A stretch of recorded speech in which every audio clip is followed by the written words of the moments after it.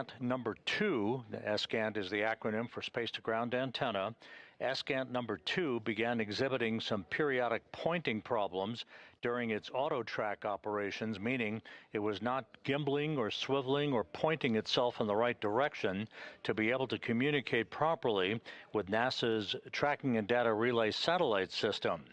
As a result, those problems have worsened as time has gone on. The flight control team switched to the operation of SCANT number 1 in the meantime, and that's all working just perfectly to provide high data rate video, voice, and telemetry for the ground controllers back in Mission Control and the other centers around the world in support of the International Space Station.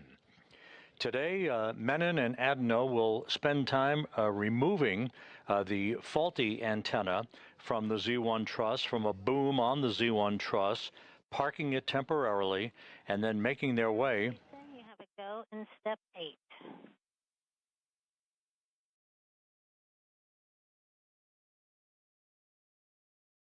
The go in step 8. Here on the ground, you just heard communications between Kathy Bolt, who is the spacecraft communicator, soon to go off shift, handing over those duties to Steven Zenter. We'll be identifying all of the key players for you as soon as the shift handover is complete. Menon and Adenot will spend time at various work sites removing the faulty space-to-ground antenna from a boom on the Z1 truss, parking it temporarily, and then making their way to one of 3 spare parts depots that are located on the truss of the International Space Station. They will make their way to ESP number 3, that's on the Port 3 truss of the International Space Station, and they will remove a spare SCANT, the only spare that is left on board the International Space Station, and maneuvering it to its installation on the Z1 truss to replace the faulty space-to-ground antenna. That, after a checkout by the ground control team here in Mission Control, will restore full redundancy to the space-to-ground communications capability for the International Space Station. Just as a bit of background, this is the 282nd spacewalk in support of ISS assembly, maintenance, and upgrades, the 5th to be conducted out of the International Space Station this year, the 2nd for Expedition 75. It was back on August 6th that Jessica Meir, that you see in the center of your screen, assisting Jack Hathaway in preparing Menon, who's on the right side of your screen, and Adenot, who's on the left side of your screen, in the equipment lock section of the 2-section Quest airlock. Helped to suit them up earlier this morning. The 2 astronauts who will be venturing outside conducted a pre-breathe of pure oxygen to remove any nitrogen from their bloodstreams and prevent any condition known as the bends from occurring when they would move out into the vacuum of space a short time from now. They also have conducted what is called in-suit light exercise periods, where they've moved their extremities back and forth, their arms and their legs, just to increase their metabolism and increase the ability to rid themselves of any impurities in their bloodstream. 05 for Anil's Medox swap out, looking for a go to start that at 11:05. And that's a good number, and we are ready. You have a go. We see 11:05, and we're go. The crew is running slightly ahead of schedule in their timeline of pre-spacewalk activities today. The countdown clock here in Mission Control is looking for a go for the depressurization of the crew lock section of the Quest airlock about 27 minutes from now. We'll keep tabs on that as the final preparations are underway. Just a few minutes from now, Menon, that you see on the right side of your screen, he will be EV number 1, extravehicular crew member number 1, wearing the suit bearing the red stripes. Adenot will be wearing the unmarked suit as EV2, or extravehicular crew member number 2. This is the 2nd spacewalk for Anil Menon. He joined Jessica Meir outside the station back on August 6th. For a spacewalk that was 6 hours and 27 minutes in duration. This will be the first spacewalk for Sophie Adenot. The International Space Station is currently flying 260 miles above the Earth in a trajectory from northwest to southeast across northern Africa in an orbit inclined 51.6 degrees to either side of the equator. Just to give you a little additional historic perspective on the space-to-ground antennas that we're dealing with today, the very first space-to-ground antenna that was installed on the International Space Station's Z1 truss was carried into orbit on the STS-92 mission in October of 2000 and installed by astronauts Leroy Chiao and Bill MacArthur. The spare SGANT, or space-to-ground antenna, that is being installed today to replace the degraded antenna was delivered on the STS-127 mission and installed by astronauts Dave Wolf and Tom Marshburn on the 40th anniversary of Apollo 11's landing on the moon on July 20th, 2009. The antenna that is being replaced, that began to deteriorate in its swiveling or gimbling capability last November, the faulty antenna that's being replaced today was initially installed on the STS-132 mission in May of 2010 by astronauts Garrett Reisman and Steve Bowen.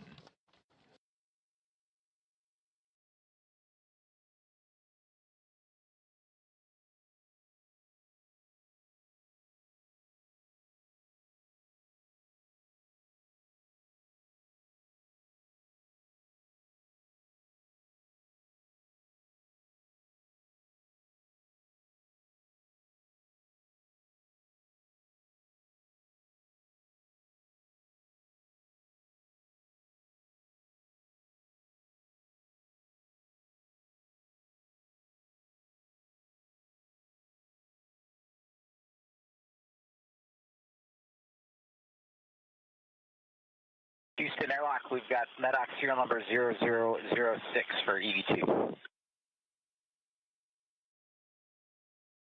And we copy 0006 for Sophie, and that's a good number.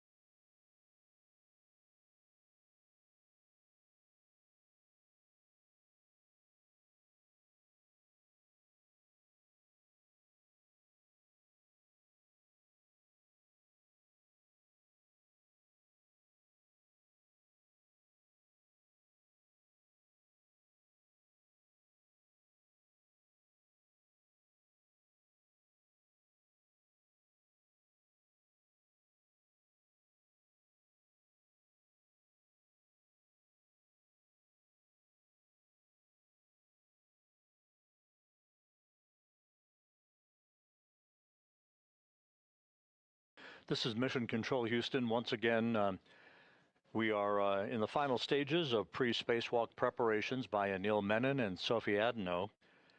They will be exiting the Quest airlock to begin the 282nd spacewalk in support of space station assembly, maintenance, and upgrades. We're running some minutes ahead of schedule. A little bit difficult to predict until we get to the point where they begin the depressurization of the Quest airlock. Houston Airlock, I'm going to hold up one of the O-rings of MEDOX canister 0006. We see some black smudges on it. We're just curious if you want us to wipe that, if that's nominal, or you want us to wipe that with a lint-free wipe, or how to handle it. Stand by. We are in a KU transition, so about 20 more seconds and we'll be able to see it.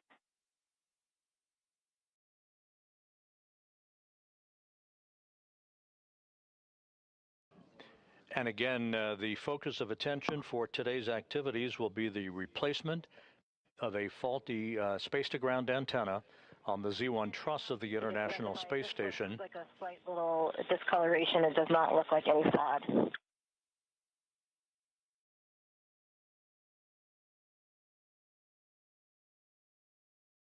Okay, we copy. Stand by.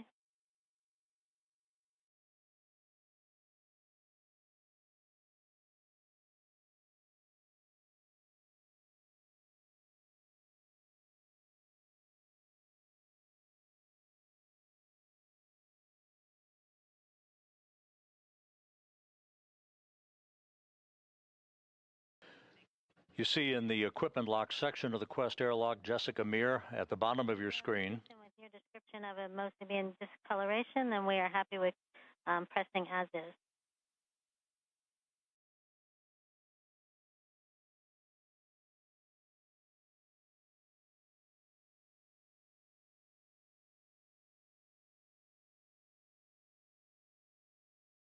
Copy. Jessica Meir and Jack Hathaway are assisting Anil Menon and Sophie Adenot in their pre-spacewalk preparations. A short time from now, they will mount devices called SAFERs. Those are simplified aid for EVA rescue backpacks on each of the crew members. Those are jet-powered backpacks that would be used in the highly unlikely event that the crew members would become untethered outside of the Quest airlock during their spacewalk activities. They would have a means to propel themselves back to structure and back to the safety of the International Space Station. Once the SAFER units are installed, the two crew members will be moved inside the outer section of the Quest airlock. That is the crew lock section. The hatch that you see right there at the hatchway, that hatch will be closed and sealed, and the two spacewalkers, Menon and Adenot, will then conduct final communications checks and final suit systems checks before they switch their suits onto internal battery power to mark the official start of today's spacewalk. We have about a 5.5-minute animation that will be showing momentarily that will detail all of the activities associated with today's excursion to replace a faulty space-to-ground antenna. Our day will start with EV1 in red stripes and EV2 in white. Crew will egress the International Space Station from the airlock and will both be carrying a tool bag. EV1 will translate to an external pallet forward of the airlock to retrieve a foot restraint that they will take as they translate starboard to set up and ingress the Space Station Robotic Manipulator System, or robotic arm, from the S1 truss. Once EV1 is ingressed, the robotic arm will back off from structure and then maneuver the crew up and over the main truss to the space-to-ground antenna, or SGANT, worksite. Meanwhile, EV2 will translate aft and zenith around the airlock to the Z1 truss. Here, EV2 will set up the worksite to remove and temporarily stow the failed SGANT antenna. Next, they will translate up the antenna boom to prepare the SGANT for removal. Shortly after, EV1 will be arriving on the robotic arm. The two crew will work together to install locks over the antenna's gimbals to restrain it from motion during handling.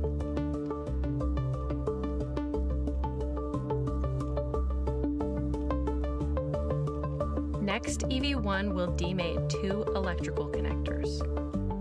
The crew will then work together to release 4 bolts holding the antenna to the boom. EV1 will remove the SGANT from the boom back away from the worksite. EV2 will translate down the boom to the temp stow location.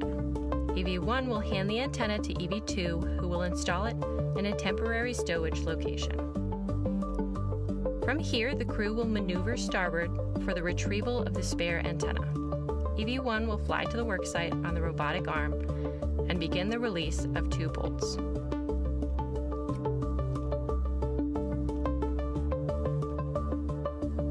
EV2 will translate along the truss to this worksite and assist EV1 with release.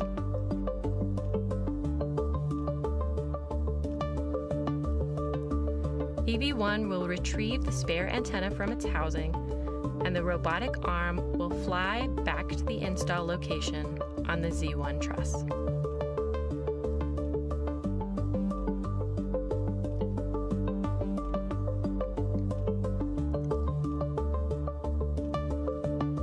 EV2 will translate back along the truss the same way they came, passing by the airlock on the way. Both at the worksite, the crew will work together to get the antenna seated and installed on the boom.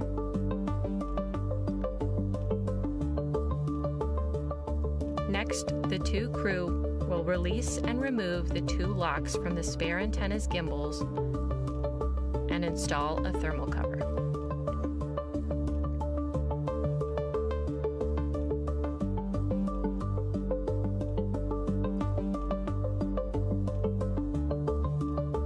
EV2 will retrieve the failed antenna from its temporary stowage location and pass it off to EV1. EV1 will carry the failed antenna outboard to its long-term stowage location.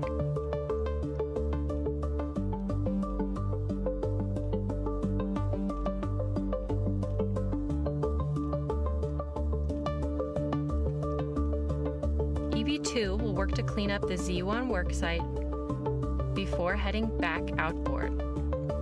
EV2 will drop off the tool bag at the airlock before continuing translation to the failed antenna install. Crew will work together to get the failed antenna stowed and two bolts installed.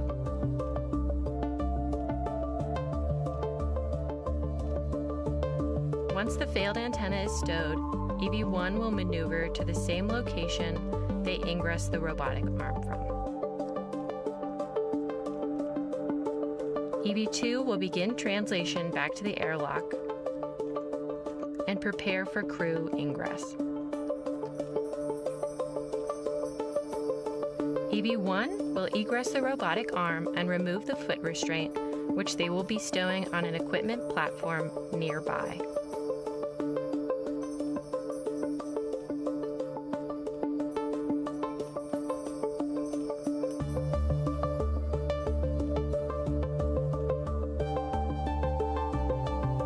EV1 will then translate back to the airlock, where crew will ingress the International Space Station with their tool bags to finish out their planned 6-hour and 30-minute EVA.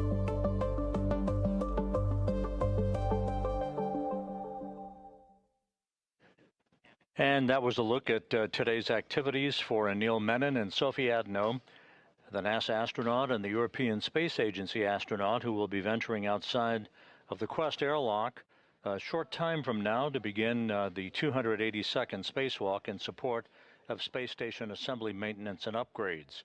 A shift handover has been completed here in the flight control room in Mission Control.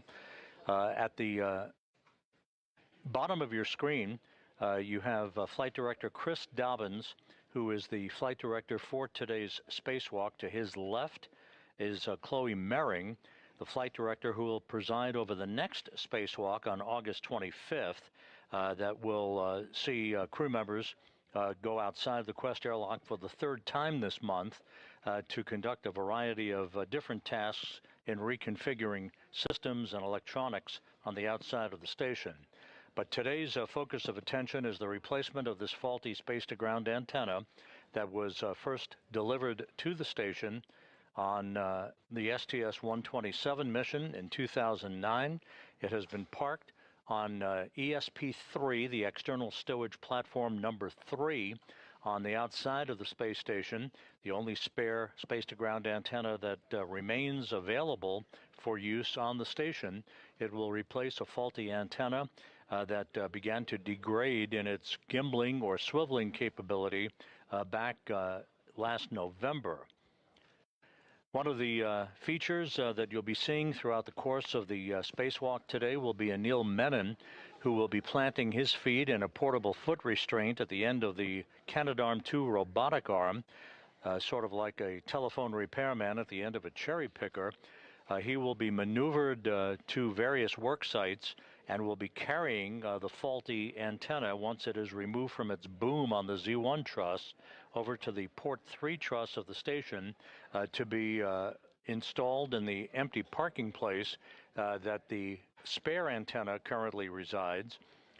That spare antenna then will be brought by Menon once again at the end of the robot arm back to the work site at the Z1 truss in the middle of the backbone of the station to be installed and then subsequently activated by ground controllers here in Mission Control.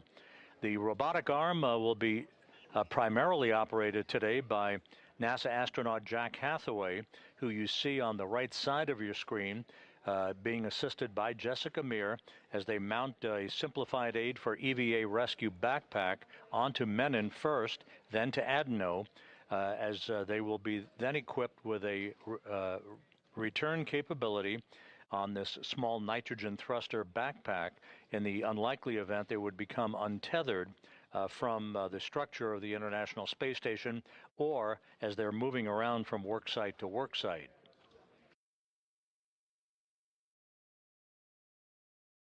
Earlier today, the crew was breathing pure oxygen to cleanse the nitrogen out of their bloodstreams, preventing any event of decompression sickness from occurring once they step out into the vacuum of space.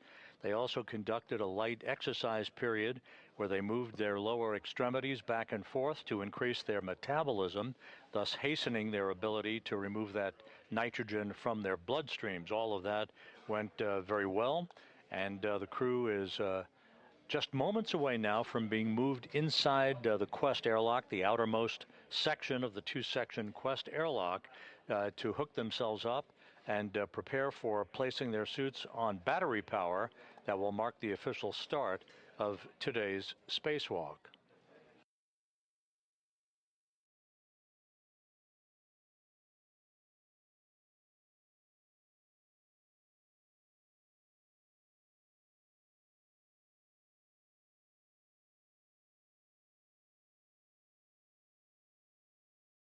Here in Mission Control, you'll be hearing the voice for a while of Steven Zenter.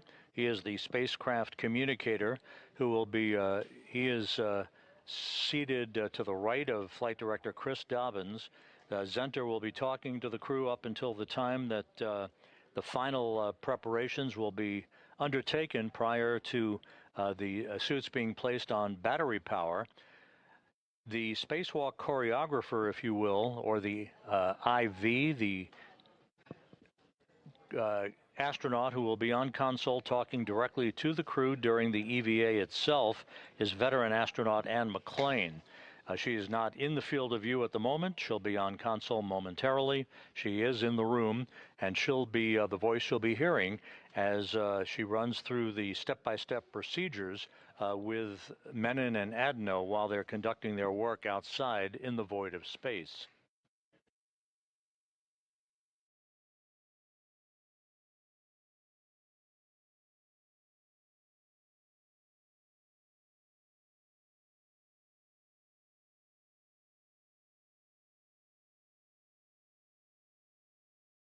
Once the crew lock section is depressurized, it will do so in a multi-step fashion, going first down to about 5 pounds per square inch of pressure in the crew lock from 14.7 pounds per square inch.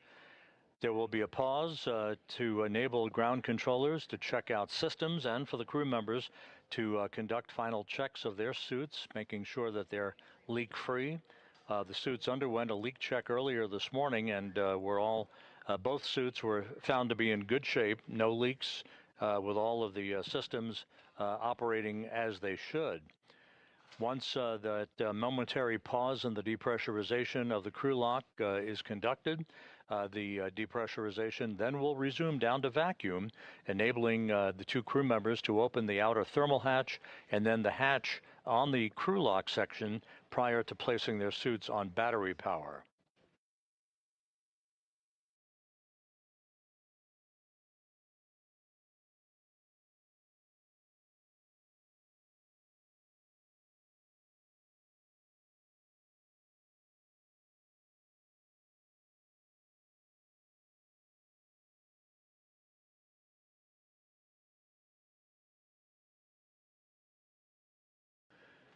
Here in Mission Control, the clock on the wall calling for a go for depressurization just under 10 minutes from now. We'll continue to track that time.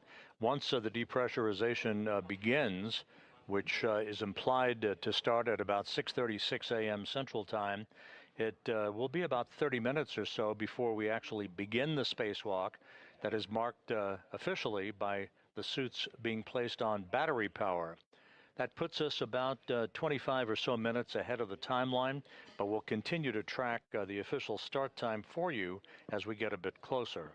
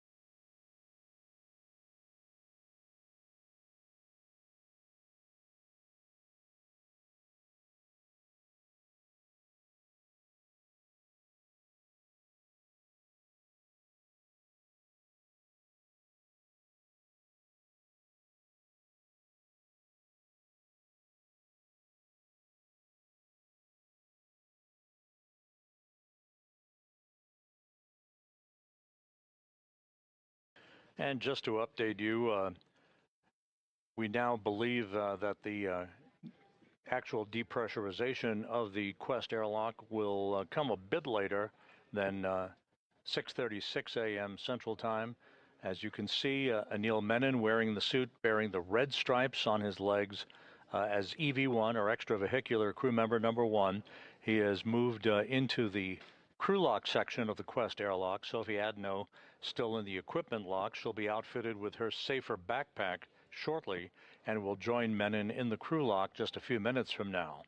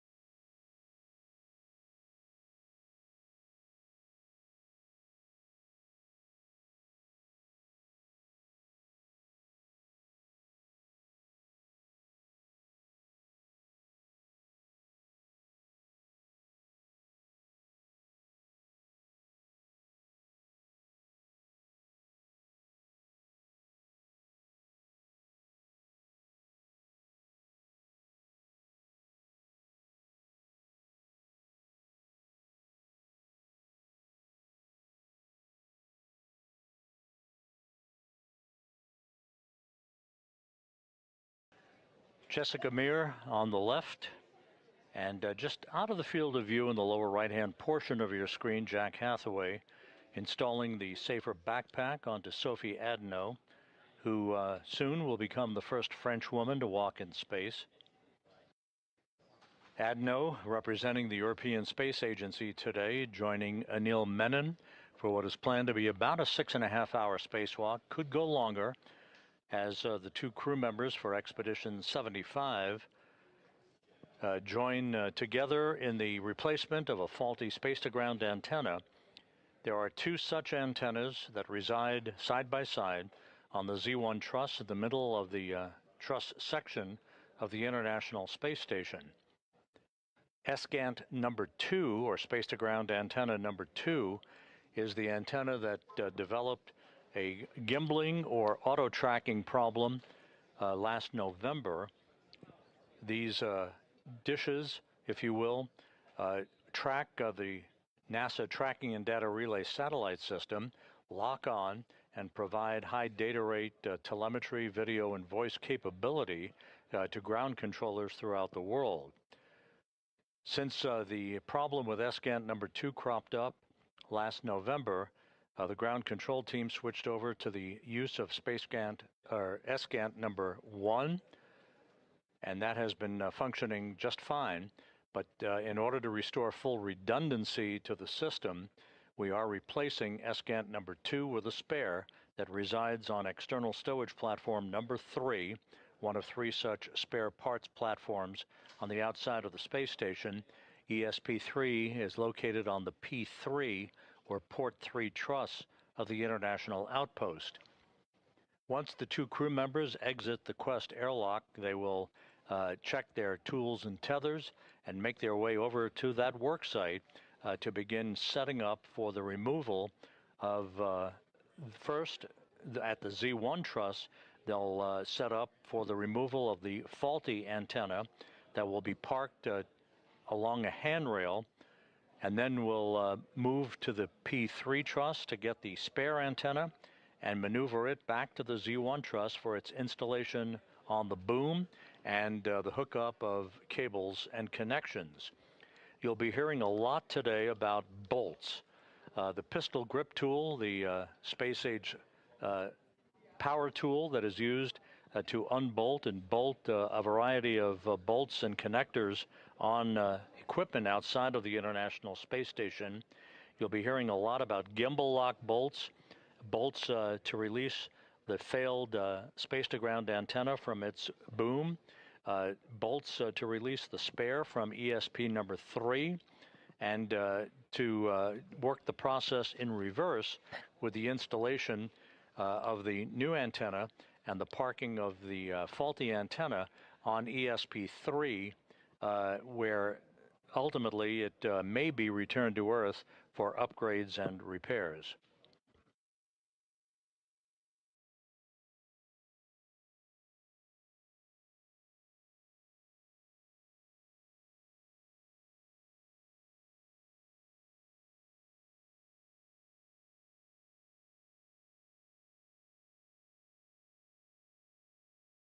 And just a reminder, Anil Menon, who's already inside the crew lock section of the Quest airlock, he will be driven around at the end of the station's Canadarm2 robotic arm by Jack Hathaway that you see on the left side of your screen. Hathaway will be the prime robotics operator once Menon has gone outside and planted his feet in a portable foot restraint that will be attached at the end of the Canadarm2. It will be Menon who will haul the failed antenna over to a temporary parking place and eventually over to ESP-3, and he will take the spare antenna and move it to its installation point on the Z1 truss.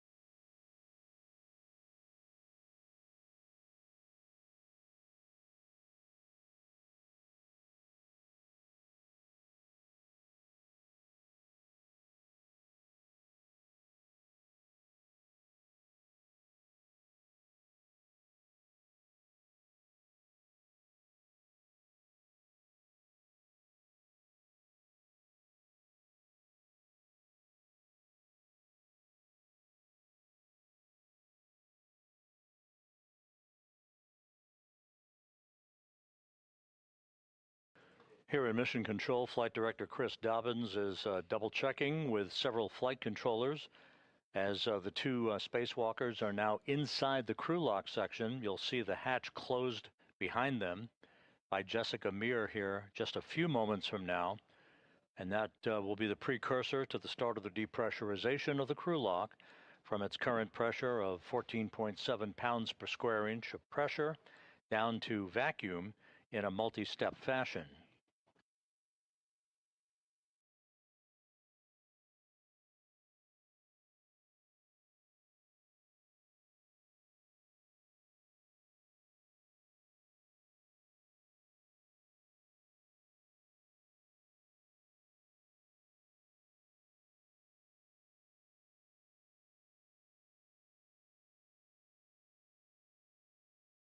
The flight control team are reporting back to Chris Dobbins that everything is in order. No issues being worked whatsoever, either with suits or systems. And so we're just standing by for the final few procedures to make sure that the two spacewalkers are comfortable inside the crew lock section and in the right orientation for when the hatch is closed behind them.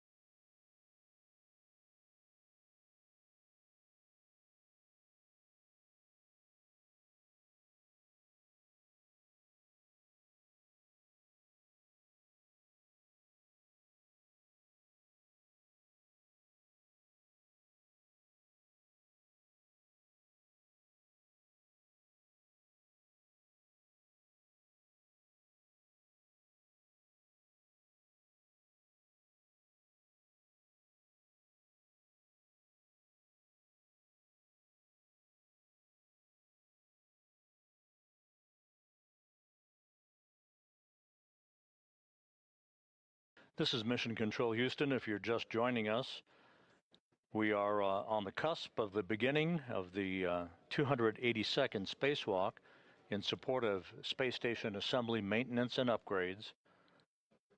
You can see in this view in the Quest airlock, in the foreground is Jessica Meir. Jack Hathaway is right at the hatchway, the dividing line between the equipment lock section and the crew lock section. Inside the crew lock are the two spacewalkers for today, Anil Menon, EV1 or extravehicular crew member number 1, wearing the suit bearing the red stripes, about to begin the second spacewalk of his career and the second in the past 12 days. Sophie Adenot of the European Space Agency is about to begin her first spacewalk. This the 5th spacewalk conducted out of the space station in 2026 and the second for Expedition 75 crew members.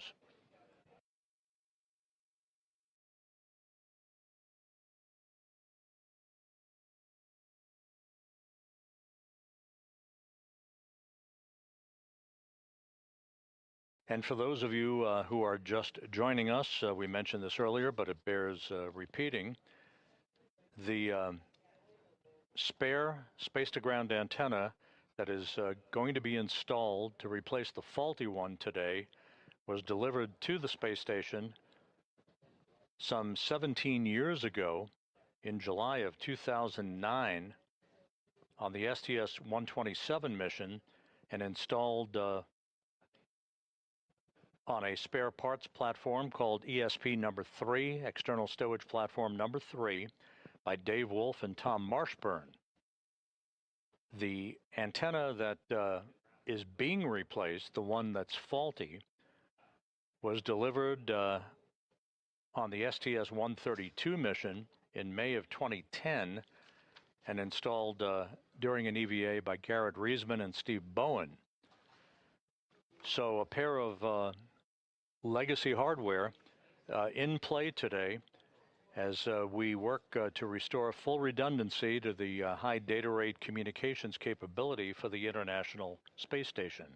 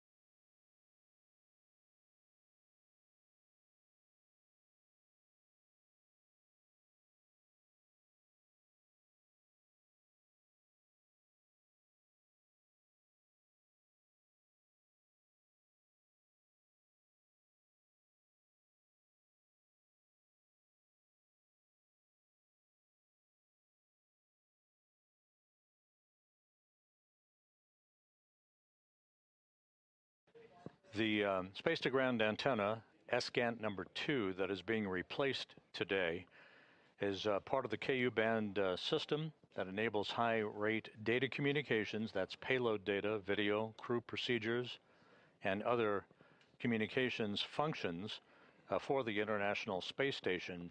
This antenna developed a failed gimbal assembly, meaning it can no longer point in the direction needed to track the tracking and data relay satellite constellation that orbits the Earth, needed for communications. The only spare space-to-ground antenna is stowed on ESP number 3. That's one of 3 such spare parts platforms on the outside of the station, in this case on the P3 truss of the station. The failed space-to-ground antenna is currently stuck, if you will, in a vertical bird bath position. This position deliberately oriented to facilitate its removal from the boom that it resides on the Z1 truss. Now you see Jessica Meir closing the hatch behind the 2 spacewalkers and isolating Meir and Hathaway from Menon and Adenot.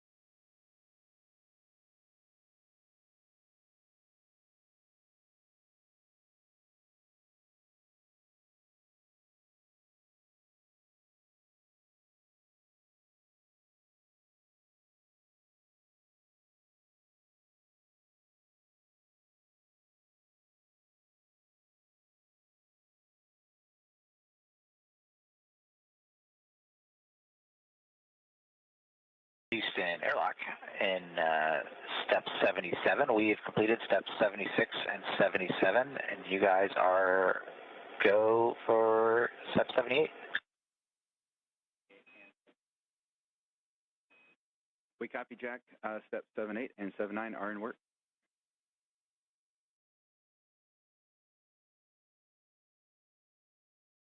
And we will sit tight until you guys run with 7 all the way through 80, and then we'll pick back up in 81 when you let us know. Copy, those are in work.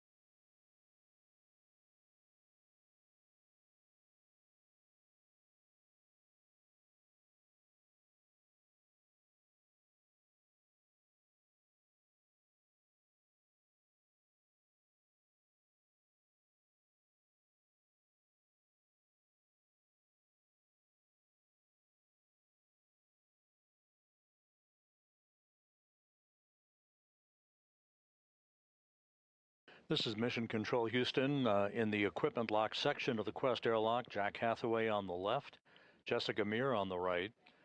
They have moved the 2 spacewalkers for today, Anil Menon and Sophie Adenot, into the crew lock section that's behind the hatchway that you see there. As we stand by for the start of the depressurization of the crew lock that will lead to the opening of the hatch and the 2 spacewalkers placing their suits on battery power to mark the official start of today's excursion, the 282nd in support of space station assembly, maintenance, and upgrades. Airlock Houston, Space to Ground 1 for EV crew. You are now hot mic on Space to Ground 1. And Jack, you are go to proceed, picking up with step 81. Copy. Copy.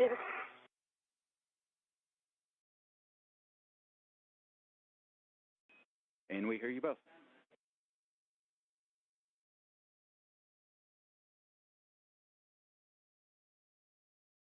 And airlock, we copy that we are proceeding in step 81.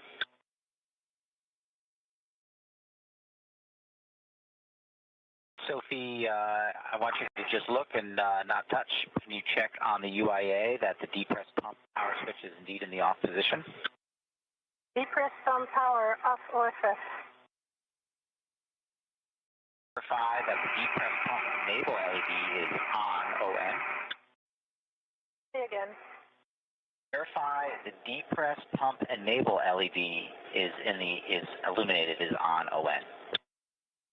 Naval LED is on ON.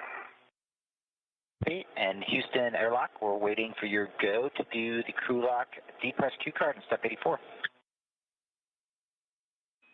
Stand by for about 30 seconds.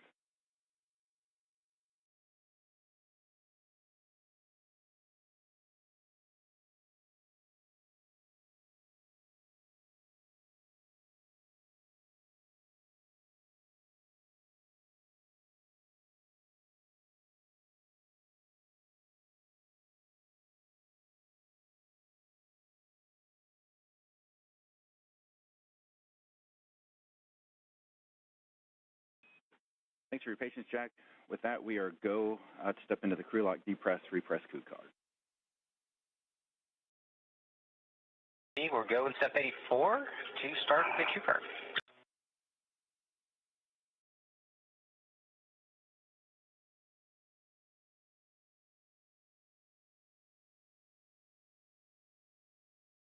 Sophie, I am on the crew lock depress cue card.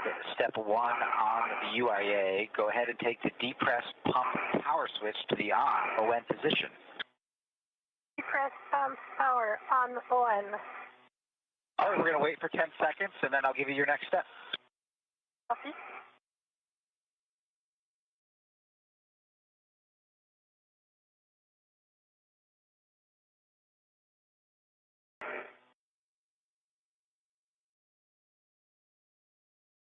It's been 10 seconds. You can take the depress pump manual isolation valve to open, and you can expect an alert tone. Copy.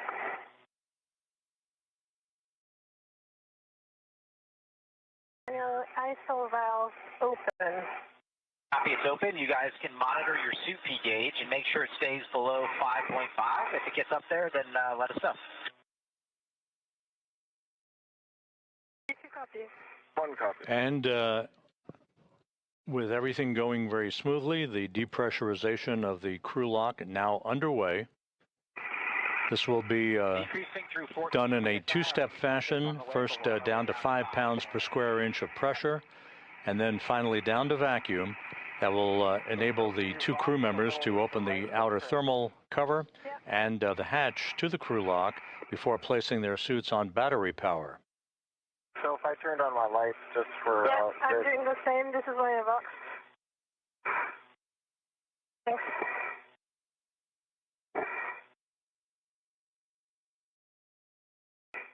I found EV2.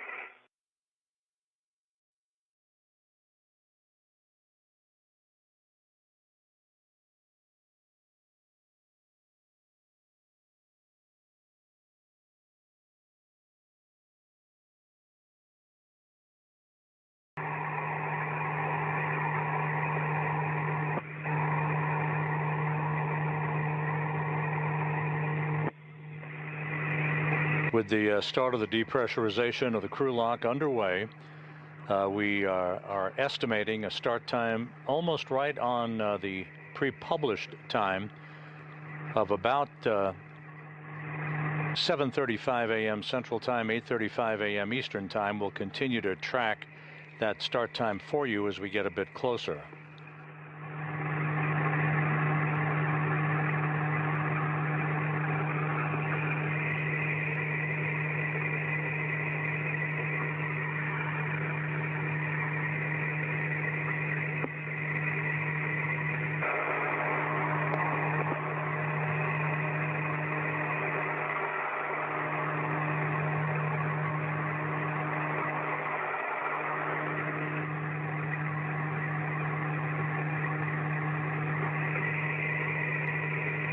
The crew lock now passing 10 pounds per square inch of pressure.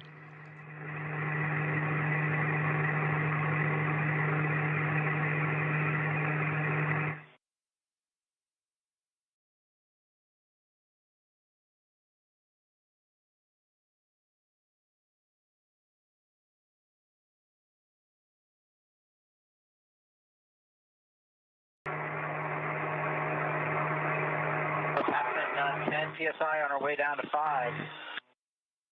One copy. 2 copies.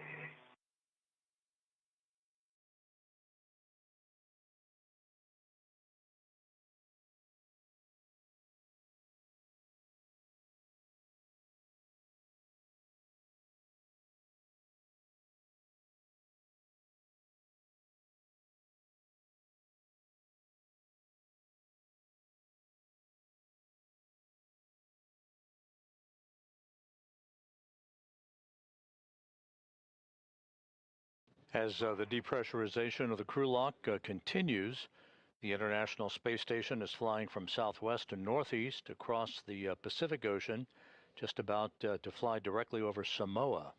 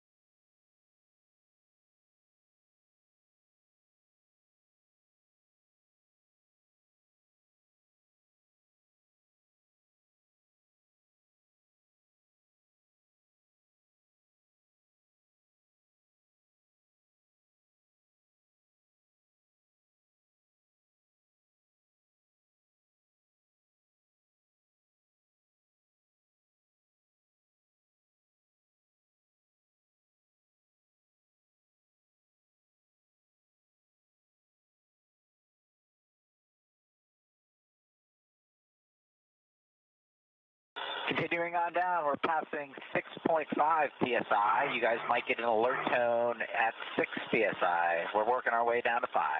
1 copy. Copy.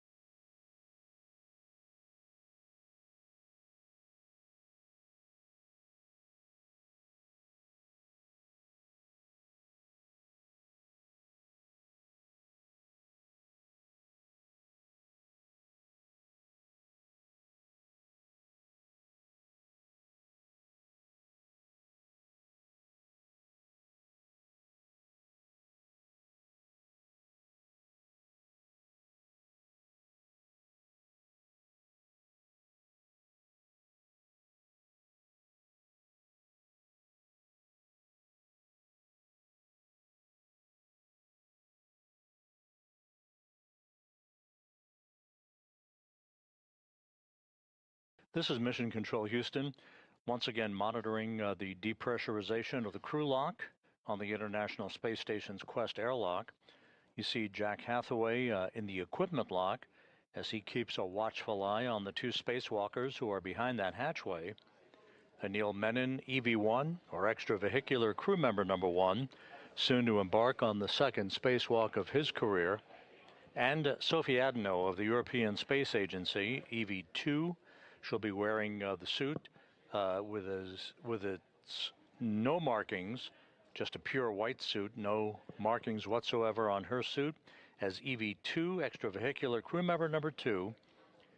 Menon will be first out of the airlock, followed by Adenot. They will set up their tools and tethers, turn on their helmet cameras, and then begin to make their way over to start the process of removing the failed space-to-ground antenna that is sitting on a boom on the Z1 truss of the International Space Station. 2 space-to-ground antennas reside on the station who live side by side to each other.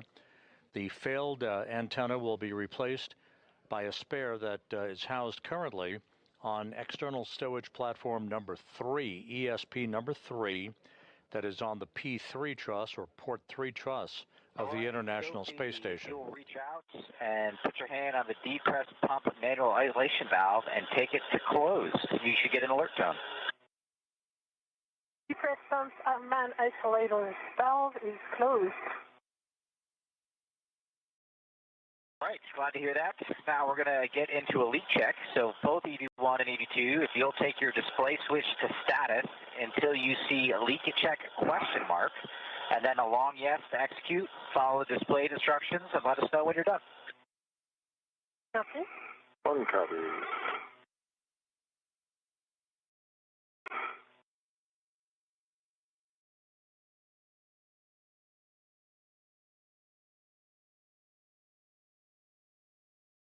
And with the depressurization of the crew lock paused momentarily at 5 pounds per square inch per the procedures, a look at the key players for today's spacewalk. At the top of your screen is veteran astronaut Anne McClain. She will be the intravehicular crew member, or IV crew member, who will be talking to the 2 spacewalkers, guiding them through their procedures as they replace the failed space-to-ground antenna outside of the station today. Seated to her left is spacecraft communicator Steven Zenter. He'll be talking directly to the other crew members inside the space station.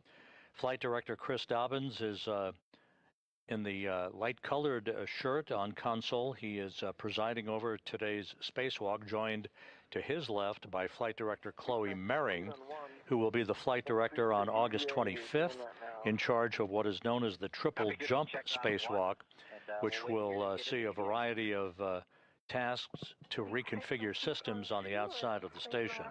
Action alert. Happy good leak check for 2. And let me know when you're both in O2 actuator EVA. Copy. An EVA. Copy EV1 and EVA.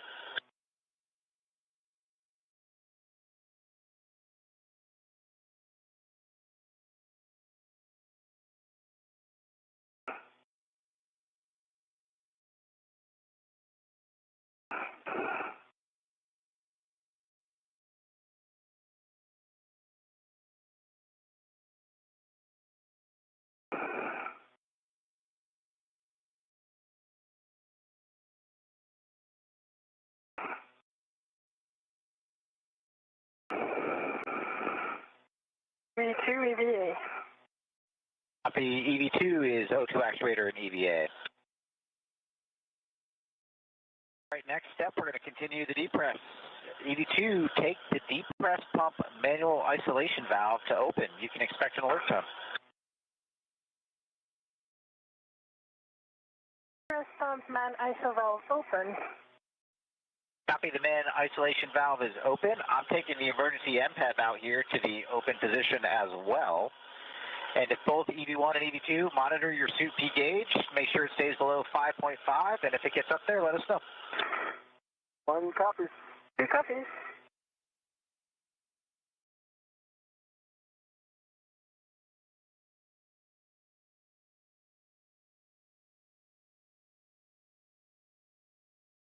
The depressurization of the crew lock once again underway after a momentary pause.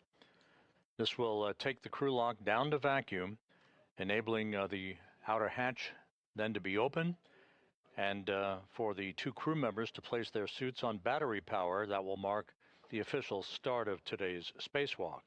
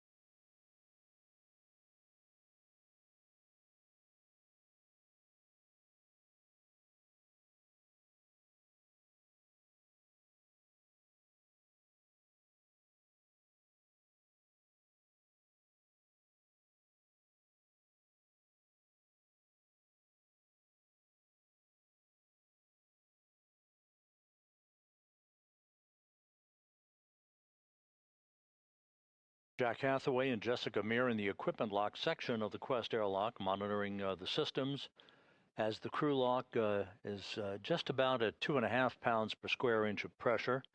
Once again, moving steadily towards vacuum.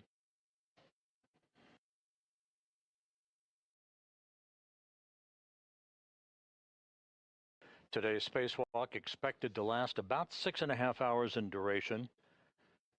There is a lot of work with pistol grip tools, the power tools that will be used to unbolt and rebolt a number of connectors and points on the space-to-ground antennas to remove the failed antenna from its boom on the Z1 truss of the station, and to replace it with the spare antenna that currently resides out on the port 3 truss of the complex. We are decreasing through 2 psi. It's time to take the depress pump off. So, Sophie, if you would take the depress pump manual isolation valve and take it to closed, please. It is depress pump man ISO valve closed. Copy, the isolation valve is closed, and on the UIA, take the depress pump power switch to off, OFS. Work.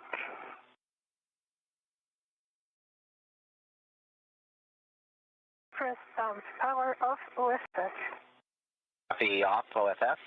You guys are awesome. You're going to crush it out there, and we will be here waiting for you in a couple hours to bring you back inside. And with that, Houston, and you got them.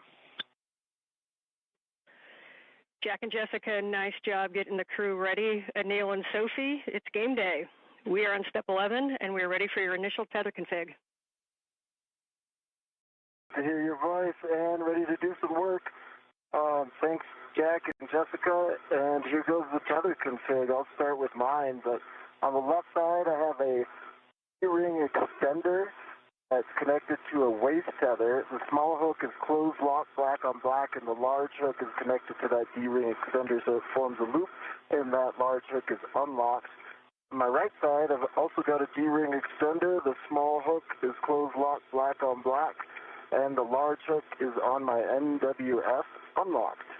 And then on the right side, the red hook goes direct. My D-ring, closed lock, black on black, and that goes to the red reel unlocked. And on the red reel is the green hook, closed lock, black on black, and the yellow hook goes to the green reel.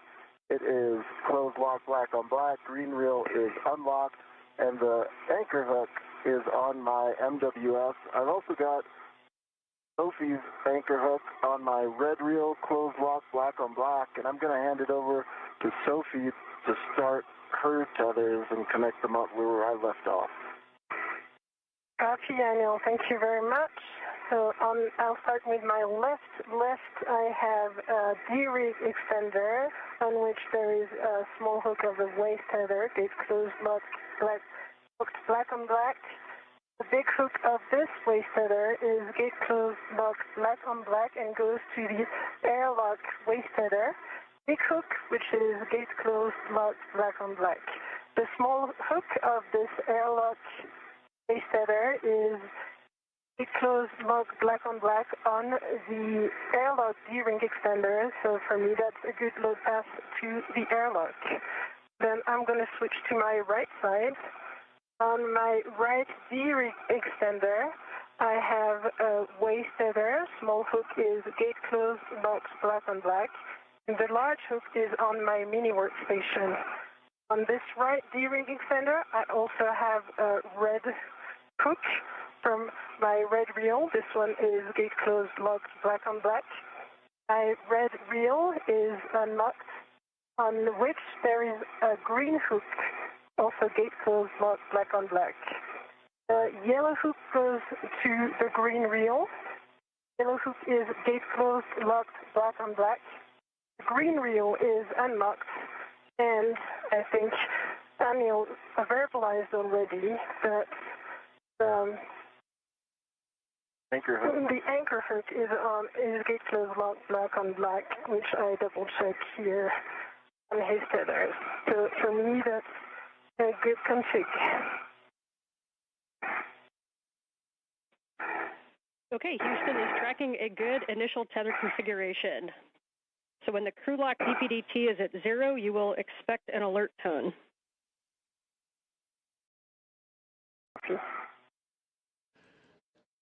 That long list of procedural checks by Anil Menon and Sophie Adenot.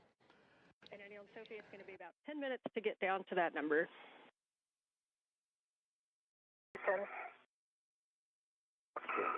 You're hearing the voice here in Mission Control of veteran astronaut Anne McClain, who has taken over spacecraft communications duties.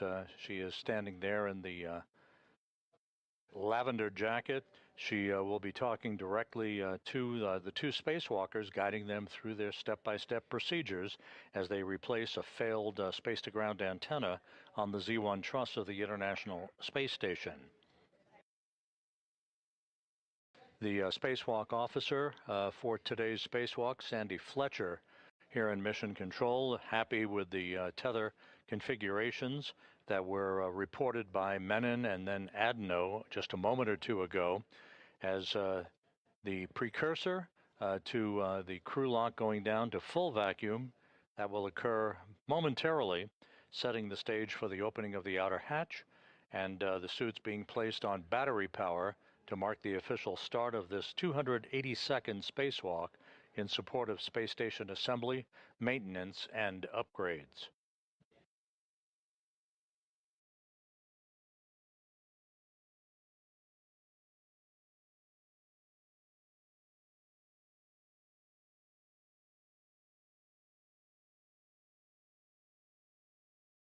The International Space Station is flying 260 miles over Nevada, moving from southwest to northeast in an orbit inclined 51.6 degrees to either side of the equator.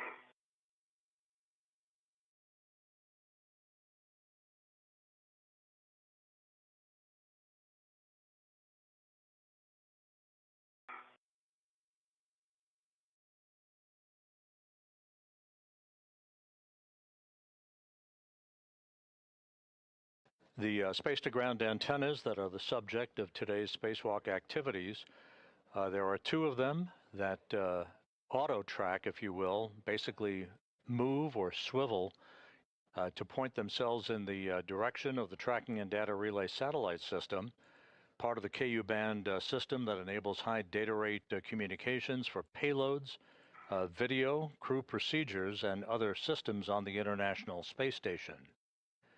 The failed antenna, first identified with degraded performance last November. Sophie, the depress is looking good. We're just under 1 psi, and reports from the EVA group is that was one of the clearest tether configs that they have ever heard. Off to a good start, Ann. Thank you. Thank you.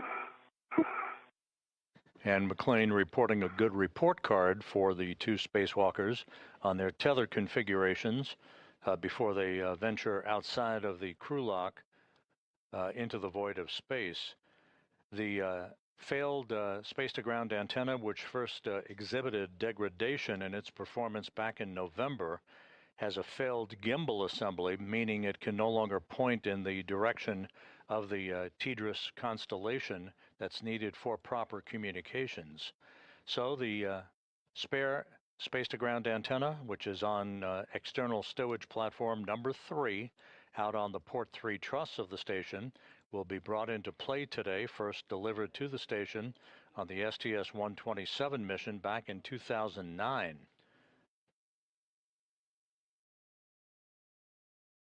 The antenna that is degraded and will be replaced today was delivered and installed on the station on the STS-132 mission back in 2010.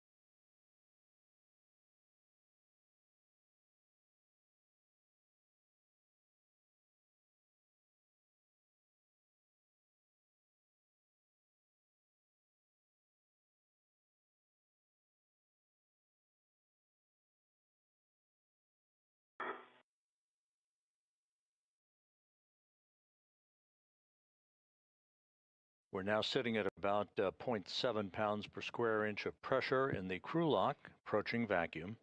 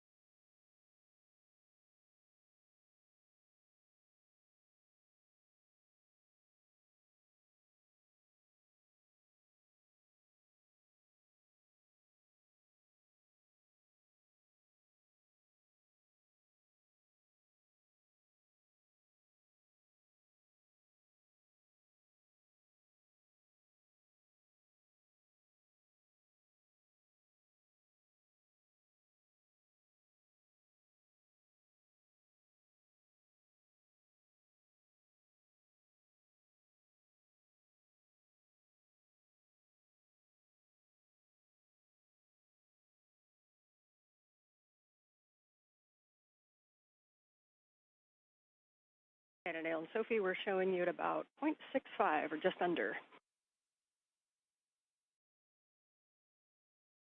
Copy. Good copy.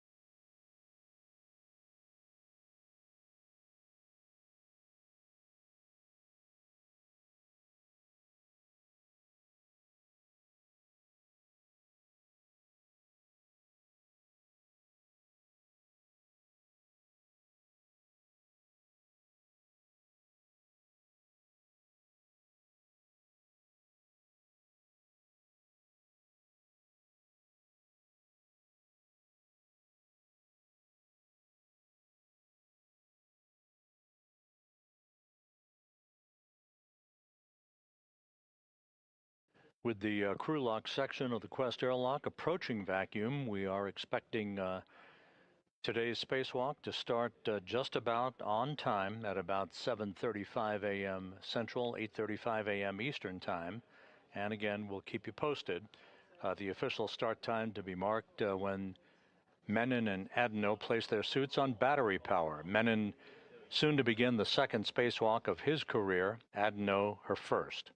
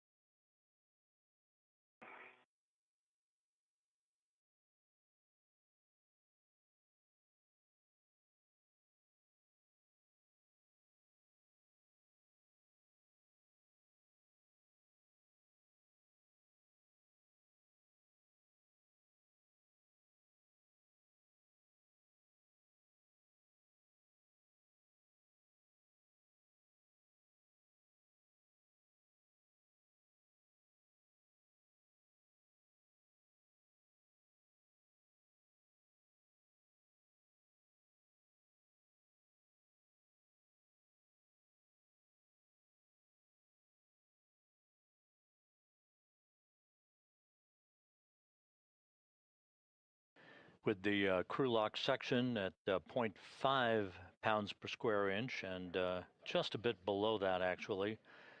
The spacewalk officer here in Mission Control, Sandy Fletcher, is good to proceed with the next series of steps, final communications and leak checks prior to the time the crew places their suits on battery power to mark the official start of today's excursion.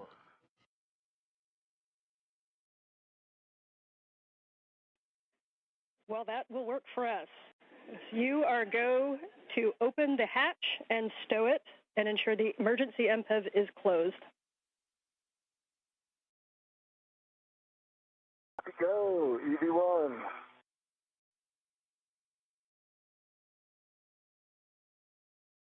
Anil, you don't have to worry about that. The MPEV, that's for Jack.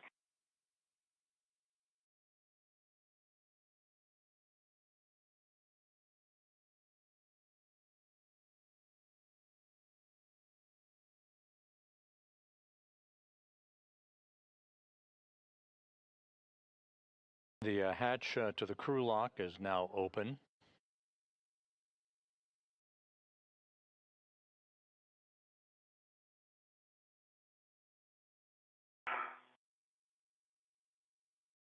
All right, open and stowed. Standing by for the crew to put their suits on battery power. I put down my visor. Copy, visor down, EV2.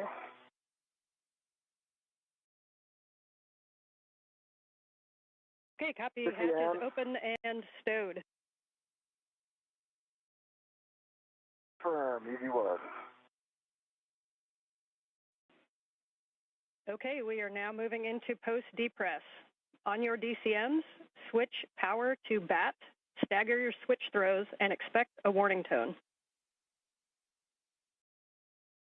EV1 is going to go first. Confirm. BAT. EV2 going now. BAT.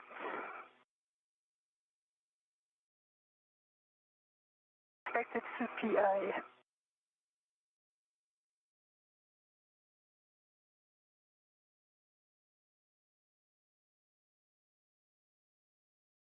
And for EV2, Sophie, did you say that power is BAT?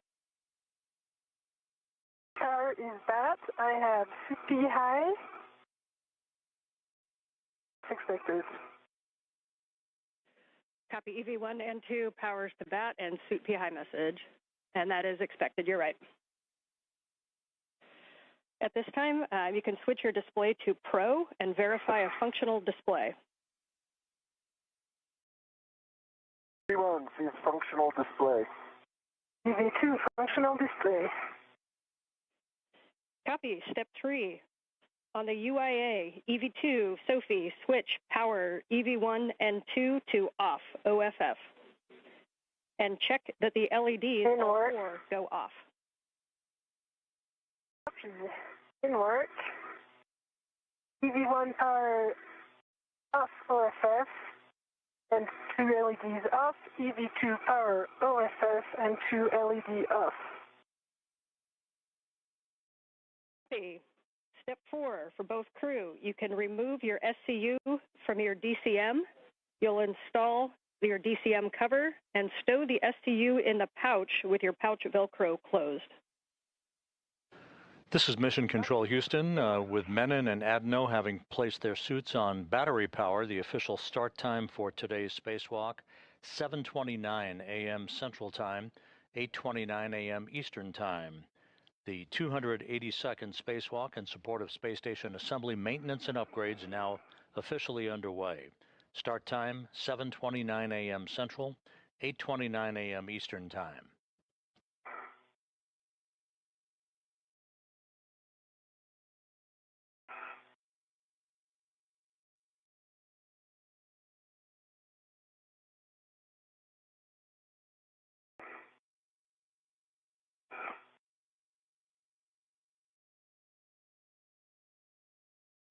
And 1 is stowed.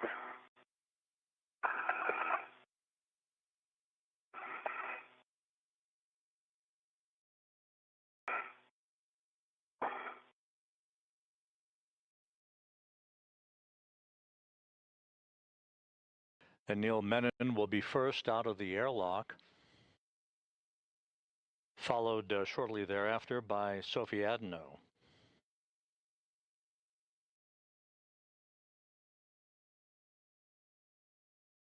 Is towed.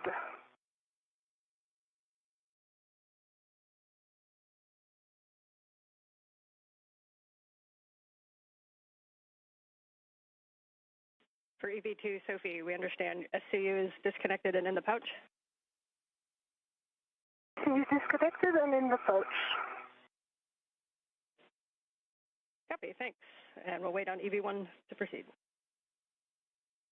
One is disconnected and in the pouch. Copy, and can you both verify that your DCM cover is installed? DCM cover installed. DCM cover is installed. Copy. EV2, Sophie, check that the depress pump man ISIL valve is closed. Press pump man ISO valve closed. Copy. Both crew, on your DCM, take your temp control valve to max hot, which is lower numbers. Good opportunity to use the mirror.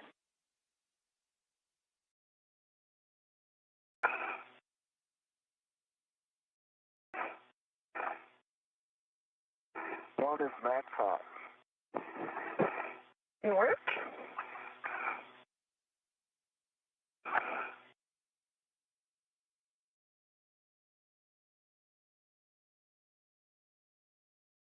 Max hot. Copy. Both crew and max hot.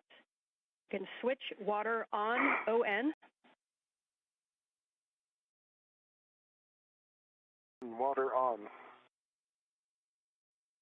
Water on. On. Copy. Both crew, water on. Check your DCM is blank and your bite is off. V1, DCM blank, bite off. V2, DCM blank, bite off. Copy. This time you can set your temperature control valve as desired. Please report those settings, and a reminder throughout the EVA to let us know if you make TCV changes, and best practice is not to do large changes over 2. Copies. 2 copies, TCV 5. TCV 6 on 1.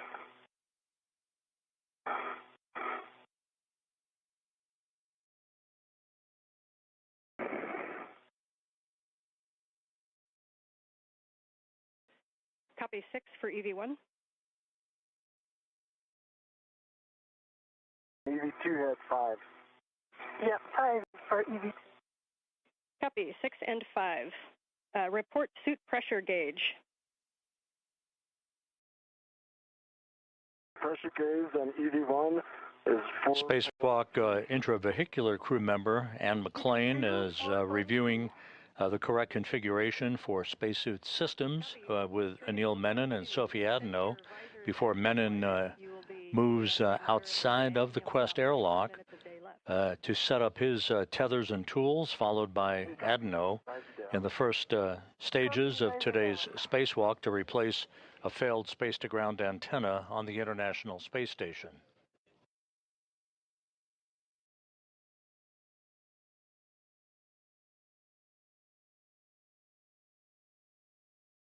And standby 1 while we check suit data.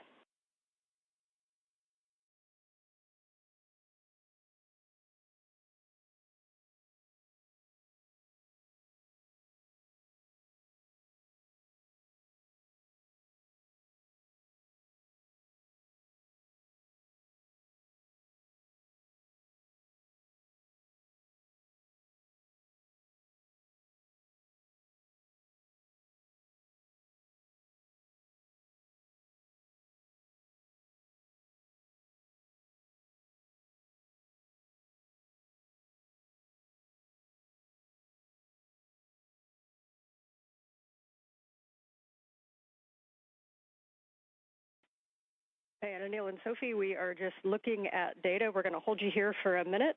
We had an LED on the PSA, so we're going to be running a PSA recovery from fault. So we'll just stand by where you're at for a couple minutes. Stand by. Standing by.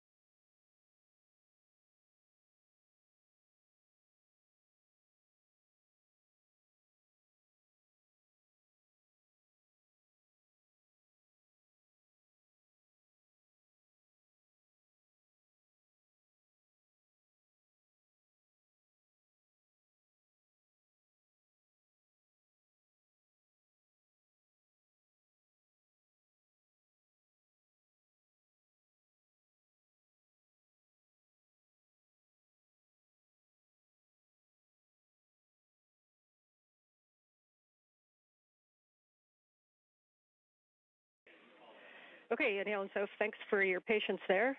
And we just have the IV crew running some steps on the PSA, but it does not impact you. So at this time, Anil, you are go to open the hatch thermal cover. You can unhook the strap from the magnetic plate D-ring, move the hook to the integral tether point, and cinch the strap until snug. When you do, please report number of Sharpie lines. Hey, opening the thermal cover now.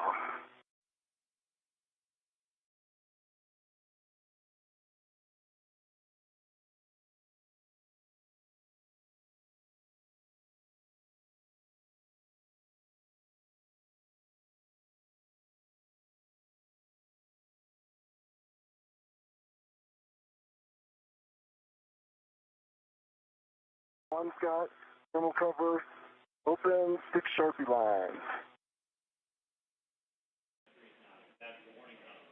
Copy. It is open, and you got 6 Sharpie lines. You are go to egress the airlock, and your first step is to attach your anchor hook, EV1 anchor hook, to the forward airlock D-ring.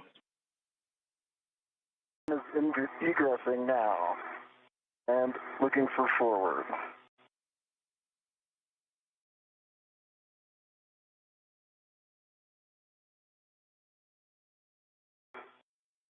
Okay, your tethers are looking good from here and all good. They do. And just about 11 minutes into today's spacewalk, the outer thermal hatch on the Quest airlock is now open. We'll be seeing Anil Menon exit the airlock momentarily, followed by Sophie Adenot, who is now the first French woman in history to conduct a spacewalk on behalf of the European Space Agency. Will do. Crew look back number 1. Dan, I've got on my safety tether in the forward airlock D-ring. That anchor hook is closed lock, black on black, giving me a good load path to structure. Copy and concur. You can now attach the EV2 anchor hook to the aft airlock D-ring. The space station is currently flying over northwest Africa, moving from northwest to southeast.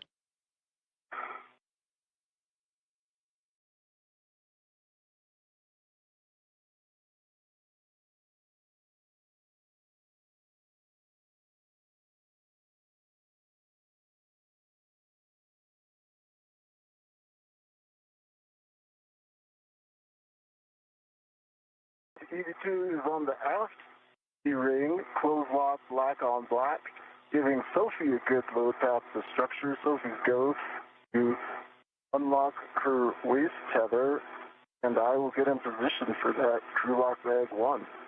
Okay, I am ready to pass the crew lock bag 1. I double check it's number 1. I will wait a minute before, I'll pass the bag first before and I exit before I release my airlock, since I have to. Sounds great, Sophie. I'm going to get my BOT ready I'll tell you when I'm in a good position. Copy all.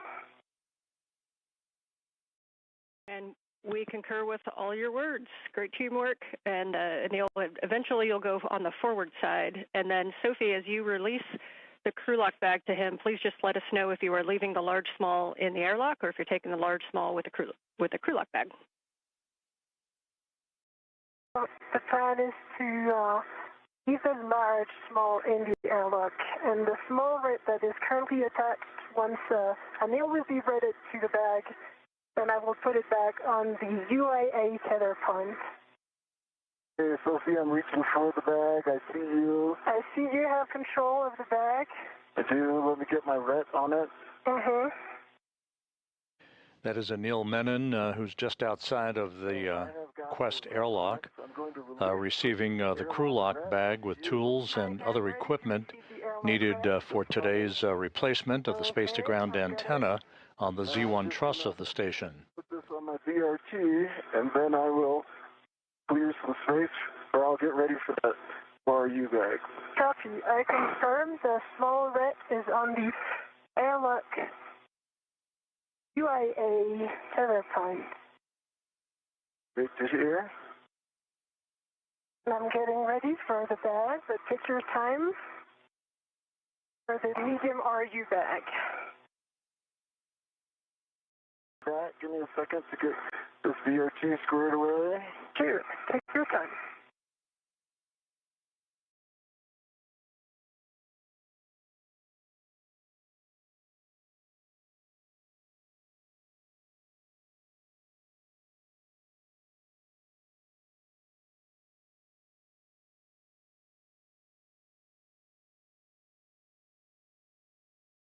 Okay, my BRT is back and away, and I have a ret ready for the medium RU bag. Okay, I'm ready to pass the medium RU bag. Sure, it's clear on my tether. See it? You see it? I have control. Copy.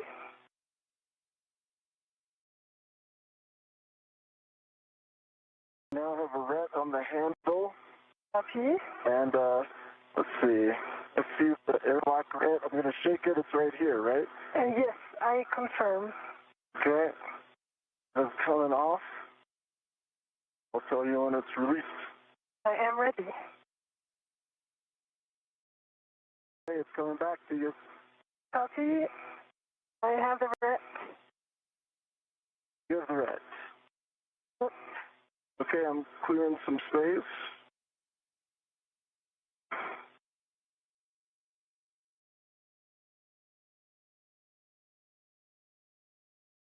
And the red is on the same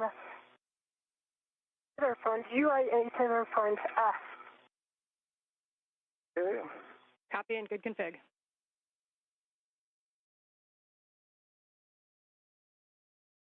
And I am ready to egress whenever you give me the go. You have the go. Copy. Egressing now.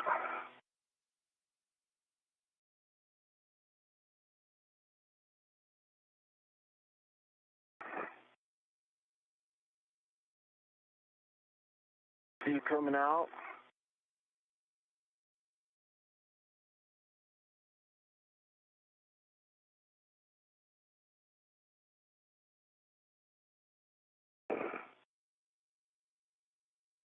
Your hands.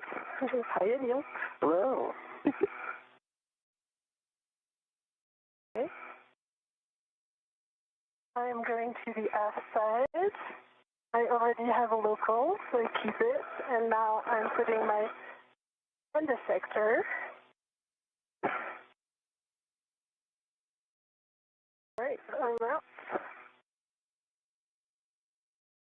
Ready for the body check. Oh, maybe before. Yeah, I'll take my bag before. Yeah, that's true. as you like. That's a good idea. Yeah, I'm just move some tangles here.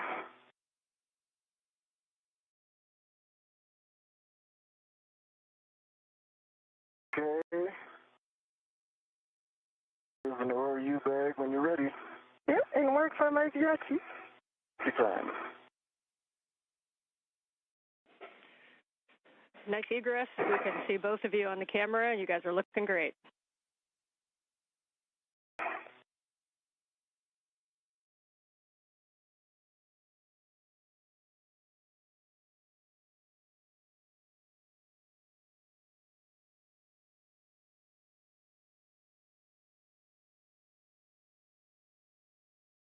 And as you guys get situated with the bags on your BRTs, just a reminder that to tighten your BRT knobs and really take a look at where your ORU bags and crew lock bags are. The divers are not as much of a help in space, so you want to keep those nicely tucked to your body, and you may need to use those joints on the BRT.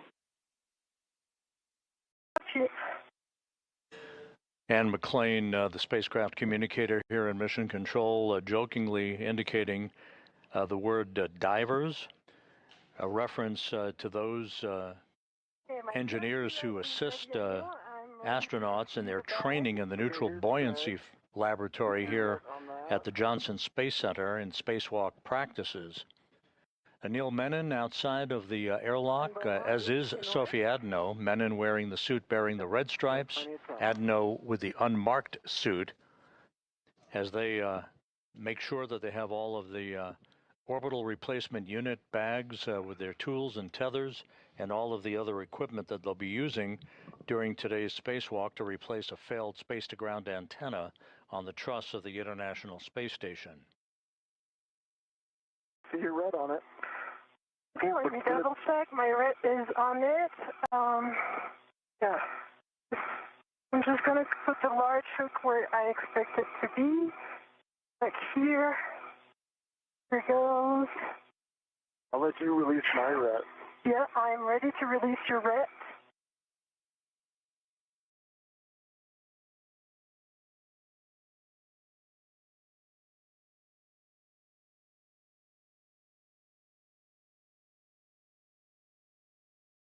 Ret is released.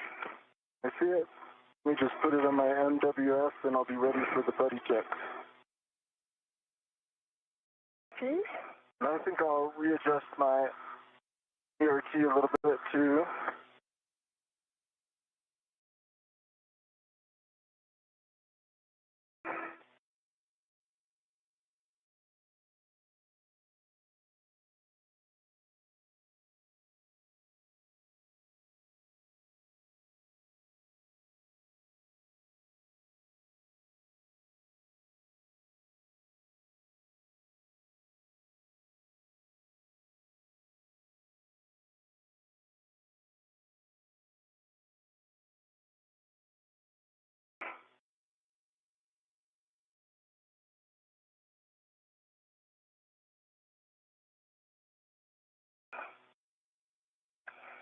Okay, I just want to make sure my tethers are on the right side of the ERT, and it's in work.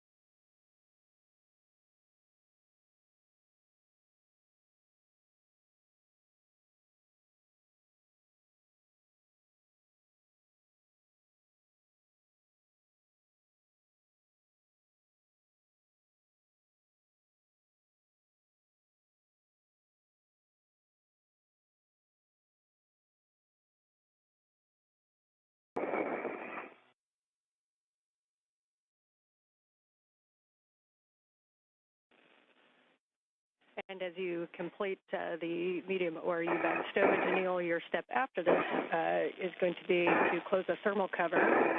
No rush on that, but if you'd like to start getting into position. And after that, we'll be doing buddy checks.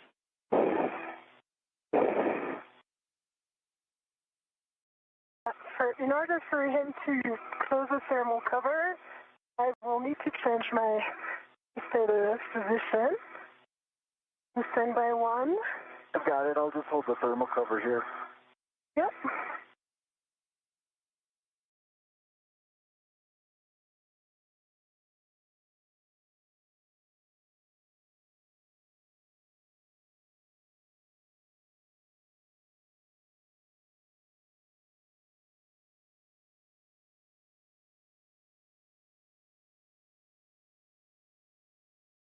I see your waist tether up. I see the airlock waist tether. Yep, you are go for that. My BRT is rigidized. In position. Okay, thermal cover closed. Copy. Thermal cover closed. Your next step will be buddy checks if you'd like to get into a position where you can see one another. And I'll just remind you of the list as you get into position. We're going to be turning on our HECAs. Then we'll be checking for green LEDs, MWS and BRT tabs, safer handlers, and tethers and tools. All right. I'll start off, Sophie, okay? Yeah. I see one green light. I see your 4 lights, headlamps are on, just confirming that for you. I see your 2 safer handles are down, and I see your 3 tabs are up. Taking a look at your tools and tethers now, and while I'm doing that, think about your hat and gloves. Okay, my hat is dry and gloves are baseline nominal. Tool and tethers look good. The only thing I have for you is your left waist tether. It goes off of your D-ring extender on the outside of your BRT to that circular handrail. Yeah, so I see that. just be aware when you take it down on the outside. Yep, I see that, and for now I will leave it like this. It's decoupled from the tethers. Let me check for you. I see one good green HECA light. I see your 2 helmet lights, nominal. I see your 3 tabs up. I see 1 and, oh, right. Your left safer handle is up. 25 minutes into today's spacewalk, Anil Menon and Sophie Adenot performing what are called buddy checks, basically examining each other's suits and tethers to make sure everything is in order before they move away from the Quest airlock. They're also reporting that their HAPs, or helmet absorption pads, are dry. That's the way they should be in their helmets, and that their gloves are looking good as they set out to the work site that will enable them to begin the first part of today's spacewalk, the procedures to remove a failed space-to-ground antenna from the Z1 truss of the station. All right. Let me check your tools and config. I see the tether config is good and all the sliders are as expected. Tools and tethers look good to me. And I see your bag registered on your BRT. And yeah, that's the manual. Okay. And Sophie, can you just confirm that you checked both safer handles, please? Both safer handles are down. The one that was up was ISO valve on the left side. Now it is down. The 2 are down. I can confirm. I've got a dry hat, Dan. Copy, thanks, and copy HAP. So at this time, Anil, you can begin your translation to ESP2 forward. Reminder as you go around that the WIF 6 is where you're headed, and that is the portmost WIF on the front of ESP2. Sophie, at this time, you can perform some translation adaptation to get used to your new environment. Welcome to space. Thank you. Copy all. Adaptation. I will do minimal adaptation. I feel very good now and ready to go. I'll just wait for Anil's tethers to be clear before I leave. Okay, good plan. And just a reminder for both of you as you translate to take a look at those handrails and don't slide the gloves on the back of the handrails. If you see any strikes or anything, let us know.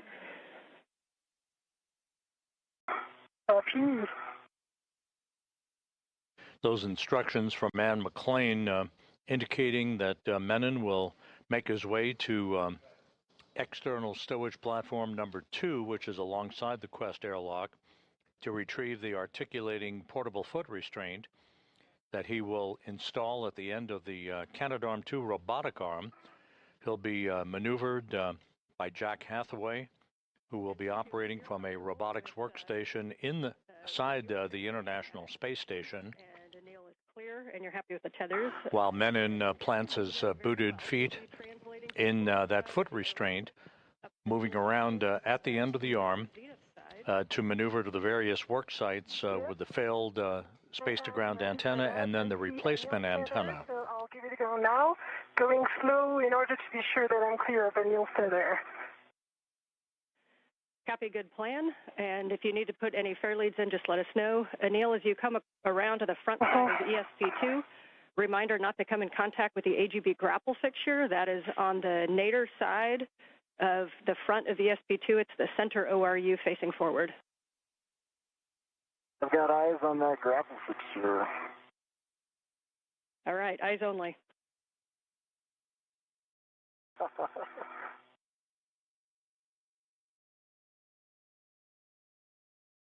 I see your tether. I leave it on my left, and I double check that it's not in my bag.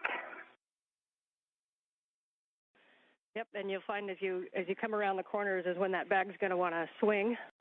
So you're going to be coming around to the forward side of the airlock, and as you come up, we're going to recommend that you stay starboard of the CETA rail to keep your tether routed that way.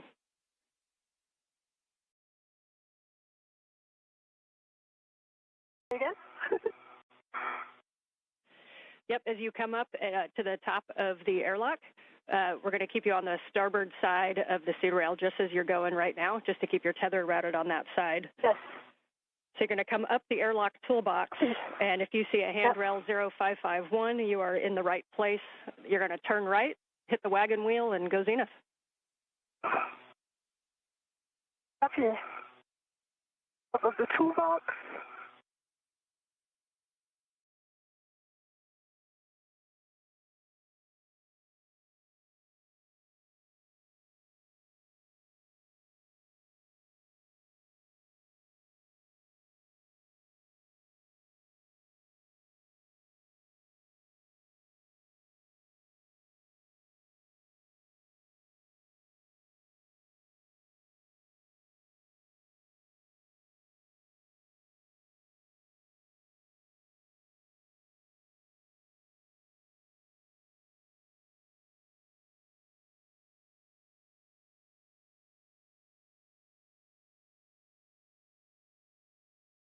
I'm going to take the forward pass, the V1. Okay, we understand you're going to go on the forward path. So reminder, it's probably easiest to translate on the high-pressure gas tanks. They've got those handrails that'll put you right at the base of the forward path to Z1.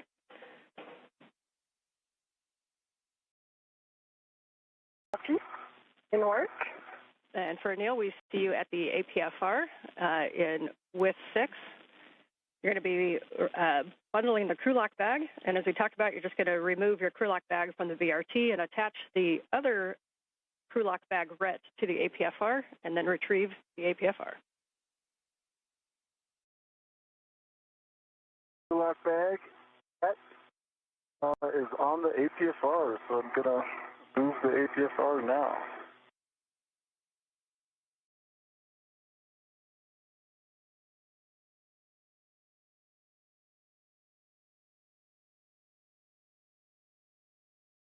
And Sophie, as you get up there, I'm sure you're going to get a nice view of the SAS antenna. You're also going to see some heat pipe radiators. Those are going to be the big squares that are shiny, and those are a no-touch. Yep. Copy.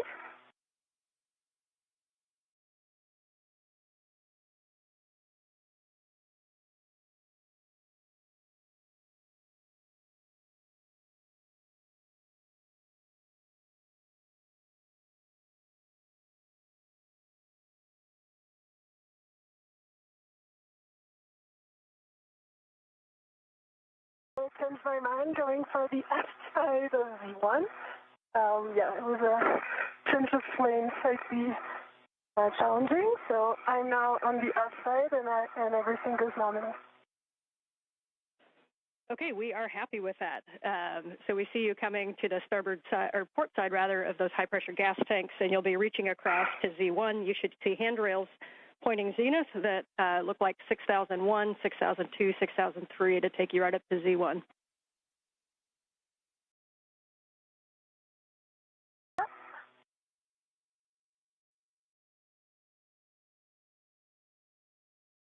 I'm mindful of the ATSR and the social antenna.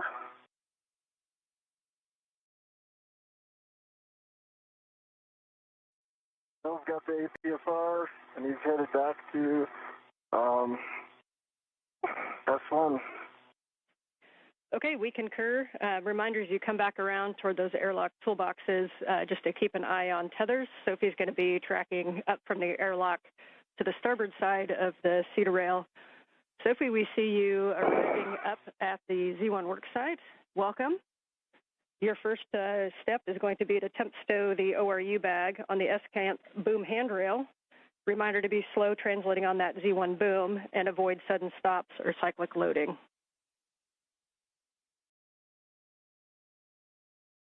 Okay.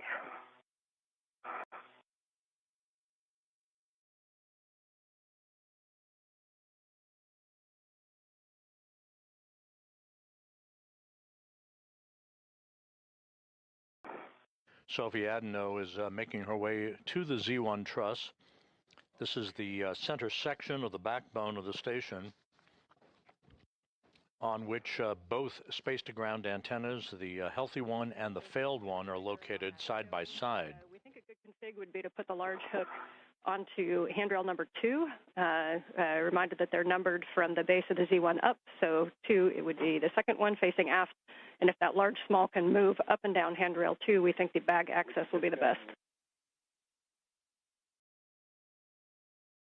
Copy. Thanks, Anne. Just working now for one fair lead of my 50 tether so that the next step is going to be easier when I come back, when I go to ESP3 translation.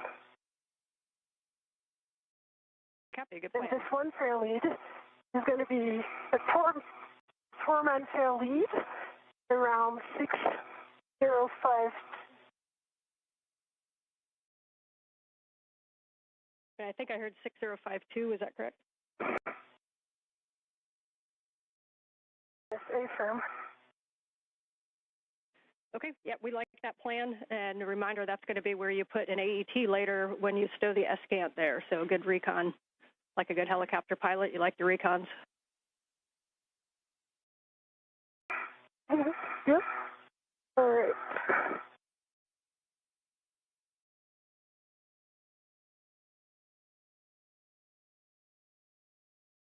And I got to look at that EPFR as I was passing the starboard one. There was no sharp edges that I saw. It would have taken a little bit of work to get some photos, so I just bypassed it. I saw some scuffing on the heels. It looked like paint removal, but no sharp edges. Okay, we copy and we appreciate that report.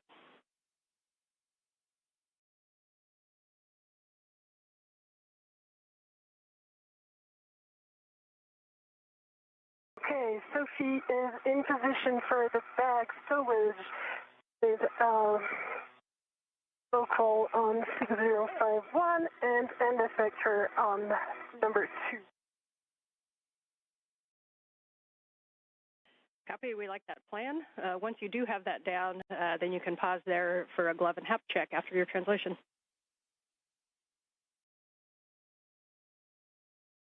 Copy, and I will also change my TCV setting.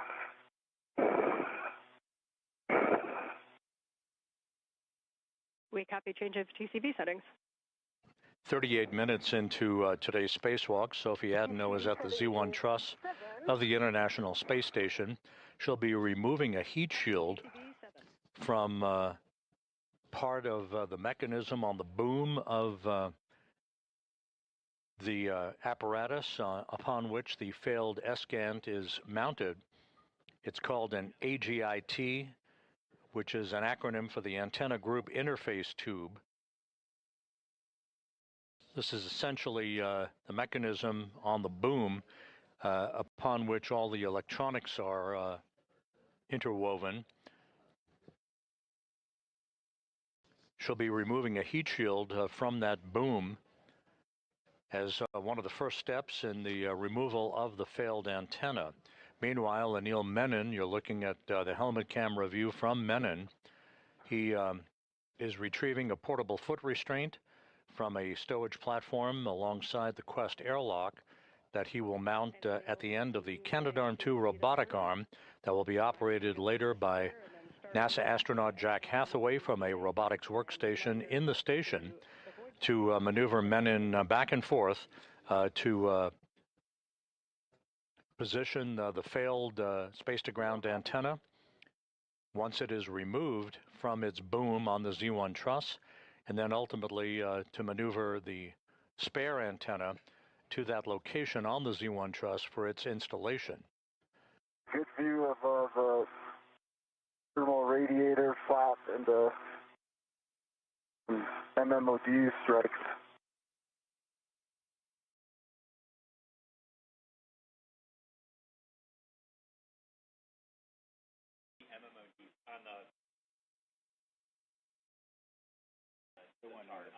Okay, we copy the report. Thanks.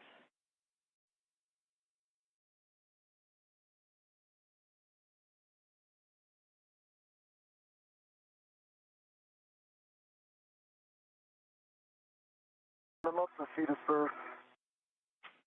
Copy. You're going to head left, starboard.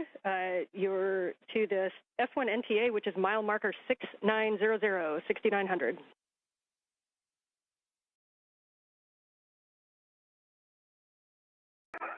And Sophie, as you get things stowed, your first action is going to be to remove the heat shield. So you'll be opening at that bag, and you'll be tethering to the agate heat shield and to put it in that bag.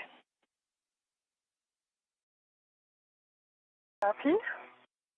Right now, I can confirm I have 2 AET, 1 on the handrail 2 and 1 on the handrail 1, and I'm currently removing my VRT. The bag is a good config. Let's sit it down so that it doesn't fly away. And Sophie, I am in place now, so if you have some comms, Sophie, now's the time. Otherwise, I would start chatting with Jessica. Yeah, got plenty of them. I know my next step is the heat shield, and that's coming right after the VRT stowage. Yep, and for Sophie, just a couple cautions to avoid contact with the ESCANT dish and the gimbals. And the max loads on the ESCANT is 45 pounds, which is 20 kilograms. Your steps that you can go ahead and take is to go up and retrieve the heat shield. You're going to tether to it and release the quarter-turn fasteners. And then reminder that over on the starboard side underneath, there is an elastic strip that you need to remove. And then you can stow that agate heat shield into the ORU bag. For Anil, I can give you a go to speak with M1. Love that. Hello, Jessica. I am in place. I see the arm and I see good clearance. Your go for APSR install. Okay, we copy that your go for the GCA to the published position. This is going to bring the arm toward you, station aft. Copy.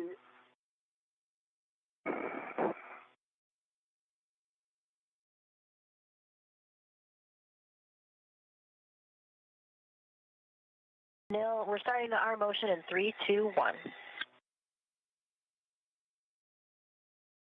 Jessica Meir is accompanying Jack Hathaway at a robotics workstation inside the station. As you can see, Hathaway is the prime robotics operator for today's spacewalk. maneuvering the Canadarm2 into the right position so that Menon can install the portable foot restraint at the end of the arm. He'll be riding at the end of the arm to move the space-to-ground antennas, the failed one and the replacement antenna, back and forth for the replacement work that is yet to be accomplished during today's spacewalk, which is now 43 minutes in duration.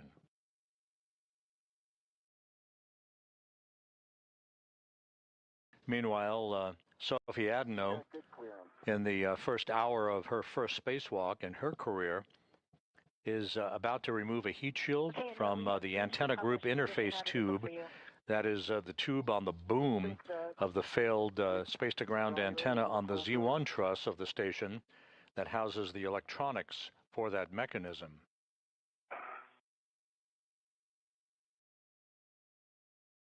Call GCA complete here. Okay, copy GCA complete. Stand by while we get brakes.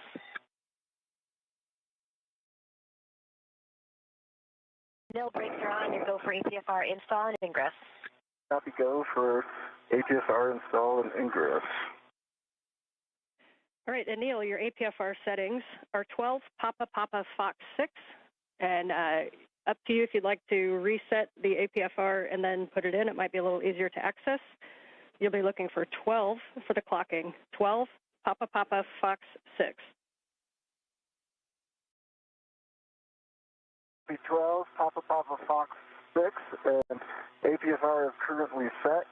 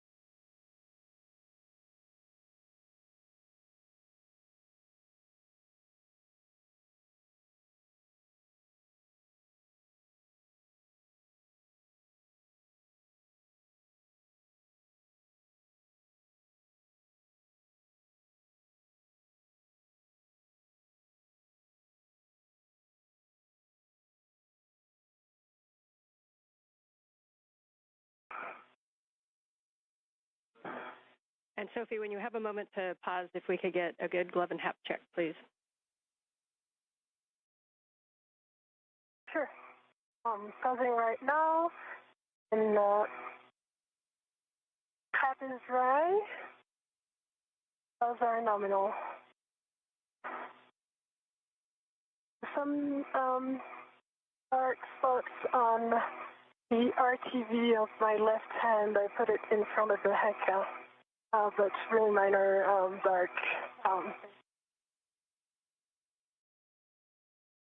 Okay, we copy the markings. If you have any other information like color or size, that's great. Right now, we'll take that as a nominal glove and hap check.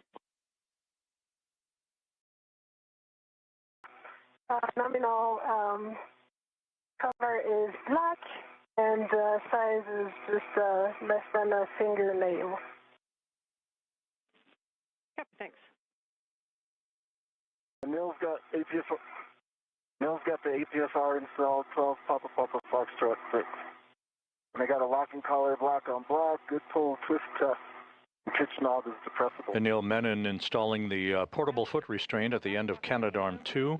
Sophie Adenot reporting that her gloves look good and no issues with the helmet absorption pad in her helmet. It's nice and dry, just the way it should be, as we pass the 47-minute mark in today's spacewalk. The two spacewalkers, Menon and Adenot, setting up shop for the removal of the failed space-to-ground antenna. This will involve installing 12 gimbal lock bolts to prevent any inadvertent motion of the dish on the space-to-ground antenna during its transport over to its temporary parking place on the truss of the station, and ultimately for its installation on ESP3, which currently houses the spare space-to-ground antenna that will replace the failed antenna later in today's spacewalk.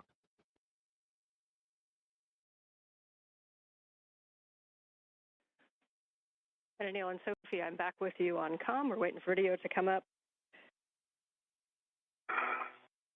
Copy. It's come. Anil, when you're in a good position and ready to walk through tether swap steps, let me know.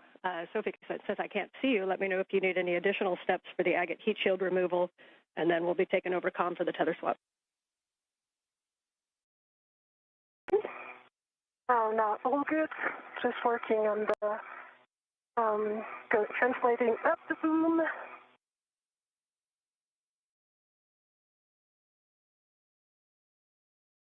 Okay, copy. And since we are in our first night pass, as you can tell, reminder that your helmet lights have 3 settings: off, spot, and flood. And each time you push the button, you get a different setting if you need it.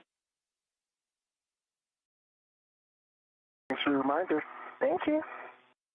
And the mill's ready for the tether swap. Okay, Anil, for the tether swap, the first thing that we're going to do, you have a waist tether down, I assume? Waist tether's down and defector is down.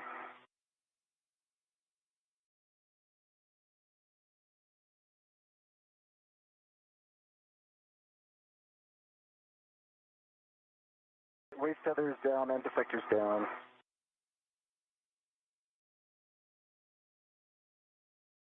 Hey, Sophie, how copy?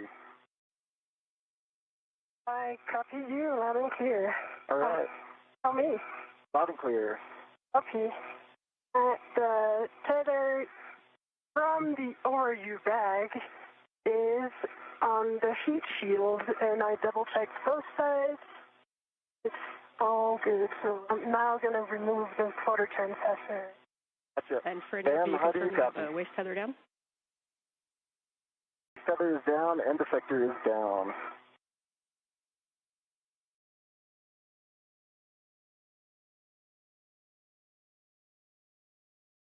Copy, Ann. We hear you, Neil. Anna is troubleshooting a headset issue. Hear you loud and clear. I can relay some information if needed. Anil, I hear both Anne and you. Yeah, I hear Ann and you. Loud and clear, Ann. Loud and clear. Great, let's keep going. So Anil, you've got your waist tether down. Your first step is going to be to lock your green hook on your red reel. Green hook is locked on red reel.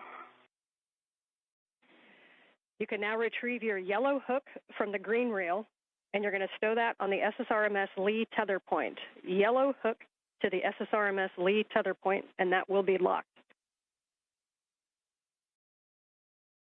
Okay. Yellow hook is on the SSRMS, right?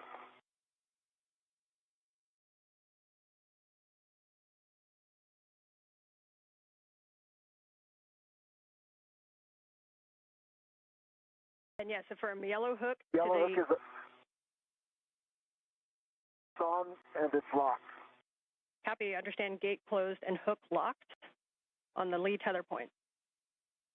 You can now Gate closed, locked. all right, and then check that your red reel is unlocked. Red reel's unlocked. Copy, you can now lock your green reel, and then you're going to retrieve your green hook, and you're going to stow it on the S1 NTA handrail. So lock the green reel. Okay, I'm going to transfer to truck, then I'll do that and report back. And if you need it, the S1 NTA handrail is directly above mile marker 6870. And McLean working with Anil Menon to make sure that all of his tethers are in the right configuration. He is at the end of the Canadarm2 robotic arm.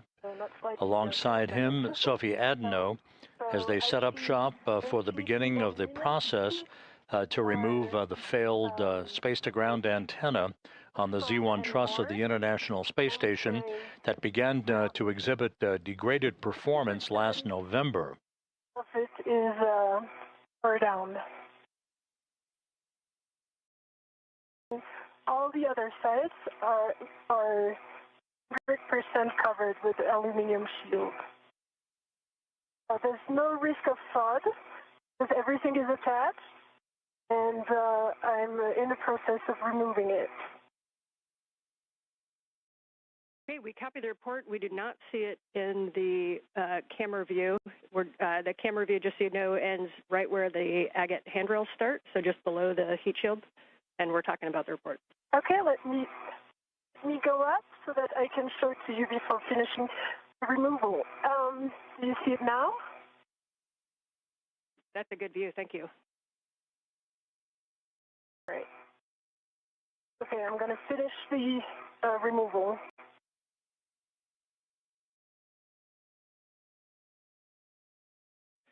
And Sophie, when you get a chance, can you tell if there's something that may be on the agate that caused that damage?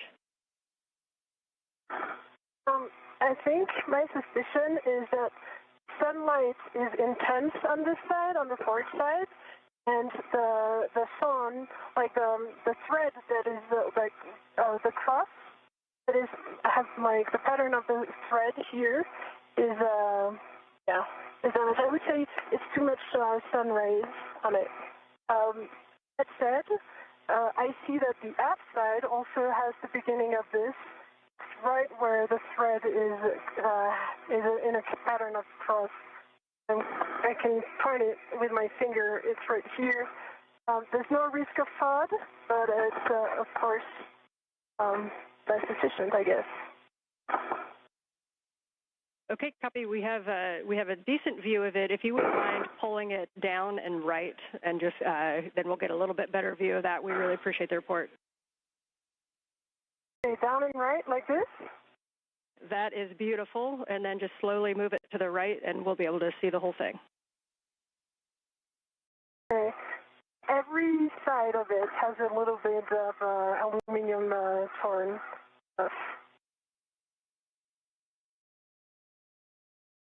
Again, the heat shield that Sophie Adenot is displaying is basically the wrapping around the antenna gimbal interface tube, the agate, as it is called. It's essentially where the electronics are located on the boom where the SCANT antenna, the failed antenna, is housed on the Z1 truss.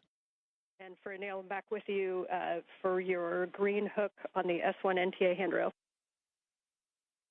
I am just unwinding tethers here, I think with the crew lock bag. Got them looped, but I have a solution, so I'll be unwound soon.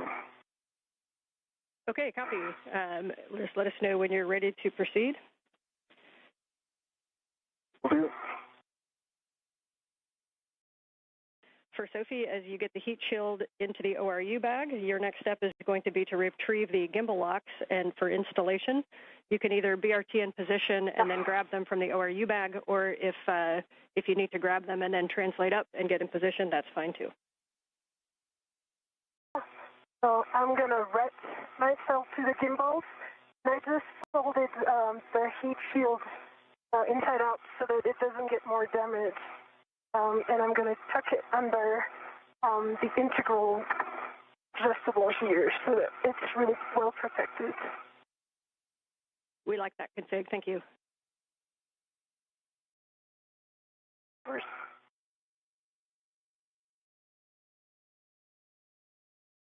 Okay, the tethers are unwound. I'm headed to the anchor point. Copy. Good work. So you'll be putting the green hook on the NTA handrail above mile marker 6870. It's just to the inboard side of the stanchion that says 07.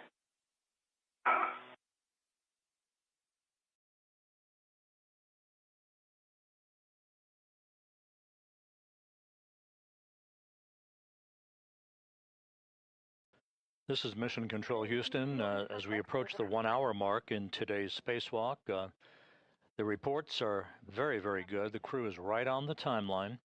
as they work their way to remove the heat shield along the boom of the space-to-ground antenna location on the Z1 truss. Also, their suits are operating as advertised. No issues reported so far in today's spacewalk, the 282nd in support of space station assembly maintenance and upgrades.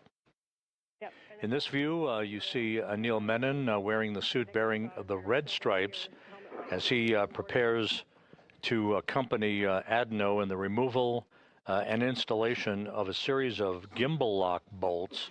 There are two sets of these bolts. The first set is 4 bolts. The second set consists of 8 bolts. They will restrain the antenna from inadvertent movement during the time that it is not only removed but transported to its temporary stowage location on the truss of the station and eventually on external stowage platform number 3.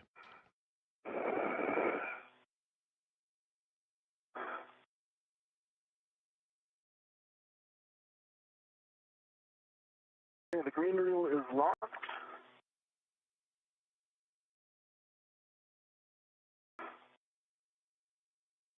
Big green reel locked, and you'll be retrieving the hook to the handrail and then unlocking it.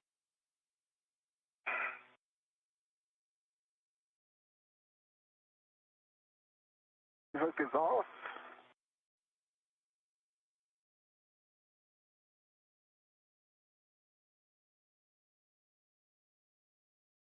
The green hook is on the handrail.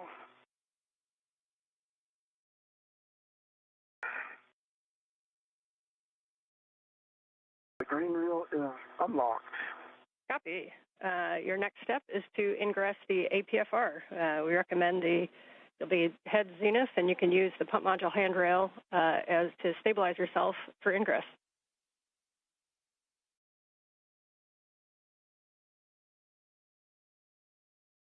Menon finishing up the preparatory work for his planting of his feet in the articulating portable foot restraint at the end of Canadarm 2, upon which he will be maneuvered back and forth in the transport of the failed space-to-ground antenna and its replacement over the next several hours. The robotic arm being operated primarily by Jack Hathaway from a robotics workstation inside the International Space Station, accompanied by Jessica Meir. I would like to reinstall it. It's right in front of my heck of you, if you see it.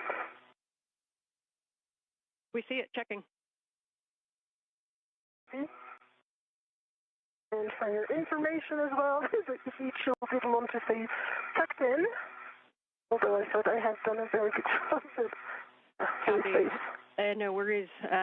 You are go to reinstall that TA clamp, and just a reminder that about potential sharp edges on those, so just take a look closely and you're go to reinstall.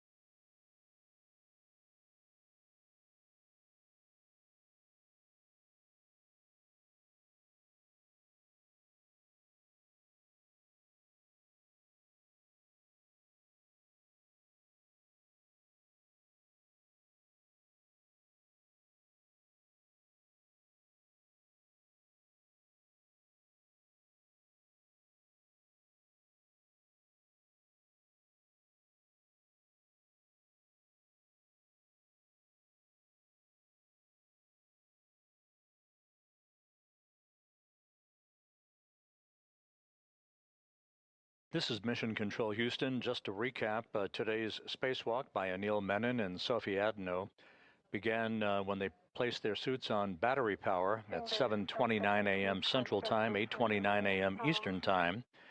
They moved out of the Quest airlock, set up their tools and tethers. Menon is completing the installation of a portable foot restraint at the end of Canadarm2.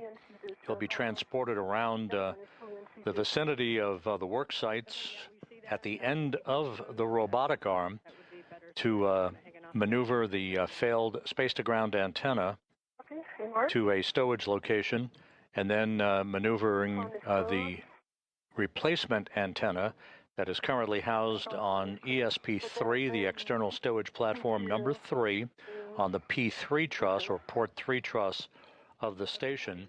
It will be installed in a boom on the Z1 truss. That's the middle portion right in the center of the uprights of the truss of the International Space Station. There are 2 such space-to-ground antennas. The one being replaced today was installed on the STS-132 mission.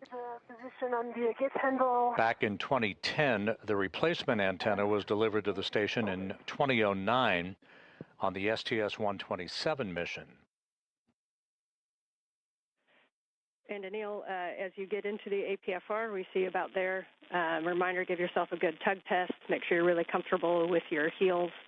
Once we get moving, we won't have too much opportunity to redo those. So once you're happy, just let us know. I feel pretty happy. They feel solid. Copy. We've got a camera looking big brother right over your shoulder, and you look good there. So at this time, we'll take a glove and a half check, please.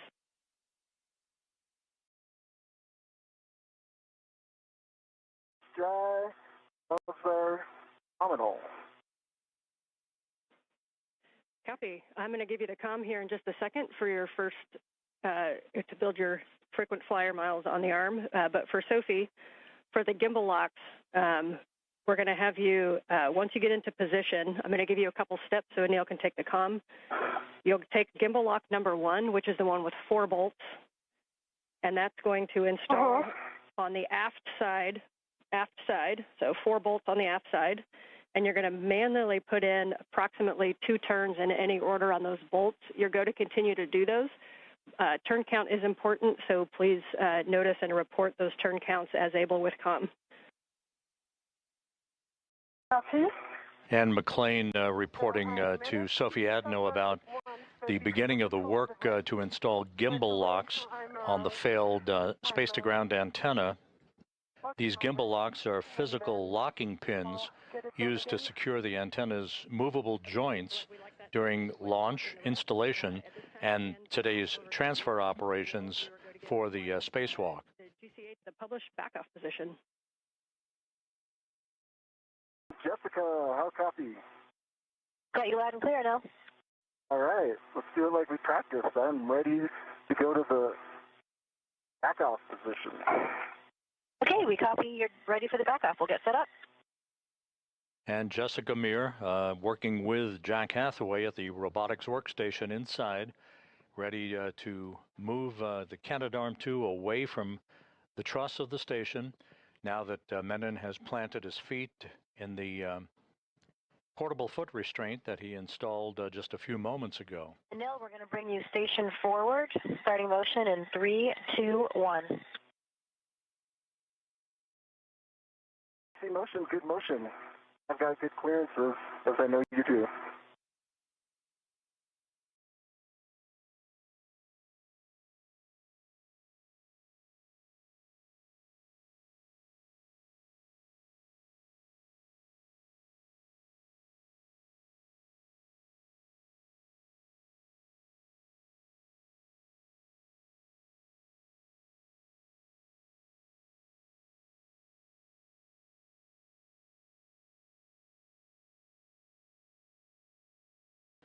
A good view of Anil Menon at the end of the station's Canadarm2 as he is being backed away under the controls of Jessica Meir and Jack Hathaway.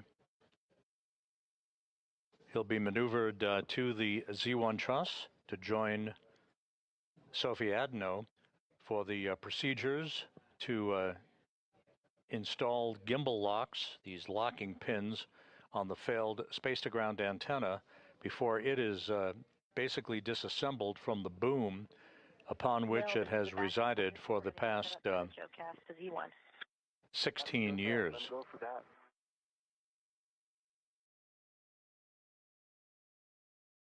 And ground concurs.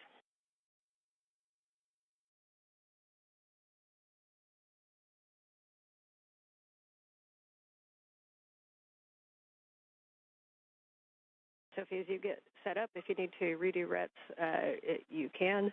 And BRT to 003 is our recommendation. It looks like you're just about to get that in place. Nice work. I'm already BRT to 003 and working on the install of the number 1 gimbal box. Copy.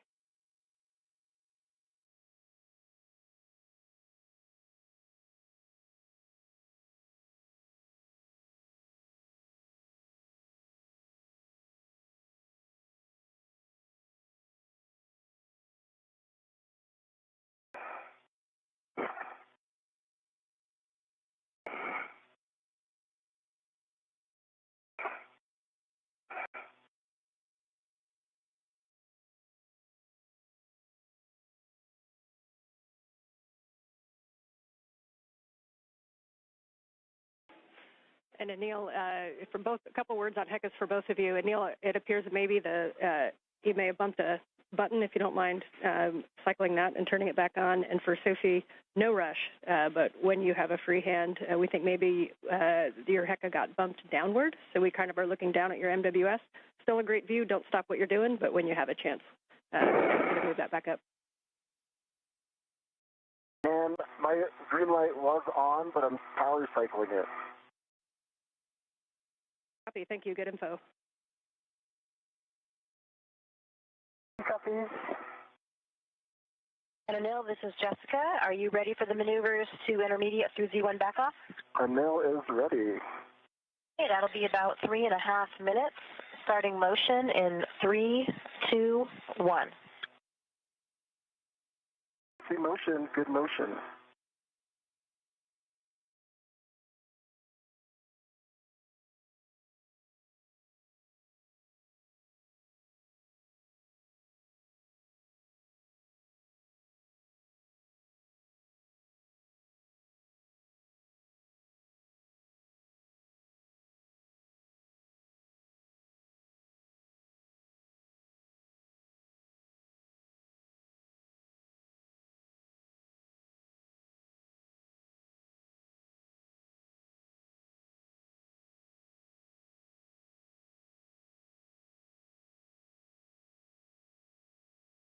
Once these 12 gimbal locks are installed, these locking pins to prevent any inadvertent motion of the dish while it's in the process of being removed and transported to its temporary parking place. The actual release of the failed antenna will be through 4 bolts that will be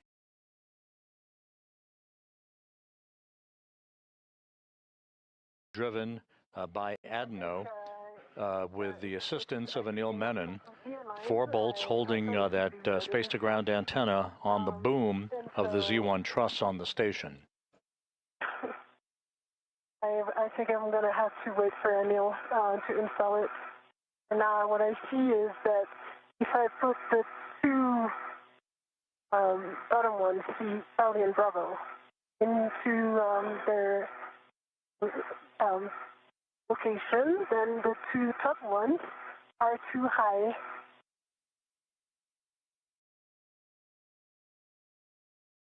Okay, we are tracking. And if we wait for Anil, that's okay. If you'd like to continue to troubleshooting it, just make sure that there's no side loads pulling on it. Maybe one of the AETs, or if gimbal lock number 2, it looks like it might be kind of stuck behind one of those NZGL cables. And if you free that, it might give you a little bit more of a push.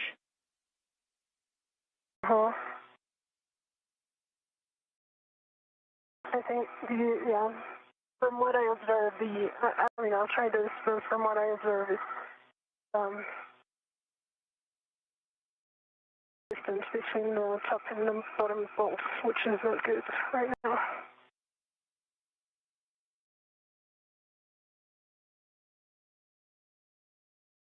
When I get there, do you have suggested solutions? Yeah.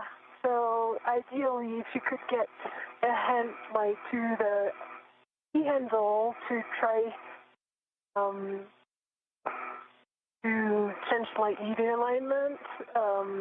But from what I observe from here, it seems aligned.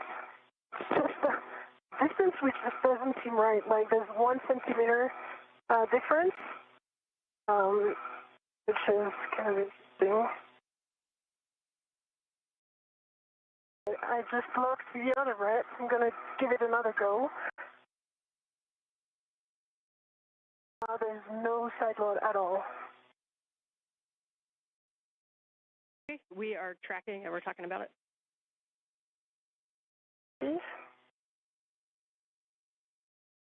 Can you, for my purposes, can you remind me what bolt you're looking at? Charlie Bravo and Delta Alpha.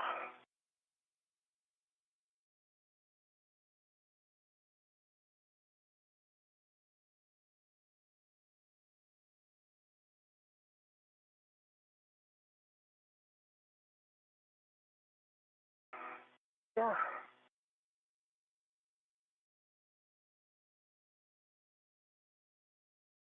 What would be easier then is I would take care of Charlie and Delta to check the alignment, and you would take care of your side, the starboard ones, which are Bravo and Alpha. For now, either I align the 2 top ones or the 2 bottom ones, but I cannot do like the 4 there.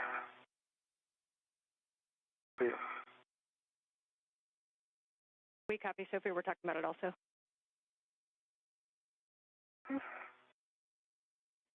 And so to clarify, you believe that if you hand start, say, Bravo Charlie, that Delta and Alpha will not reach, or if you do Delta Alpha, that Bravo Charlie will not reach? Is that a good read? It's a good read. But I'm slightly too beta oriented, so I would be able to confirm only if I move, which is kind of tricky right now because I have the 2 gimbals and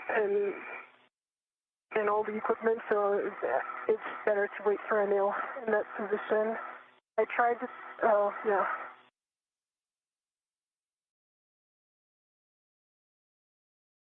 Okay, we copy. Right now, I just hand started Charlie and Bravo half a turn each. But what I observed, yeah, so it doesn't work. Or maybe it just needs some more force to attack. Okay, we copied half turn on Bravo and Charlie, and that may need a second set of hands for the rest. All right, well, we knew there would be some curveballs, so we're ready. Yeah. I'll be there in a bit. I'm pausing here, just making sure there's no side load, so we're good on that. Anil, we're going to start motion for your next JoeCast in 3, 2, 1. We'll be bringing you body in and down, a little bit right to get to the Z1 backup position. No copies. See motion, good motion, and I'll provide clearances where I can from the dish and Sophie.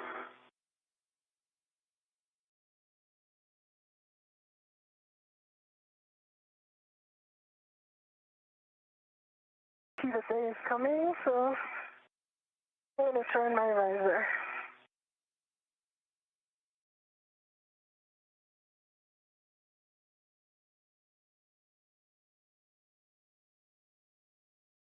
And that's a good adjustment, Sophie. Thank you. Okay, welcome. I can even point it better so that you can see.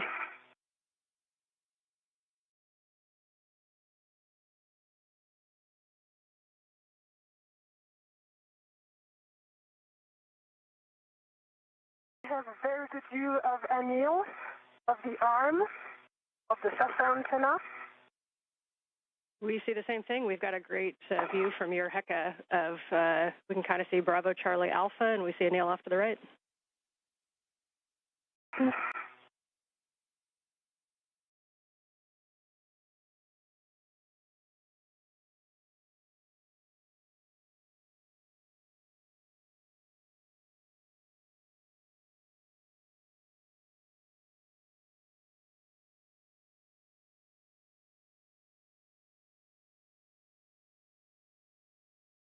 And Sophie, if you're able, we understand half turn on Bravo and Charlie. If you're able to go to the full 2 turns, we think it'll be a slightly better config for those 2 bolts. Copy.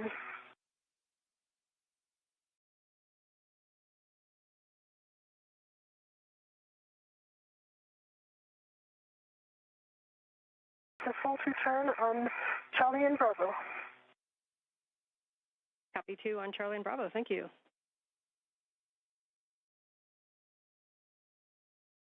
Awesome in your menu. Thank you.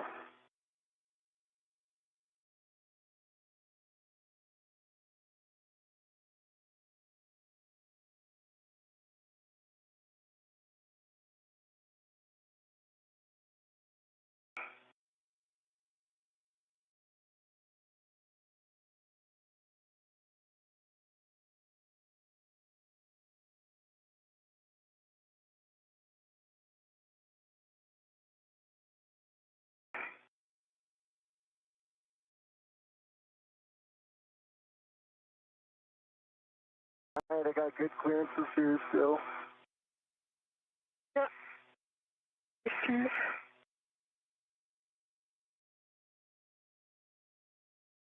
I see the issue here from this angle. I don't know if you guys can see that in the head. Yeah. Basically, it's Way too low. Can you guys see the HECA? As you said, Ann, a picture's worth 1,000 words, but I can describe it. We have both of your HECAs. We're not quite close enough with your HECA, Neil, to make out the detail. We can see Sophie's pretty well.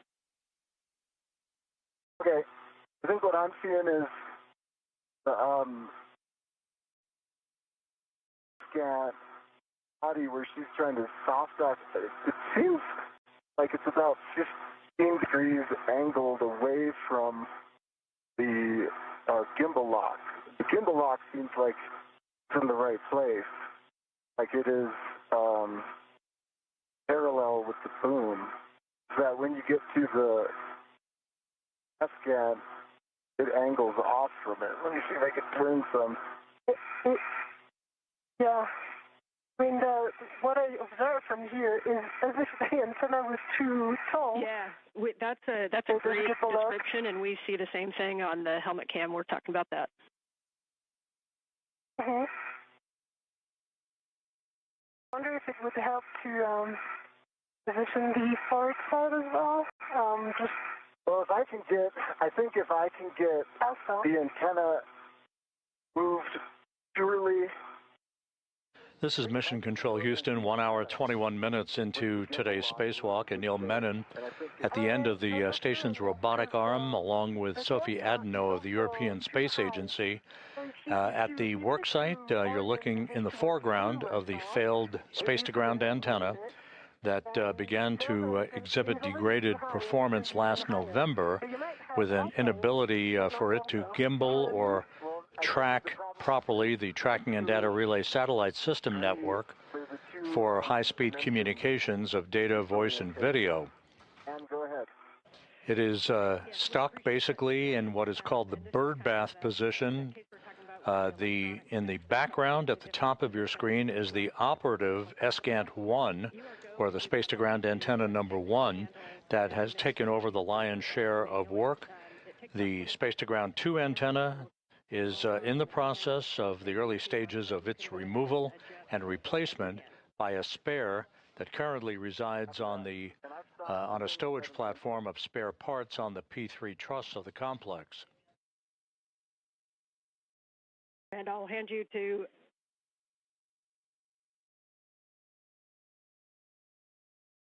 the two spacewalkers are in the process of attempting to install two sets of gimbal locks. These are physical locking pins used to secure the antenna's movable joints during its installation and spacewalk transfer operations, such as we are seeing today. Yeah, I'm trying to not reposition myself.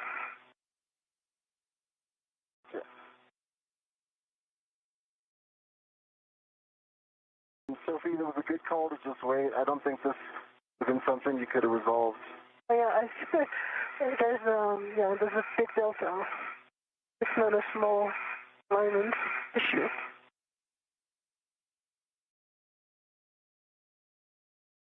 Anil, we are at the Z1 back-off position. As you know, we're ready for the GCA to the bolt access position on your go. Yeah, go for the bolt access.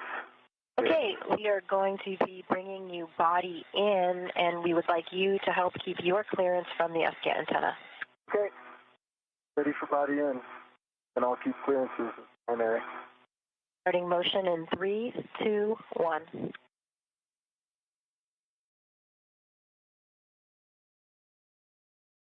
Motion and good motion, and I've got good clearances. I've got a meter from the T-handle, the hand extended.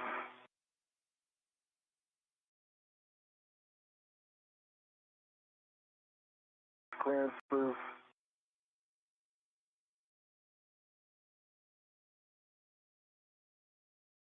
Good. I've got a meter distance. I'm personally moving my body nadir, so I've got good clearance.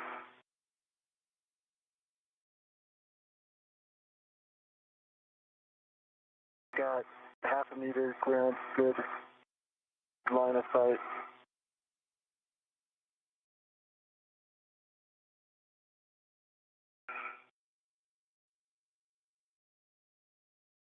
Got good clearance. And I cannot see anymore the SATA antenna, so I cannot check anymore. I have clearance on the SATA. Copy. And I've got good clearance from the SCAT. Got it. Good foot. And I can move my body even more. I've got good clearance from the boom.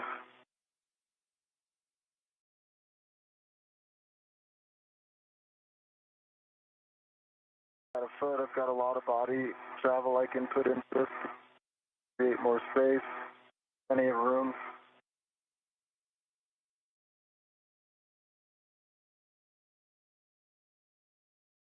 Got plenty of room. Yeah.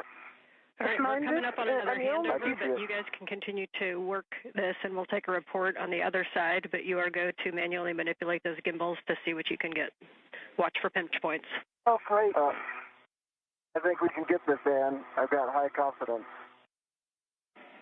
We see it. Okay, working on Delta. And there is much joy in MCC. Okay, 2 turns on Delta. 2 turns on Delta. Copy, 2 turns on Delta. Okay, Anil, we have reached the published position. And in mid-sentence, we've hit a short gap in our tracking and data relay satellite system communications, not related to the space-to-ground antenna work that's ongoing. Okay, copy, go. Menon and Adenot working on the installation of these locking pins before the failed space-to-ground antenna can be removed from its boom. Bravo, Delta, Alpha, in this order. She might be on handover, so... I'm here. Yeah. I think maybe... Okay. Okay, so, Hey, guys. Anil? Hey, nice job. We copied 2 turns on all bolts. You're going to now retrieve the PGT. They both work. We recommend using Sophie's PGT with a 2-inch rigid. Copy. So, Anil, because I'm kind of stuck in the movement, I'm going to give it to you. Yep, I And got then- it covered, Sophie. So, what I suggest, I align the bolts and the PGT, and you brace and and put the motion in, but I'm going to stabilize this on the bolt. Okay, I've got your PGT. Is it CALD? Yes. Okay. And just as a reminder, Bravo 1, clockwise 2, I think it's already set. Bravo 1. Clockwise 2 is set. I can see it. Yep. Okay, tell me which bolt. You start with Charlie, and I'm going to get you towards Charlie. Okay. All right, we like it. Bravo 1, clockwise 2. Understand Cal is complete. Bolt Charlie first.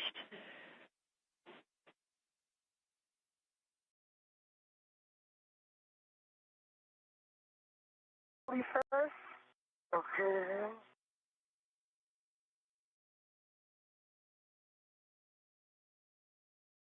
Okay, it's in. Okay. And then I'm going to... Turn to motor. Wait, can you hold the PGT? There. The PGT held. And I'm going to turn to motor. Okay. I don't know, I stabilize it and you hit the trigger rate. Now do the turn count. Okay. But you didn't do the CAL, right? I had heard it was CALD. We did not CAL it. No. We need to CAL it. No, okay. So when you turn it on, right make sure now. the collar goes to Cal first, Yes. and the ratchet is in clockwise or counterclockwise, and press the trigger for the Cal. Yeah, it worked. Copy.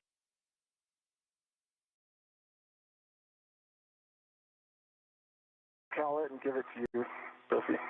Copy.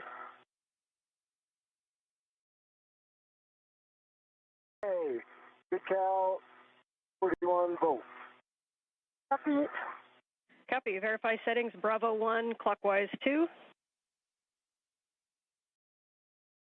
Mark. Bravo 1, clockwise 2 is set. Bravo 1, clockwise 2. Okay, and a reminder, make sure your ratchet's back in the motor. Ratchet is in motor, confirmed. Okay, you are go to drive Bolt Charlie.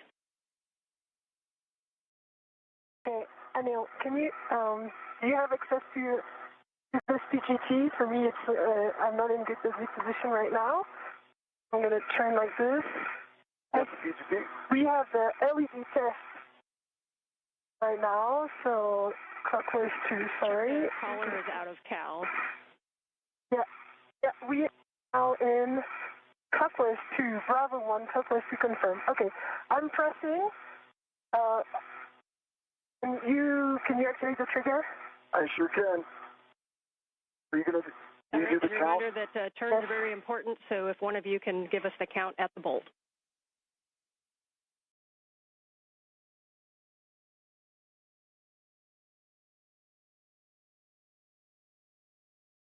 Okay, that's it, Sophie. There was 4 more turns, and we have a low torque. Actual torque is 1, and there's false and torque red LEDs that are on right now. Okay, checking. And you can go ahead and try with the same setting. Make sure that there's no side loads. The 2 inch is not as forgivable as the 6 inch, so make sure there's no side loading at the bolt. You can also kind of wiggle the gimbal lock, and then you can hit it again with a Bravo 1, clockwise 2. Okay. Hold it right there. I've got a good grip. Okay, what's it say? Standby 1, repositioning. Torque again, fault.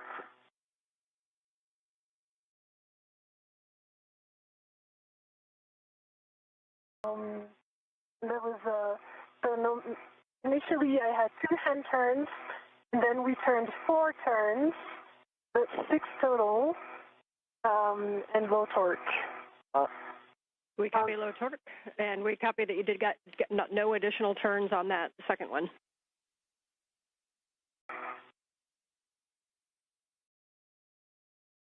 And if you want me to really get a hold of it and try a third time, I'll need a little bit of GCA. I can do it.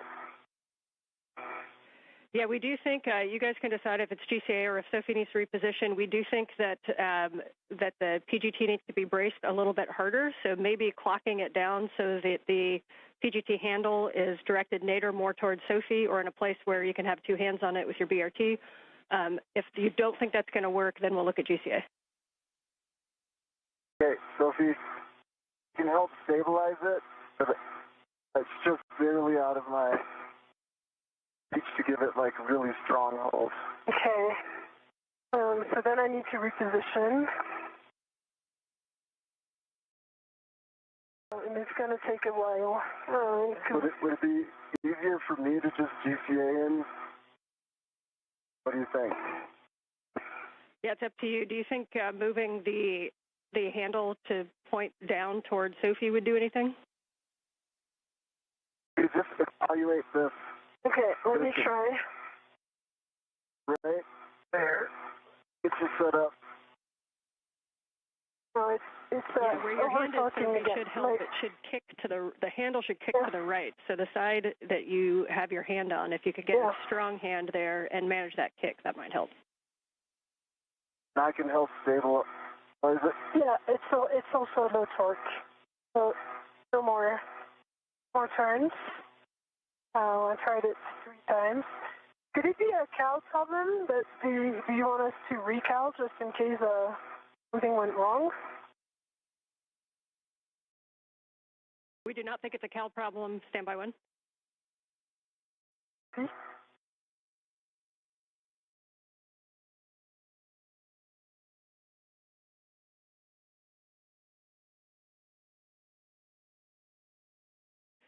And Sophie, just to be clear, we got the full 2 hand starts and then 4 additional turns with low torque.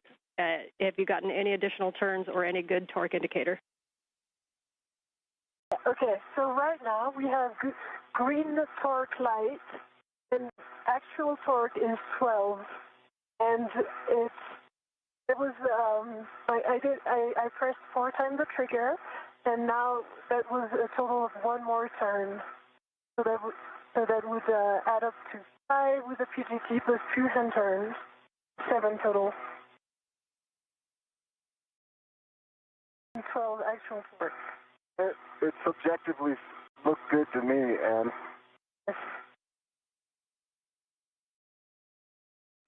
we're double checking that. We think that's a good bolt, but stand by 1.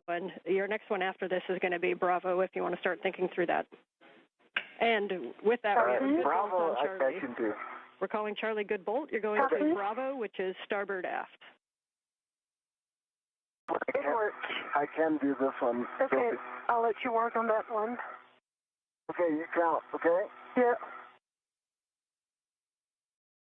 See, starting it in 3, 2, 1.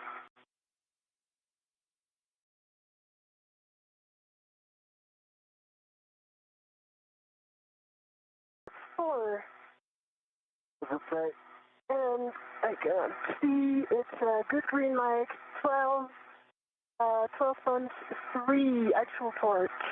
And that was 4 turns. Copy 4 turns, green light.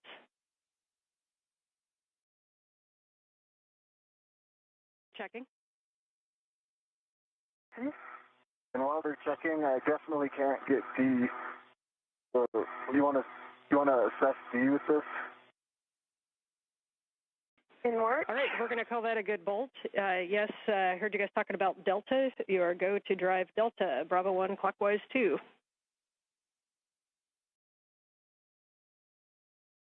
You got it? Put it more down. Okay. Yeah, okay. Now it's good. I have it.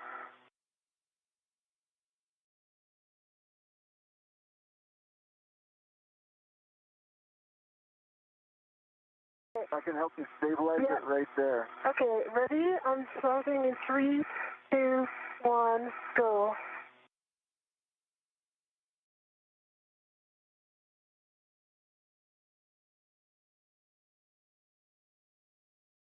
You saw 5. 4.5. Okay. 4.5 probably. 4.5. With green light, 12.1 torque. Copy 4.5 turns, green light on bolt Delta. Yeah, and from what we observed, it's fully seated inside the location. That's what I can do if you want me to do Okay, it. please do it, and I'm going to hold it. Okay. All right, you count. Tell me when you're ready. I am ready. Okay, 3, 2, 1, driving.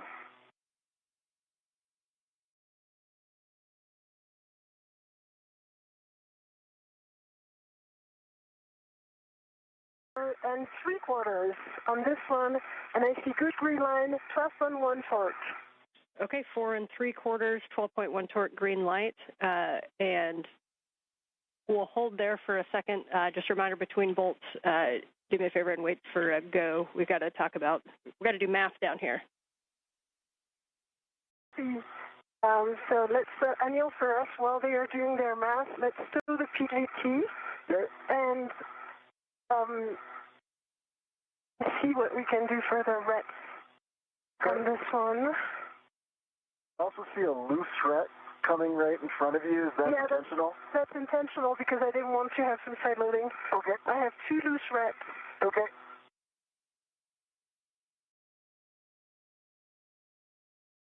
Okay, and for the crew, you can go ahead and move to gimbal lock number 2. Reminder to pull that around to the port side for the AET routing. Yes. And you can get that one. You can manually start all 8 bolts in any order, manually start 2 turns on gimbal lock 2 while we work to confirm the config of gimbal lock 1. So, Anil, copy, Anne, good copy. Anil, can I, before doing that, please, can you release this AET and unlock it? It's going to go back to the bag. That's right, sorry, the ret. The ret number 22 that you see right here. This one that I'm shaking. Okay. Yeah, this one, because this one is one from the bag, and I am actively redded to the other side of the AT, so we are good. Okay, this red's off. It's coming towards you, okay? Copy. You want to guide it so it doesn't get snagged? I'm going to release my BRT, reposition to the port side. Okay. What would you like me to do with this ret here? Let me get in position, and then I will like you to turn it back to the bag. It should be going directly to the bag. It belongs to the bag. Okay.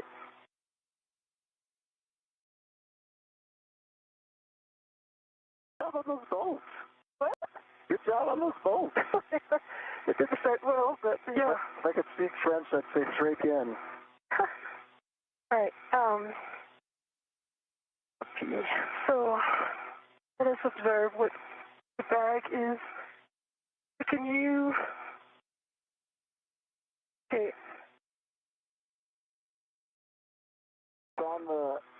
On your camera. Yeah, I see that. Okay. I can actually fix this. There we go. There we go. That's good. You unlock it so that it retracts. Unlocks. You want me to let go? Let go to the bag. All right, it's in the bag. It's in the bag. Hold on. All right, now I'm going to go around. And there is a gimbal lock right above your head. You wait 1 second. Yeah, I am waiting 1 second. I will move over. I've got control. You got control. My hands are on the agate handles.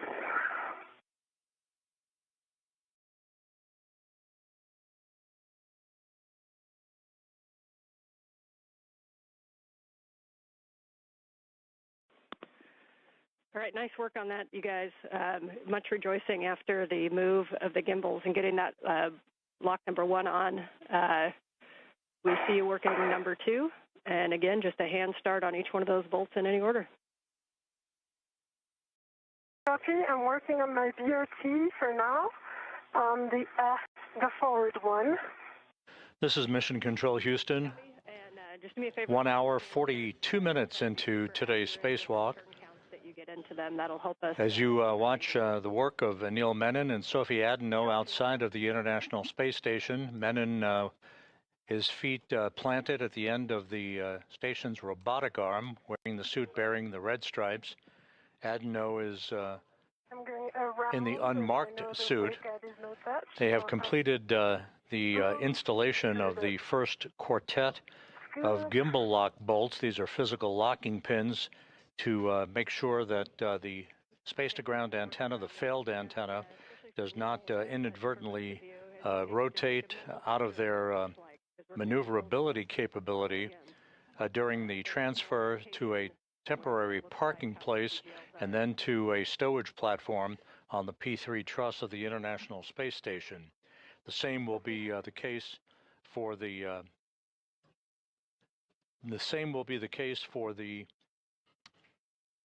replacement space-to-ground antenna that is currently housed on ESP3, the stowage platform on the P3 truss, that is replacing this failed antenna at the center of the station's truss structure.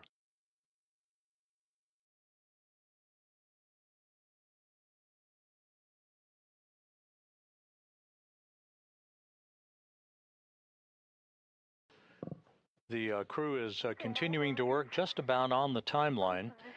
The first order of business, of course, the removal of a heat shield at the base of the boom upon which the failed space-to-ground antenna resides. Now the installation of these locking pins to restrain any movement by the space-to-ground antenna dish during its transfer to its stowage location.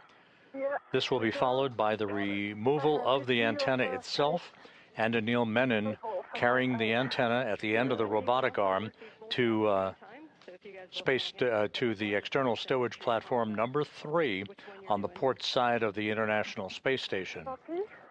The station and its crew members are currently traveling 260 miles above the Earth, moving from northwest to southeast, about to move directly over the Cabo Verde Islands.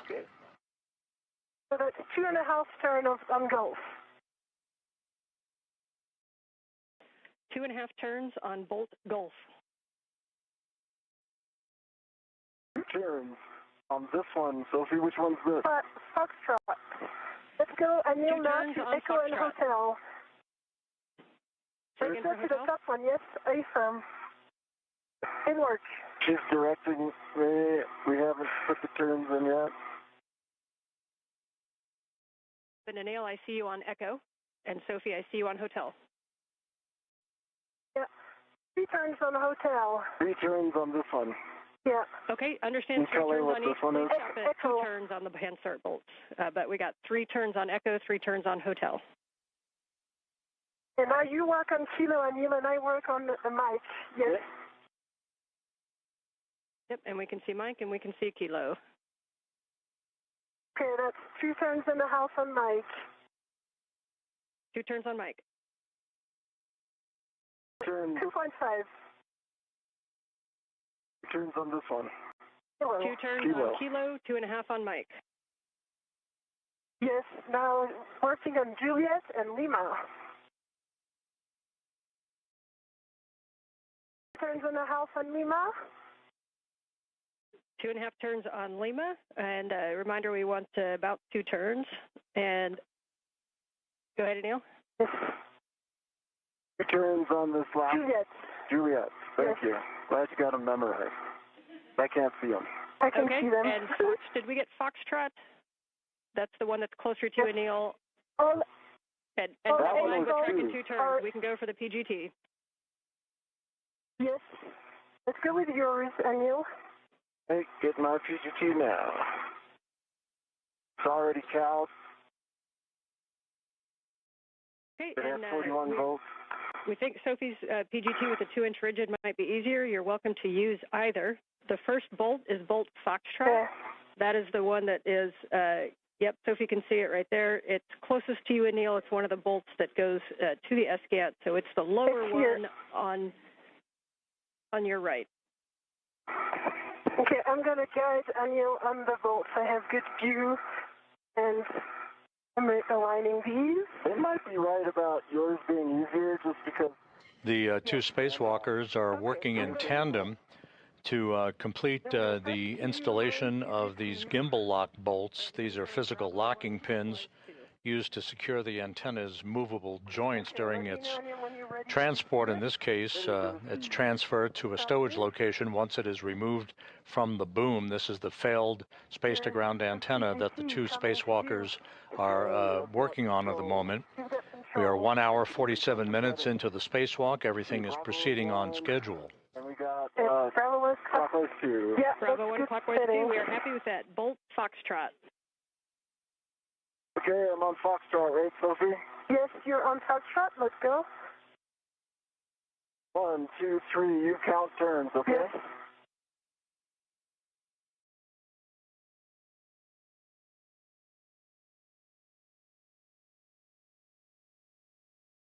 We're in a house, and I see that Bolt is fully inside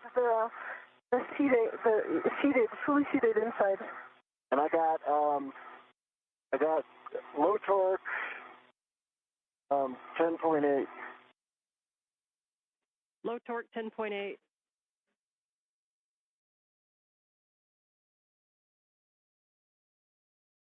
Okay, let's hit that bolt one more time. Just a reminder, try to be in a real good bracing position, no side loads. If you need to wiggle the gimbal lock at all, this first bolt might have a tendency to side load more. And bolt Foxtrot.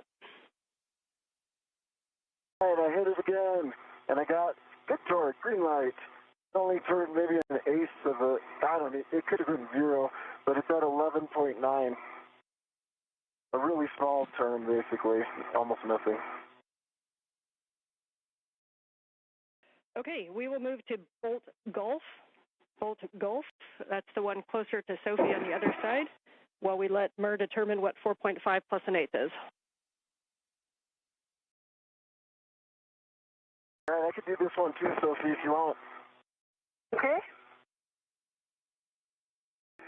Okay, you ready to count?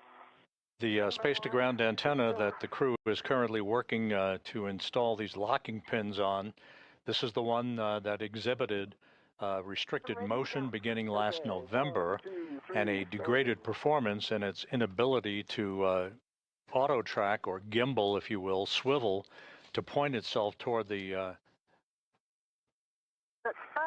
tracking and data relay satellite system satellites that orbit the Earth in geosynchronous orbit in a constellation as the hub of NASA's communications system. 5 turns. Your next bolt will be bolt Echo. Echo. This particular antenna was launched and installed during the STS-132 mission back in 2010. So after 16 years of yeoman's work, it is being removed and is being replaced by a spare that has been housed out on a stowage platform on the port side of the truss of the International Space Station since 2009. All right, green light, 12.1. Copy, and say again, turn count for bolt Echo. 5.5. And it's fully seated from what we observed. Copy, 5.5. And you are going to move on to bolt Hotel. The symmetrical part closer to me. Okay, is it this one? A-firm. It's A-firm, and I'm ready to start counting. All right, ready? 3, 2, 1, starting.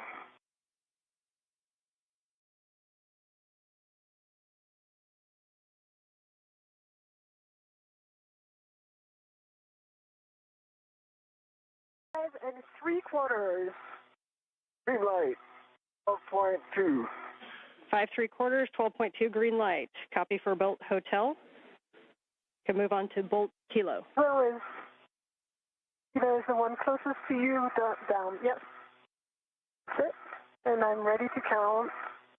Hey, 3, 2, 1, turning.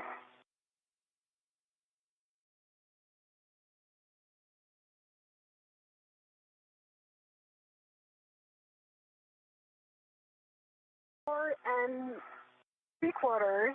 Green light, 11.8. Copy, 4 3/4, 11.8 green light for Kilo. Next will be Mike, but stand by one while we check that. Mike. Okay. I can't see that, but if you can Okay, put this and on, we'll keep going Yeah, I'll. bolt Mike over by Is Sophie. this? Nope. Is it this one, sir? No, it's this one. Okay, let me just I'm extending my body position. Oh, yeah.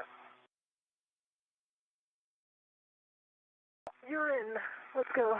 Okay, ready? I'm going to try not to side load this. 1, 2, 3, Yep. starting.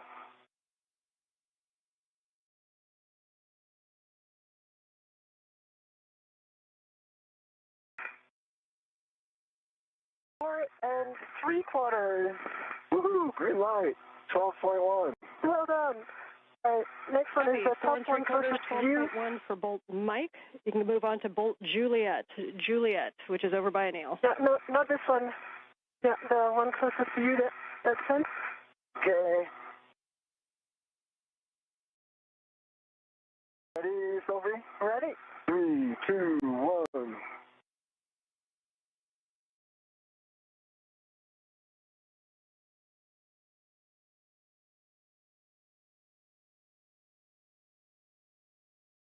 We'll find 8 turns. Low torque, 9.5, but I would like my hand slipped a little bit. If you're okay, I'll hit it again. Yeah, and I see it's fully seated. Yes, we agree with the plan to hit it again, please. You ready, Sophie? I am. All right, we got good torque, green light, 12.2, no turns. We copy no additional turns with a green light. You can go on to Bolt Lima. Bolt Lima, final bolt. The one I'm pointing with my finger here. Only I could see your finger.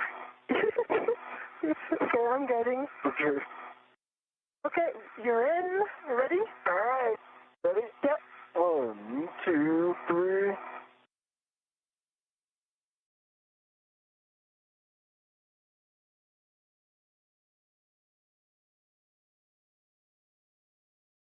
Five turns.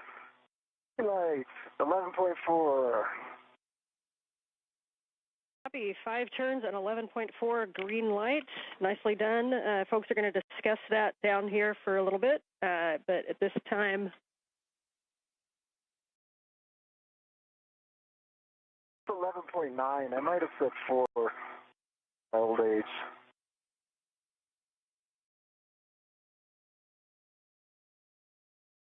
What we observe from here is that all bolts are fully fitted into the golden part. Okay. They look all the same. So Sophie, at this time, first you guys can stow the PGT, and then we're gonna.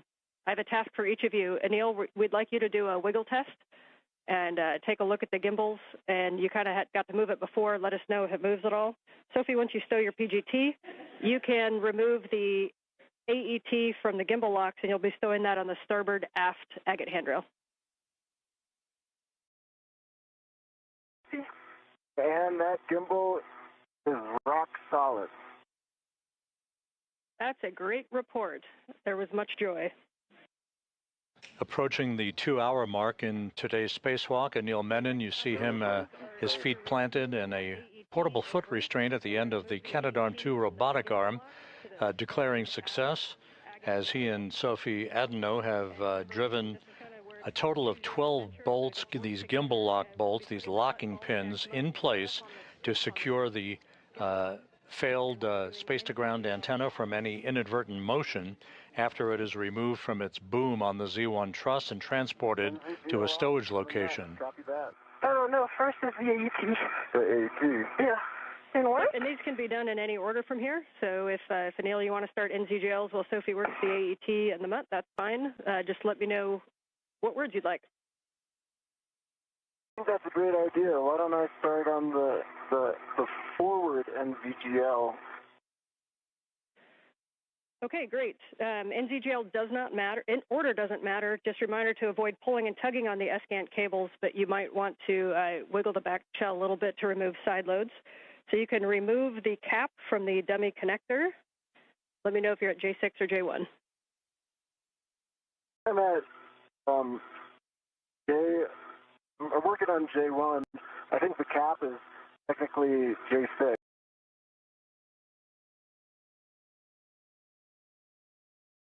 Right? Yeah, correction, sorry. J6 or J7 are the two good dummy connectors, so understand you're working J6.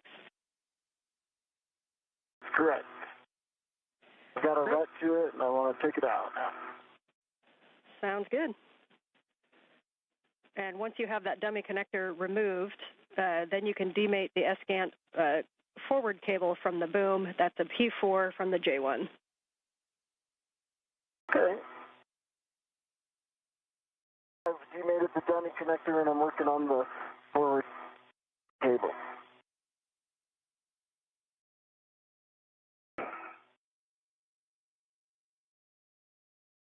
It's aft over center now, and it's off. The O-ring, there's a pink O-ring in the plug that looks to be wedged in by friction. I'm trying to get a heck of view on it. Otherwise, okay, I understand you're looking at the dummy connector O-ring? No, the dummy connector's off. The dummy connector O-ring is pink, and it's seated very deeply inside. When I look at I just took off J1. When I look at the receptacle for J1, the plug seems fine. If you look at the plug here in the HECA, that there is a pink ring that looks like the same O-ring that should be deep in there, but it's come up. So it's half in, half out. It's friction fit in there now. Can you feel the HECA? I feel like I could probably push it in with the right tool, or I could ret to it and take it out. Okay, we are discussing. We don't have a great view of it. Can you see it? Okay, I can get you a good view. Let's see. Okay. If you can give me a progressive taxi to the A1. Yeah, J1 is just on the left side of your helmet cam right now. So if you look to your right or twist to your left a little bit. Yep. And now it's behind the cable. If you can move that cable out of the way, we'll be able to see it. Yeah, you just want to know if that O-ring is. Can I help, or am I good to go retrieve the metal segment? Hey, go retrieve the metal segment. This is okay. Analysis thing.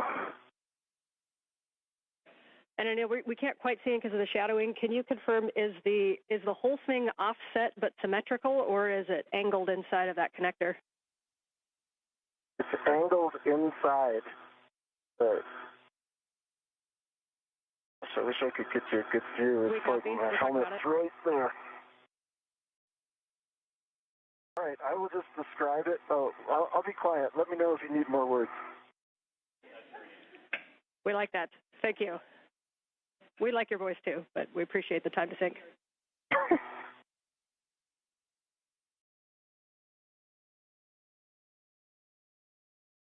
Okay, you are going to put the cap on there.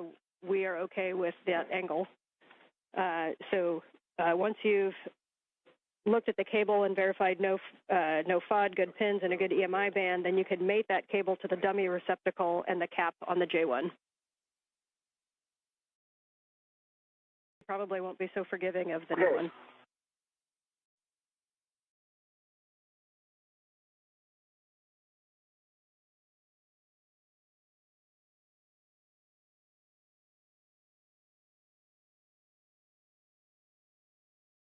I think there may have been a miscommunication. The J1 receptacle side, doesn't it stay on the boom?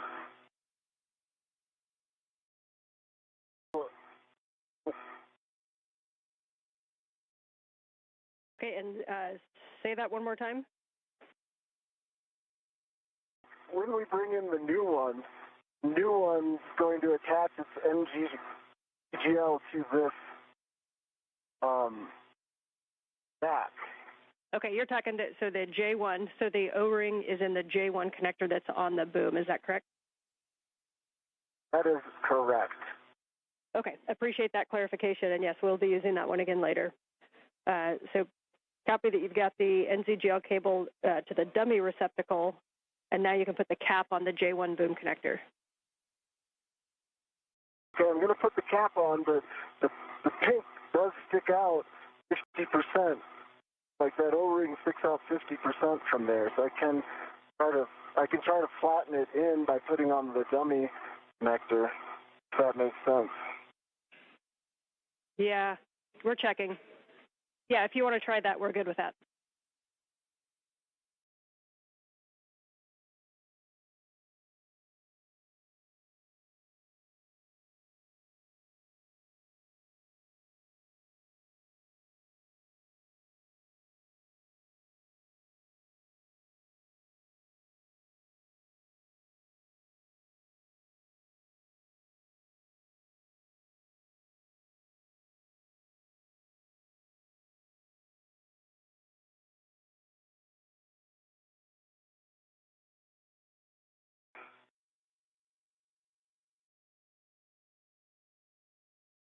This is Mission Control Houston, 2 hours, 3 minutes into today's spacewalk by Anil Menon and Sophie Adenot, the 282nd spacewalk in support of space station assembly, maintenance, and upgrades. The crew well into the work to remove a failed space-to-ground antenna from its location at the middle of the backbone or the truss of the International Space Station on the Z1 truss.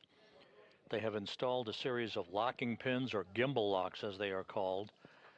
The next order of business will be the actual releasing of 4 bolts holding the failed space-to-ground antenna in place on a boom on the Z1 truss. Copy.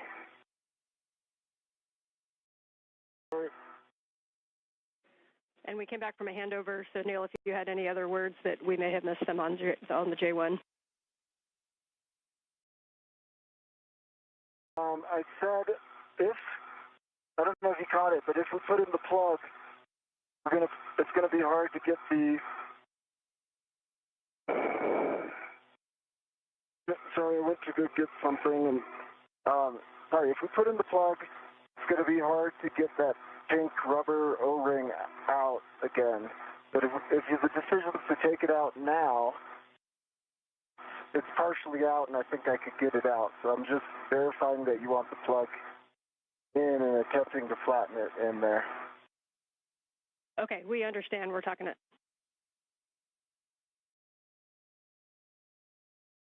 Daniel, I think we can work together on this install. Okay, I think I need to hand this to you so I can secure my ADFR position. Yep.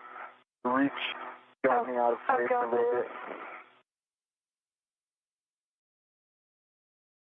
Anil Menon is referring to the demating of the acronym is NZGLs. These are NASA zero-G lever locks. The lever-actuated electrical and data connectors that have provided the electrical and telemetry capability for the failed space-to-ground antenna. Side loading of this thread from the bag. Okay, you want me to put the scoop on? Yeah. Okay. And I'm releasing the side loading with my hands on the red. Almost there. Yes. Okay. You're in. Son, do you want me to lock it? Yes, please. Space station currently flying 260 miles just south of South Africa. And I see it locked. Is it locked? Is it set itself in? It is locked. Okay. Yep. And so, good wiggle. just yep, we recommend keeping the ball stack loose. So I can. So the ball stack is loose. The first jaws on the scoop are locked. The ECOM 1 and 2 are locked, black and black, and the second nut is jaws open and unlocked. So for me, it's good config. I can release the red from the bag. Do you concur? Yep, we concur that that's a good config, and you can release that red. If you want to put the O-ring on that red, Anil, you can. Otherwise, we'll remove it and put it in a trash bag. Oh, yeah.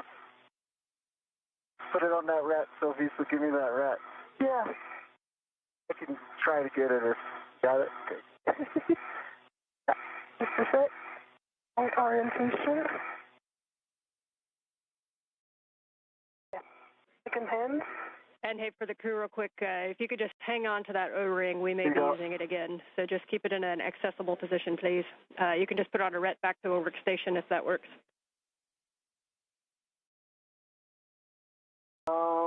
I should keep it on my person then. Okay. Okay, we like that plan. Good config. Nice work on the scoop and mutt ball stack. That looked pretty simple in the scheme of things. And we'll be going for the second connector. Okay, confirm I released the red from the bag. We don't need it from the O-ring. You release the red, Sophie. I'm going to put the O-ring on this AET right here and keep it behind my workstation. Copy. Okay, we like that config. The things that we have left are the other NZGL, and then we'll be releasing torque using the ratchet wrench. So if you guys want to work the last NZGL, then we'll get in position. Okay, let me work on the NZGL. Work on this cap, and you do your thing with the O-ring. Okay. Okay, so you'll be removing the cap from the... Again, the acronym NZGL refers to a series of electrical and data connectors that have held the space-to-ground antenna in place on the boom and relayed both power and telemetry capability during its functional days. This antenna began to display a degraded capability last November in its ability to auto-track the tracking and data relay satellite system satellites, the constellation of satellites that orbit the Earth in geosynchronous orbit about 22,300 miles above the Earth. The situation with this particular antenna continued to worsen, causing flight controllers to transfer the prime load of communications capability from the station, the high data rate transmission capability, to the other S-Gand 1, that is located alongside of the failed antenna on the Z1 truss of the International Space Station. Okay, it doesn't work. Now with the two of us. Okay, ready? Yep. And we're sure we got it up, yeah. Yeah, lever aft over center. So okay. You're good. Okay, I've got good leverage here. Yep, and me here. Okay. 3, 2, 1. Steady pressure. Okay. I think this is a RET scenario. It is a RET scenario. All right, and you can wiggle the back shell, making sure there's no side loadings on there. And then reminder, if the sun comes up, you can keep it shaded, might help too. Oh. Okay. Now let me go in front of it. Okay. And put some shadow. It is. Okay, if I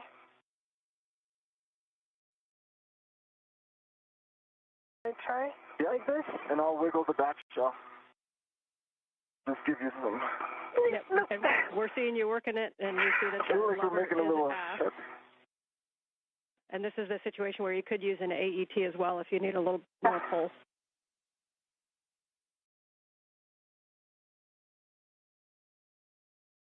I think why don't you put the large trick on the backside and see if you can... Try? Yeah, see if you can push out.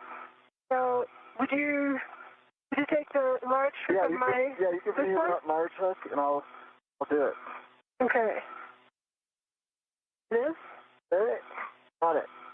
Yeah. I have it. You got it? And then it'll go like this. Yeah, and still some shadow.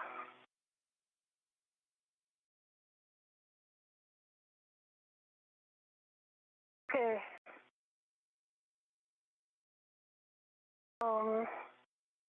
Maybe we can also put an AET around. Pull. And pull. Yeah.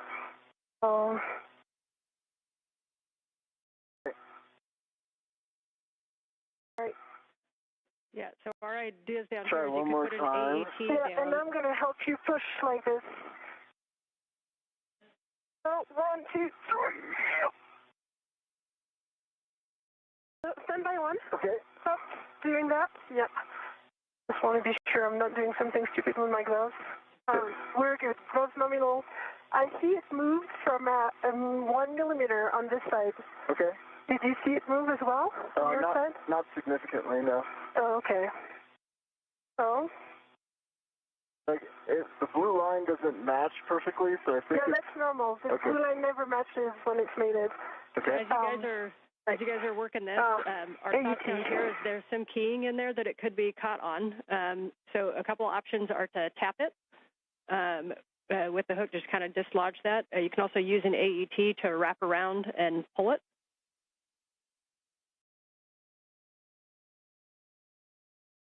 I think the night time would make it easier. Well, if we haven't gotten in 2 minutes, we will find out. Okay. Okay. So I don't have a red. Yeah, I do have this red. Okay. I'm going to use the AET from my mini workstation. Yeah, we do think the AET is going to be maybe a good option to try, wrap around and pull it. Copy.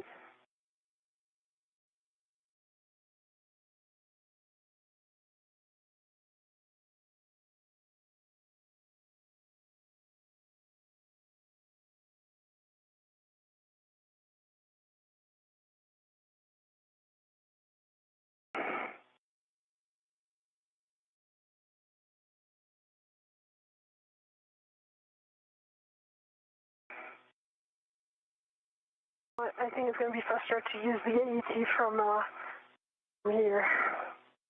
And one note, Sophie, when you're pushing, there's kind of two parts in that shell, and if you're right against the kind of the bottom of where the connector, that's the jack that kind of stays there. So make sure you go up a little bit to push on the actual connector. Okay. So I do have one red to AET that was on the agate handle. Okay, yeah, we can use that one and wrap it around. Just make sure you're not right at the base. You want to go up from the base so that you're on the actual connector.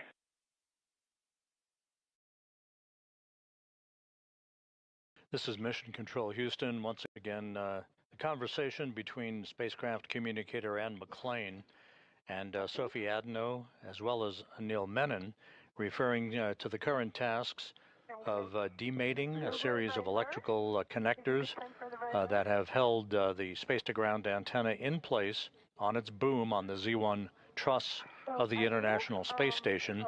This in preparation for the unbolting of a series of 4 bolts holding the antenna on the boom. That will be the final task in removing the failed space-to-ground antenna.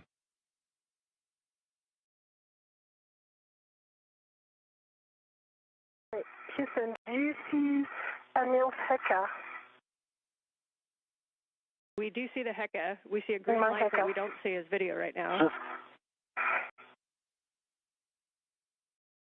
A little bit of play in it. No, I mean, look in my Heka. The Heka view, I'm going to show Anil's helmet. And Okay, there's some play here. We see the play. Okay. And we'll talk about that if you want to keep working the connector. And it's kind of significantly going to the right. They're going to look into it. Let's tackle this, and then Ann, please give me a reminder to put the plug back into the J1 place. I have not done that yet. It's on my person. Copy. We will remind you of that.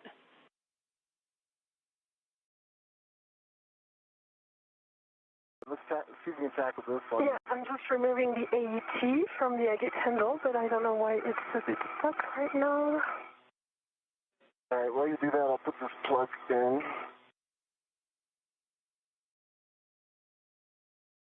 It's plugged in.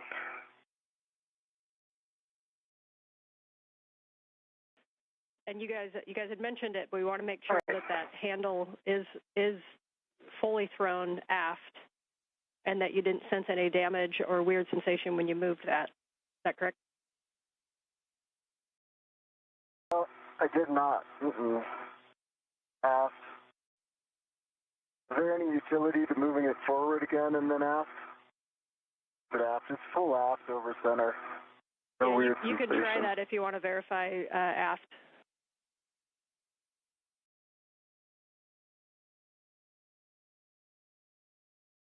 Okay, you have one AT, and this, it is still attached to the other part, so maybe we can use it like this. Okay. I'm going to put this waste feather here. Okay, so let me do it then. Okay, and for Sophie, for that AET, what we want you to do is wrap it around, not closest to where it connects, but a little bit up. Sort of just below where you check over center, and then you want to try to pull that. Okay. And at the same time, Anil, if you want to check side loading, I know it's a smaller cable, but we'll just want to you know, if we can wiggle it while she pulls, we might be able to dislodge this. Okay. So around this place, do you see what I...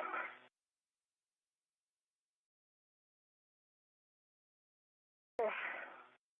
I'm in good position. 3, 2, 1. 3, 2, 1.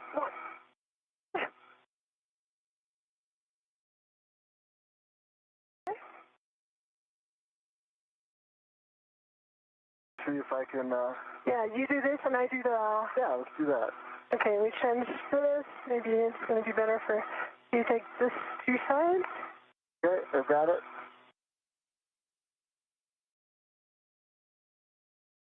Take this. You wanted me to get both sides, I see. Happy medium, but Yeah, you take if you want to both go sides back down and just a little bit.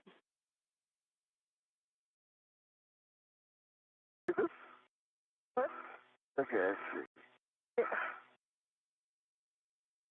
We need to unlock it from the agate handle there. Yes, it makes it easier for you. Yeah. It is read to me, so we are good. All right, and Sophie, for the positioning of the AET, if you put it kind of right over the linkage, then that's going to be a good position. Right over the linkage. Yeah.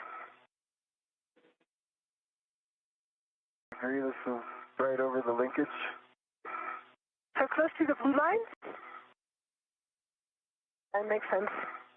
Yep, we think that's a good position where you're at. Okay, you ready? Yeah, I was just like at the limit of my APFR. Okay. 1, 2, 3. Yep. I would need a GCA to get like my legs into this. You're still able to pull some force, and me too. I could put about like, I don't know, I feel like that was maybe like 20 foot-pounds. Yeah. Okay, let me go in another body position, like this, as I call the AET. Okay. And then we'll try this. All right, Anil, if you need a GCA to get it better into position, you can work with M1 to get yourself into a better leverage position if needed. My one, we're trying one more thing. Okay, I'm going to push against this and pull like this. 1, 2, 3.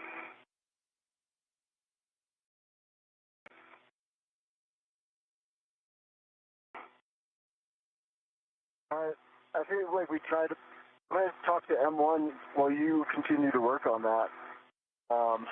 We're good with that plan. Jessica, how copy? We are with you on one or no? Okay. Basically what I'm trying to go is head up about 30 centimeters. That should give me a better leverage position where I can use my legs to put some force into this. I've got very good clearance, body right, and from the agate handle I can lean back a little bit as you do that. Okay, maybe I can look a little bit as well. I tried again once and it didn't work. I'm going to pose right here.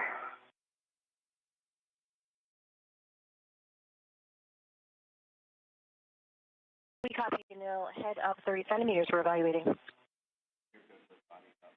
And Sophie, if you want to cycle the handle, and again, give us any feedback on if you think there's any motion that you wouldn't expect, grinding, or if you just think it's moving smoothly.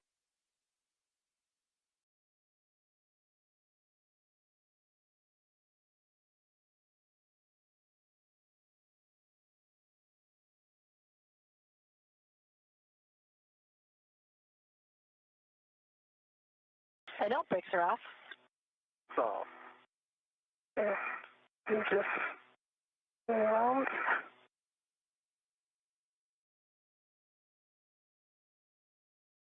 This is Mission Control Houston, 2 hours, 23 minutes into today's spacewalk.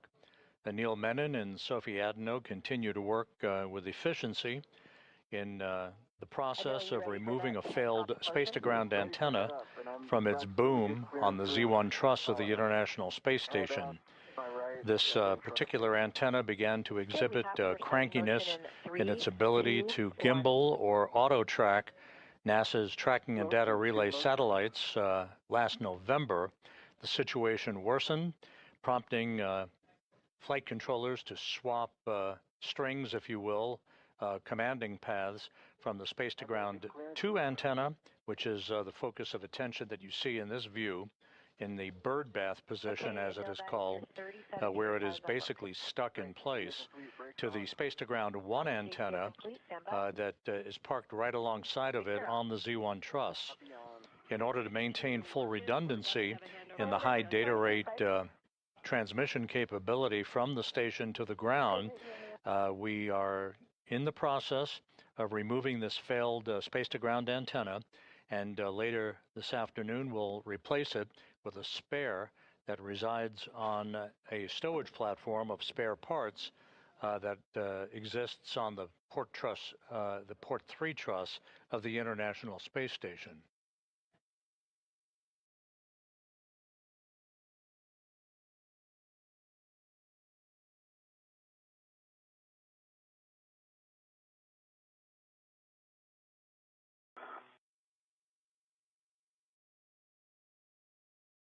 Okay, I'm going to do the pry technique as well as you pull. Okay.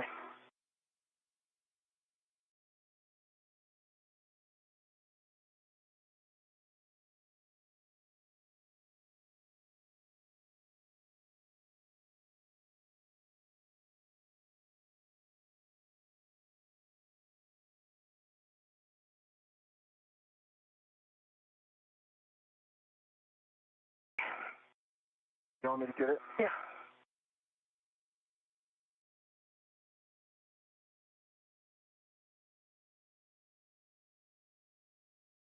One thought for the AET, if you hook it back to itself on the D-ring so that instead of two free ends, you form a loop, and then you can put your hand inside of that loop and you may be able to get more leverage on it. Great idea. I think I put, by the way, I think I put maybe like 40, 50 foot-pounds into it with no joy, and we were also trying to do the remate at some point without trying really hard, but it was difficult to remate, in case that helps. Okay, we understand difficulty to remate. You can also tap like you would a sticky jar on your counter. You can kind of tap with a ret around the circumference of it. We're obviously still talking some options, but you guys are going to just continue working it. Okay. Okay, 1, 2, 3. Oh, we did it! Yes! Yay! You just got a whole round of applause. Nice job, you guys. All right, then let's move on. You can now mate that cable to the dummy receptacle. Copy. I'm just going to reinstall the AET because it's the one from the Agate handle. Copy, thanks. That was probably 100 foot-pounds. FYI, that was probably like 100 foot-pounds. You heard applause here in Mission Control and the response by spacecraft communicator Ann McClain, with all of the electrical cables having now been demated from the failed space-to-ground antenna. No FOD, through the EMI. Okay, and we're mostly concerned with the boom side where we'll be putting the cables on. So you're looking at J2. Yeah, that one. J2's good. You know, holes, pins, no FOD. There is no rubber O-ring in there like there was the other one.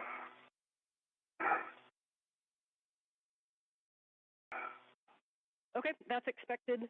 So let's get that cable.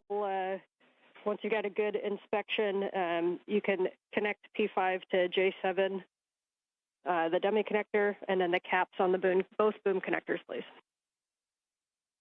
Okay, it's in the dummy connector. No, not yet. We're missing inside here. We're missing, what, 5 millimeters? And is it okay if we leave it on the dummy connector with like maybe 5mm gap? Once these caps are placed on the dummy connectors for these electrical cables, Menon and Adenot then will begin the work to release the torque on the 4 bolts that are actually holding the space-to-ground antenna onto its boom. They'll go in slow, deliberate fashion to release the bolts, approximately 8 turns per bolt. Yep, so there's a And that will fully release the space-to-ground antenna. Menon will haul that antenna over to a temporary parking place and ultimately onto external stowage platform number 3, where the replacement antenna, the spare, currently resides. Not for the Astros? What's that? How many curveballs was that today? Enough. Okay, the cap is installed, and I release my red. And so, here's another one. I've got a free piece of FOD right here. It is the, it's the, quarter-turn fastener. It's in my hand. Okay, understand the quarter-turn fastener is in your hand. Here. I have my trust bag right here. Okay. Let's take it and put it in. All right, going in. Gonna do this one carefully. Yep. Okay. Okay, and yes, we can put that in a trash bag, and whenever you want to, you can also put that O-ring that you had before into a trash bag, and just beware of any sharp edges around where that broke off from. I think the O-ring is enjoying some mice on the AET of Anil. Yeah, I'm not sure it's worth putting into the trash bag. Yeah, I'll leave it on my AET. Yeah. Okay, 4 quarter-turn fasteners. 4 quarter-turn fasteners are on. Okay, 4 quarter-turn fasteners, and then we just need verification that the cap is on the J1 boom connector. Cap is on J1 boom. Yes. Okay, I understand that's a good config for the cables. The next thing we're going to do is to release the torque on the S-gant bolt using the ratchet wrench. Okay, I'll get in position with my DRT on handrail 4. Ratchet wrench is in my hand. Excellent. Reminder on the ratchet wrench and these bolts, you can go in any order to release the torque. We'll go in order to fully release, but you can release the torque less than 1 turn in any order, and this is where we want a slow ramp up of the torque. We don't want any impulses into it, so we need you to be like a nice human PGT and just slowly ramp up your torque to what you need to release the the bolt. We're going 1 turn? Less than 1 turn, so as soon as the bolt moves, you'll be good. Okay. And just call out, you can either give me forward, aft, port, starboard, or 1, 2, 3, 4 as you do each one. Any order. I'm starting on the aft. See what's your hand is. Yep, on my 1.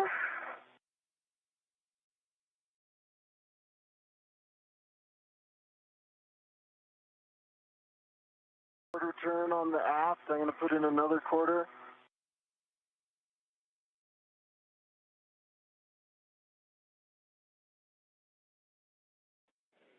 Copy.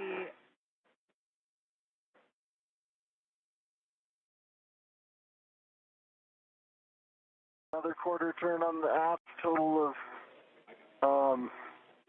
1/2. I'm going to put in another quarter just because it does feel tight. Okay. We're okay with that on the aft. There's another quarter turn, so 3/4 turns. I'll stop there. Copy 3/4 turns on the aft bolt. I'm going to go the starboard bolt. Sophie, then I'll hand off to you, okay? Copy. I have good DRT stability.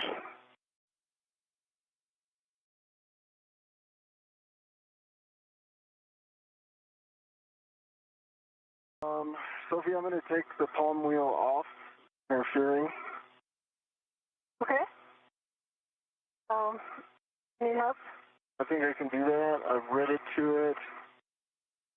Coming off.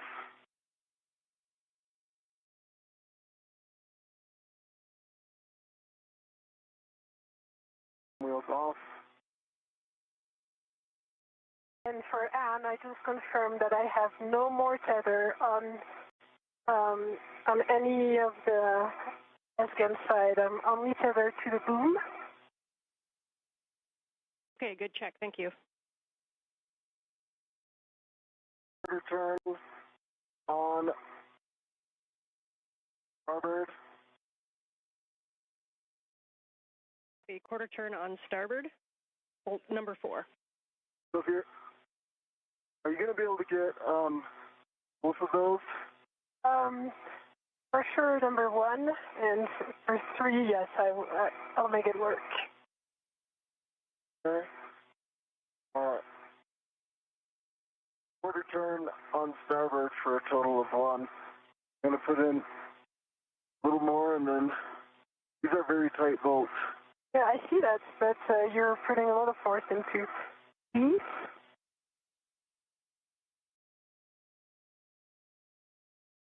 Okay, I'm going to hand this off to you.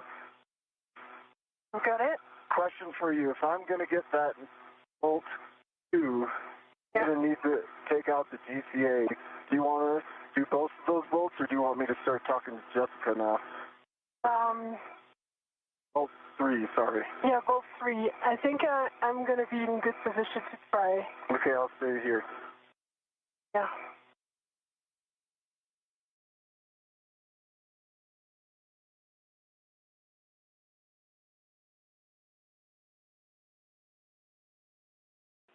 And I can see that you guys are using great technique. Just wanted to really make sure on all these bolts that the socket is fully engaged on the bolt head. You guys are doing it right, but just asking you guys to do an extra check, because these are the only bolts we have. Love the extra advice, Anne. Keep it coming. It's unexpectedly easy to do. It could have switched its rotation on the head, perhaps. Like it might be in ratchet off. You might want to just double check that you're ratcheting. Yeah.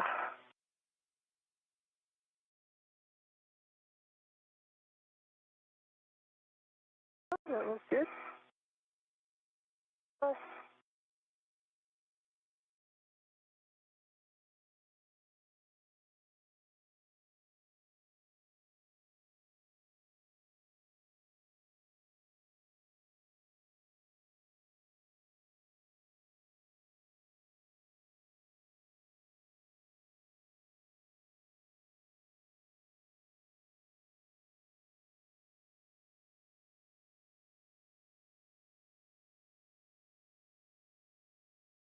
Just pull it towards me for lefty-loosey. Yep. Yeah. Actually, I can probably reach it. Okay. Need extra. Yep. All right. I've got it. Because my DRT is not enough. Yeah, I for that. understand. I got it. Yeah. So that's quarter turn. Okay. Move into my hand. Good night. Another quarter turn. Good strength, Sophie.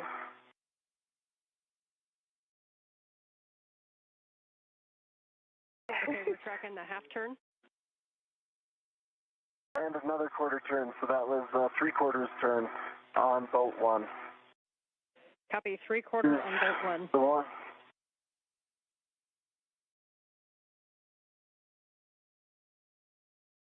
If there's anything I can do to stabilize you, let me know. I can kind of reach around here. Okay. I can hold your suit.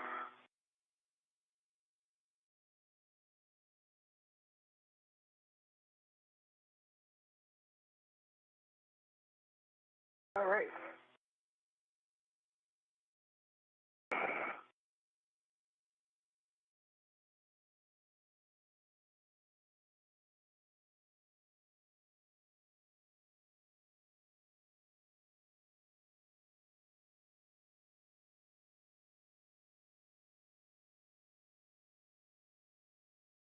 I can push.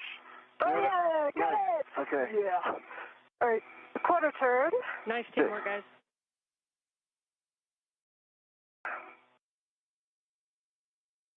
Quarter turn. Third. And one more. One turn. Okay. Nice job. I've got. Well, that was a huge torque. That controls the ratchet wrench. I'm putting it back. Copy. Okay, you guys can stow that ratchet wrench in the crew lock bag. And I'm going to have you set up to do the bolts, but we're discussing some things down here. So just going to get set up to do these bolts. And reminder, we're going to release 3 bolts, and then we're going to get set up to fly this. So bolt 1 is going to be the last bolt. That's the port bolt. But for right now, you can retrieve EV1's PGT. And Anil, you can ret to the ESCANT tether point. Once Sophie has Anil's PGT and you're retted, we're just going to hold here for a sec while we're talking.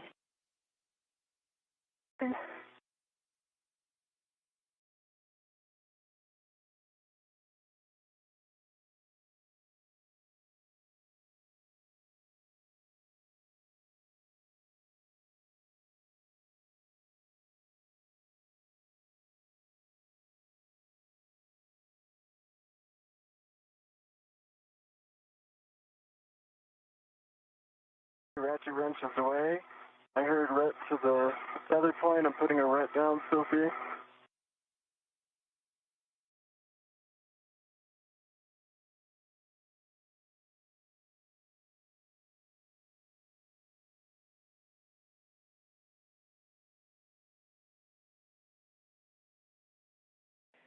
As we continue to talk that, the recommended bolt order is going to be 3-4-2, so the forward bolt first, forward bolt. So that would be Sophie driving the forward bolt with Anil's PGT, and Anil will be retted to the tether point on the ESCANT handle.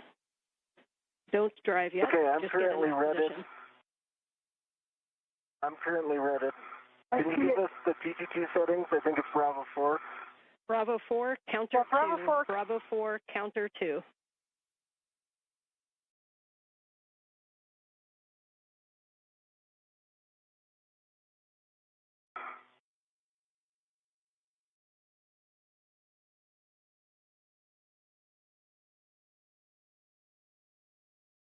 Got a good body position for bolt number 3. I would like you to send it to me from the forward side. And we have a go to drive bolts for removal. So when you get into position on bolt number 3 with Bravo 4 counter 2, then we'll be releasing that bolt. I have control. You have control. You prepare the settings. Yes, Bravo 4, counterclockwise 2 set. Copy.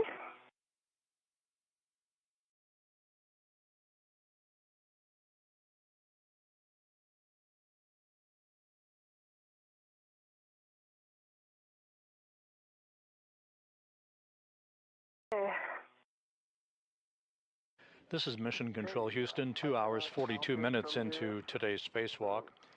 Anil Menon and Sophie Adenot are in the process of breaking torque on the 4 bolts holding the failed space-to-ground antenna onto its boom on the Z1 truss of the International Space Station. You're go to drive, and we'll expect approximately 8 turns. The crew spent a little bit more time than had been planned in terms of installing locking pins, or gimbal locks as they are called, on the failed antenna so that no inadvertent motion of that antenna dish would occur during its transport to a parking location on the truss of the International Space Station. So we continue on with today's spacewalk, 2 hours, 43 minutes into the 282nd spacewalk in support of space station assembly, maintenance, and upgrades. Okay, Cal pass, 40 volts. I'm going to reset you to Bravo 4, counter 2.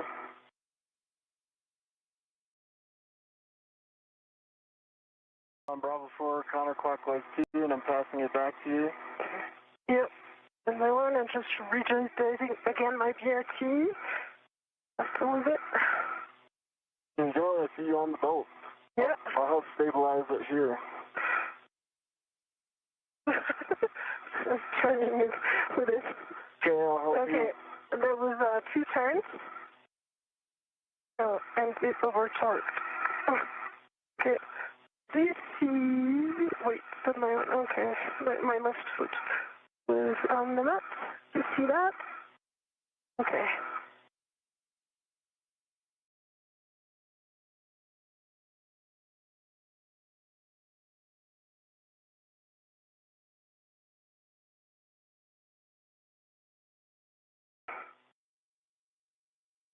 Confirm it's still on Bravo 4, counterclockwise 2. I'm here, I cannot see. I can see it from here.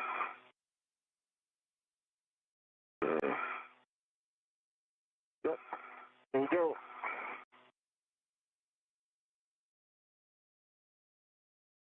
Okay. I'll help you stabilize. Yep. It's over torque. It's like We're releasing it, so maybe it's a bit released. oh, I see the bolt is still in.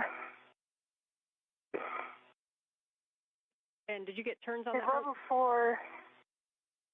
You got 2 turns. 2 turns initially. Hey, Sophie, I think I might be able to get it from here. Okay, I'm going to align this. Okay. 2 turns. Let me work on the alignment. So you should have about 5 or 6 more. Okay.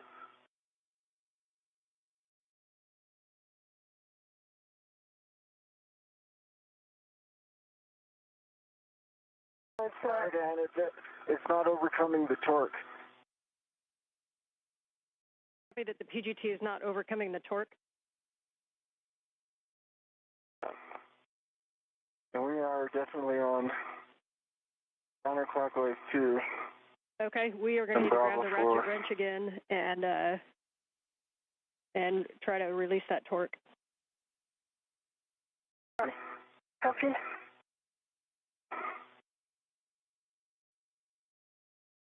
I will say that when I was doing the ratchet wrench, it did feel like a height. Yeah, very high. Like it felt like kind of a 450 than 20. Even at the 3/4 turn. Yeah.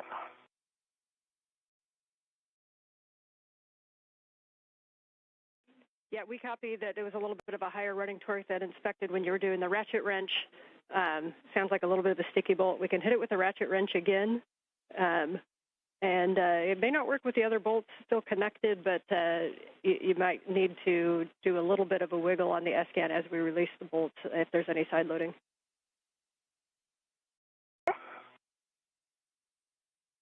I'm getting in position for the ratchet wrench. The other option is to go to a different bolt to release and then come back to this one. We are on this one, so let's do this one, let's see how it goes, and then let's move on. Okay, we like that plan. Yeah, that's a lot of torque. I felt that. I'm going to pull towards me, and then I'll push it towards you, and you finish that. And you're going to use the ratchet wrench until you feel the bolt kind of loosen up, and then we can go back to the PGT.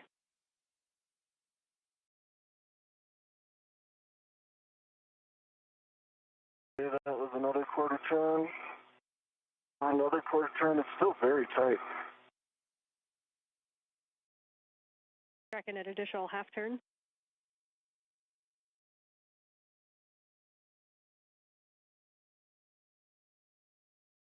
Another 1/4 turn, still same level of running torque. Yeah, do you want me to? Yeah, you can pull it. Yeah, I'm going to pull it so that we're kind of efficient from that.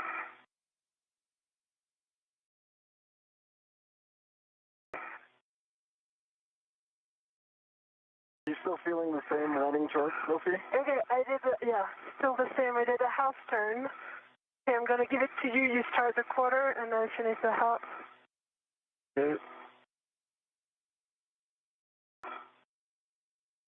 Still the same running torque at a quarter turn. We copy. You want us to move on to another bolt? And or do you want us to keep working this one out? We're checking. You can continue to work while we're checking. Okay. Why don't you just do quarter turns if you have good leverage there, Sophie? And we can also go on to a different bolt if this isn't going anywhere. Oh, it's easier now. Ratchet wrench is not the easiest to use. If you want to move to a different bolt and try the PGT, you can. That may free this one up a little. Sophie says it's easier now. It's easier now. You probably put another turn into it. Okay, I did one more turn, and now it's very easy to do. All right, let's go to the PGT, Okay. Sophie. Okay, I Great job, hold Sophie. the ratchet. I think you can take this and then just let go of the ratchet, and I'll Okay. I let go of the ratchet, and I align your PGT Okay. in the bolt. We're good. Okay. Ready? Yeah. I'm going. You're counting. Yeah.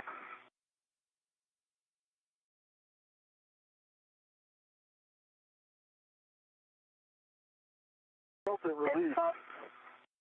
It's released. And that was 5 more turns.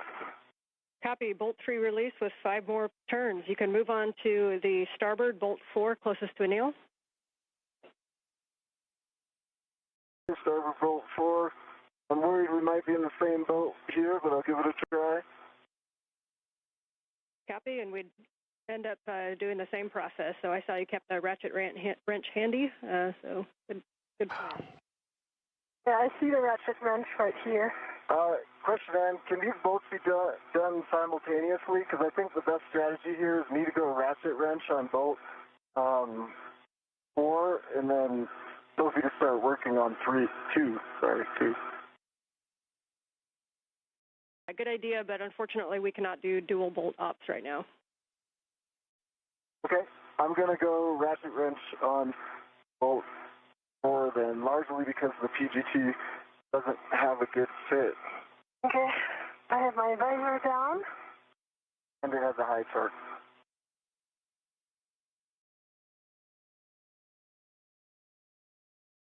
We're good with that plan, Anil. Thanks.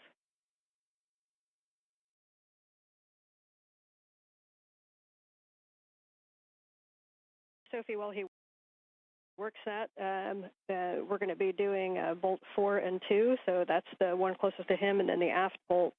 And then you'll be getting into position using your own PGT to release the port bolt number 1. So if you want to think ahead and be ready for those ops.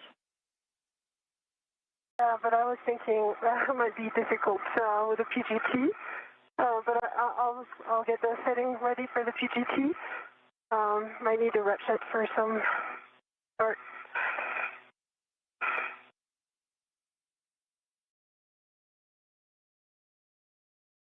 Yes, we concur. We'll see how these ones go if we expect to need the ratchet.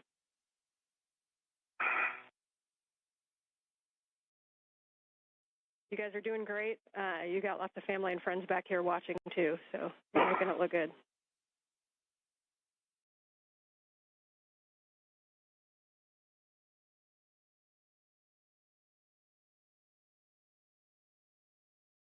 As we approach the 3-hour mark in today's spacewalk, Menon and Adenot continue to work in concert with one another on releasing the 4 bolts that are holding the failed space-to-ground antenna in place on its boom.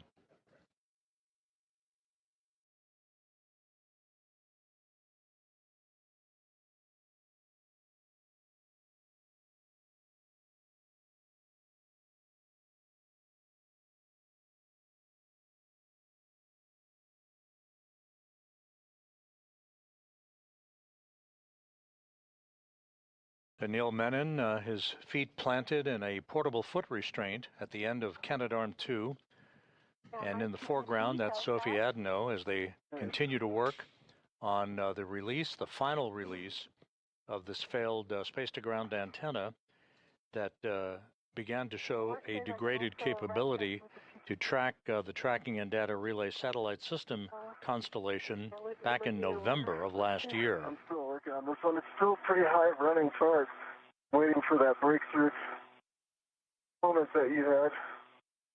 I've got Waiting in the wings is the spare space-to-ground antenna that is currently housed on a stowage platform on the P3 truss of the International Space Station.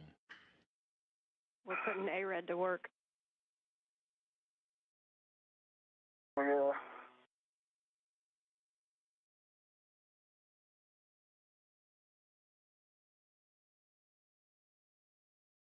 It's getting a little easier. Copy. Good news on 4. Sophie, one thing you could look at is on bolt number 2 on the aft. We're not super positive on all the clearances with the PGT to that bolt. If you want to kind of take a look and see what you think, and when we get there, this is why we have things like the ERAD. Hopefully we don't need it, but if you want to just kind of do an evaluation on that bolt. Yeah, and work.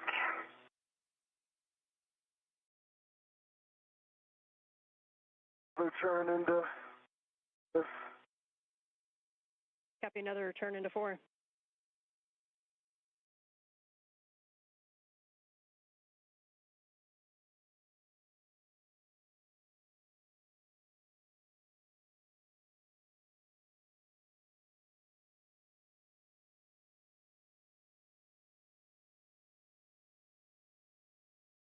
Another turn into 4. Copy, another turn into 4. We will work with a wobble socket on number 3.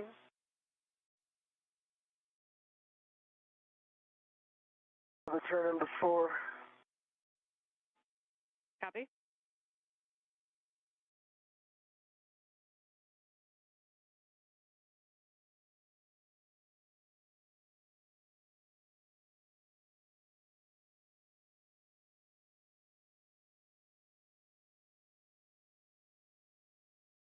Easier now, Anil. That's easier. Do you want to give me the ratchet? Not yet. Another turn into 4. I'm not going to get a good piece. I'm not going to get a good PGT hold, Sophie. Okay. I'm just protecting here from your visor. Just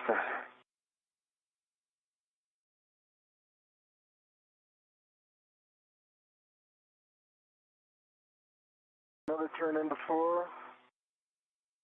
We copy.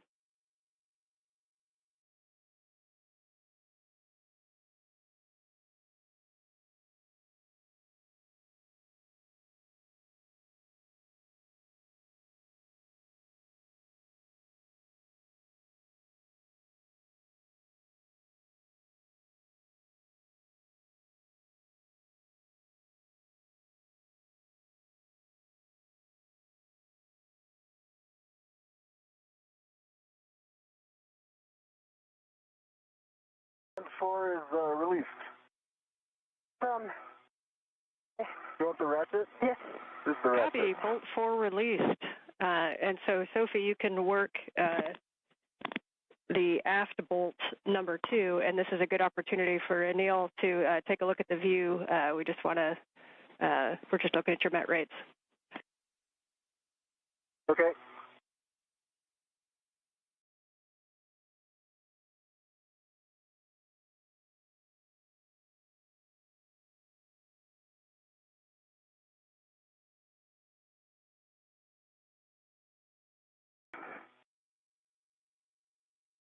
Sophie, as you put torque into that bolt, just try to make sure that that 6-inch, that the wobble socket isn't too broken over.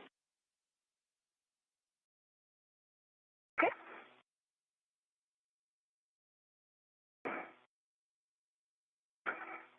Okay, so we're coming the DRT force.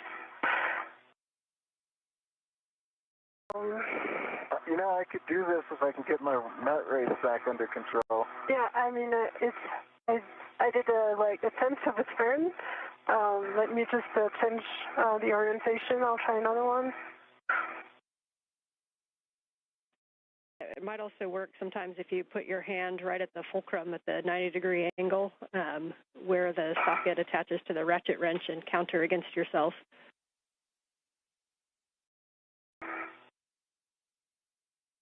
Okay, I did a third of a turn. Okay. Quarter turn.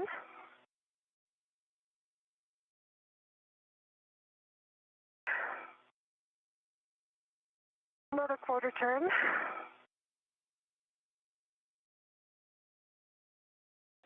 Copy the quarter turns.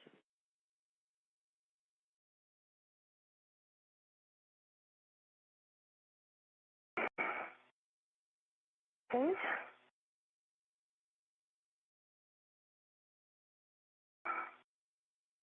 Another quarter turn. We copy. Good work. Is the running torque changed at all? A little bit. Okay. Or maybe not. And I do have a good purchase. If you think my net rate comes back to normal, you can tap me in. Okay. I'm not sure it's a good idea for me to grab the hit handle at this point, because soon we'll have only one bolt remaining, and not really like that. Okay, I have my hand on handrail 03F.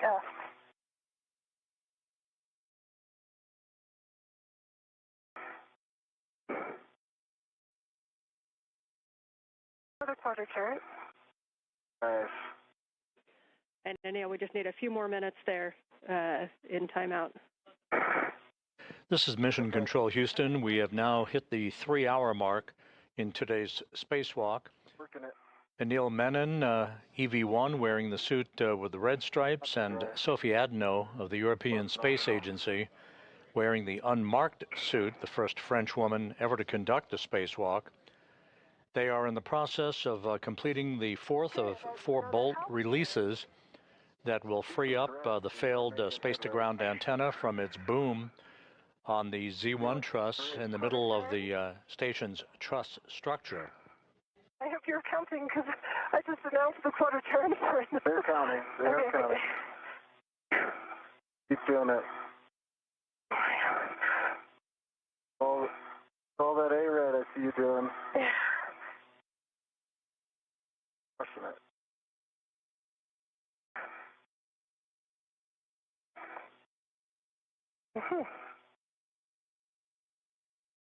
Okay, another half turn. I don't even think that we could try the PGT. It's still very high torque. Yeah.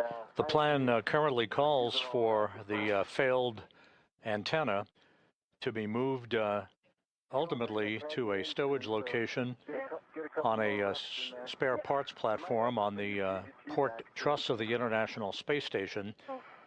Currently residing on that spare parts platform is the spare S-Gant, the replacement S-Gant that will be installed on that boom that you're looking at to restore full redundancy and functionality to the high data rate communications capability for the International Space Station. I suspect it is.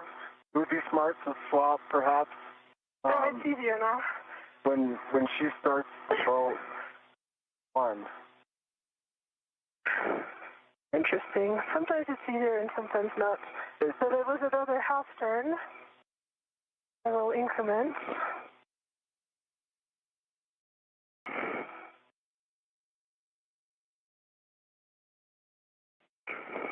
And just for you guys, when we do get to the PGT, we've been given a go to Bravo 7, so you will have some higher torque available. Okay. Do you want me to try to stick this bolt with Bravo 7 and see if it works? Yeah, let's do it. And is it okay if I try that? It's kind of low net rate.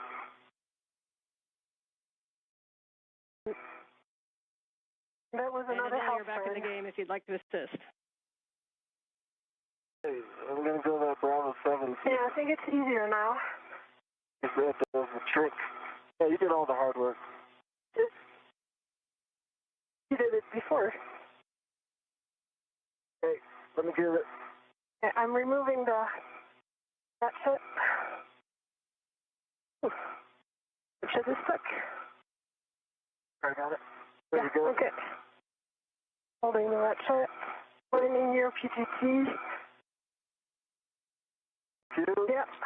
Okay, here we go. Bravo Ready? 7, counter 2. Working. You count? Beautiful Sophie? sight. Yep. 3. 4. You're telling me. 5. I think we're good. Yep. Bolt release. Oh, that was 4. Okay. Antenna is only on one bolt. And I see it wiggling, so now I know it's time to be super careful.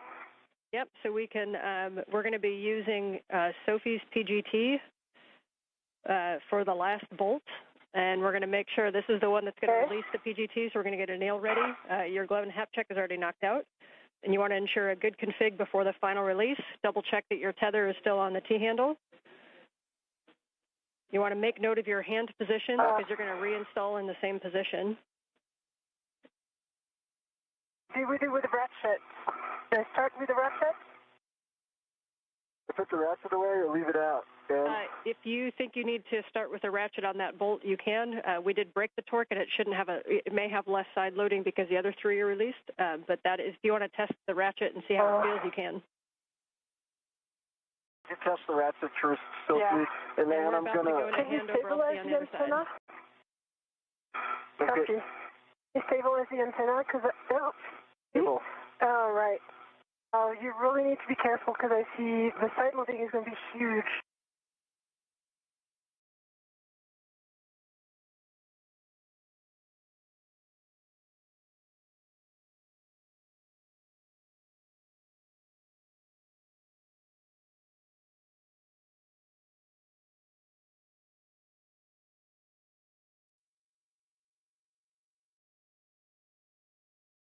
Easier?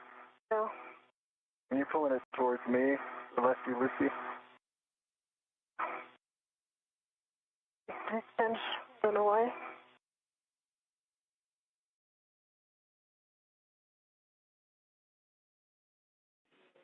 Back with you on comm and just waiting video. And Anil, once you're in a good position and you're confident with your positioning on the S-Gant, you can give Sophie the go to release that bolt fully. Okay. She's testing the ratchet. It's huge. Huge amount of torque? Yes. Okay. Well, I've got a good grip on this. Wait.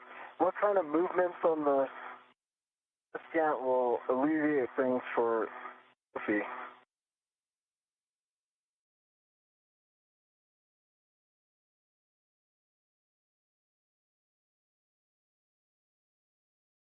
Okay, quarter turn. Just need to see, can you see the gap between the boom and the S-Gant? I can see the gap. Okay, so make sure this is 0. Okay. Quarter turn.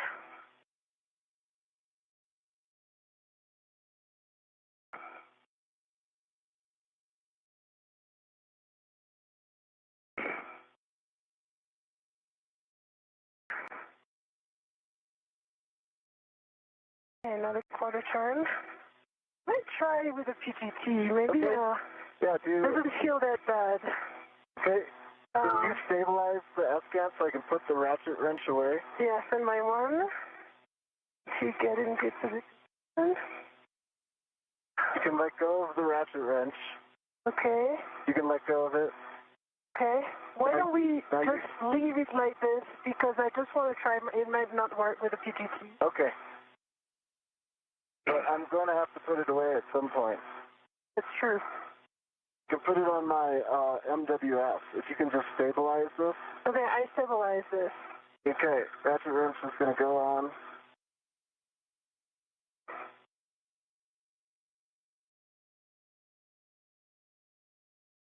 Okay, so my MWF. Alright, I've got control of the S-Gant. You got control of the S-Gant, copy. You're going for bolt 1. Ground concurs.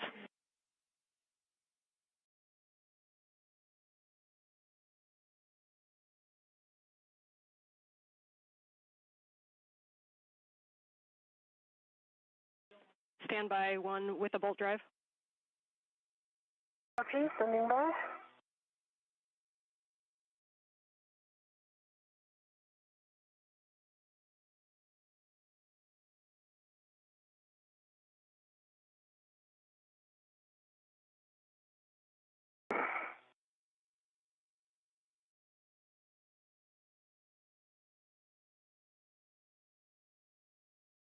All right, some big picture words for you guys. First of all, Soph, I'm going to give you a task to work while I talk to you. So we're going to have you remove the ball stack mutt and the scoop from the aft gimbal lock. Okay. Okay, while you work that, we're looking at times. You guys are currently just over 3 hours of PET. We're going to go directly to a long-duration tie-down of this S-gant on the Z1 truss. So we're going to remove that ball stack mutt and the scoop, and we're going to take it back to the medium ORU bag, and you can retrieve the long-duration tie-down tethers at the time. For Anil, we're wondering how you're feeling in the APFR, if after the handoff you think you'd be able to get in and out of the APFR easily to assist with Sophie. And if not, you may not be able to have that full assessment until we get you in the right position. But what we're thinking is we could do a two-person tie-down, which may be a little bit quicker. Or we've also tested it as a single-person tie-down. We think Sophie can do it solo if you don't think get in and out of the arm. I say we do the two-person. I feel like APFR ninja at this point. Okay, we'll have Robo come up with the swiftest plan to get you towards structure. And in the meantime, we'll have you stow that ball stack mutt, and then you may want to pre-position that medium ORU bag in a spot that you can grab the long-duration tie-down tethers. Then we'll have you go back up and do the port bolt, and then we'll do the handoff as planned, and then we'll do the long-duration tie-down tether. Still, I'm working on the ball stack mutt.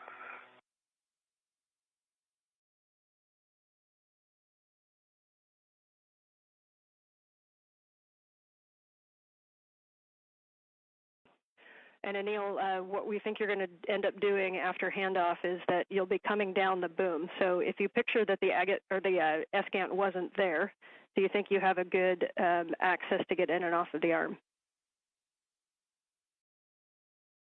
The agate wasn't there. Yeah, I think I need to go straight to the handle that Sophie's currently on, stay away from the waveguide and box. And then there's a handle right under that. Yeah, I think I can work my way down. Okay, we will work that after we get this handoff.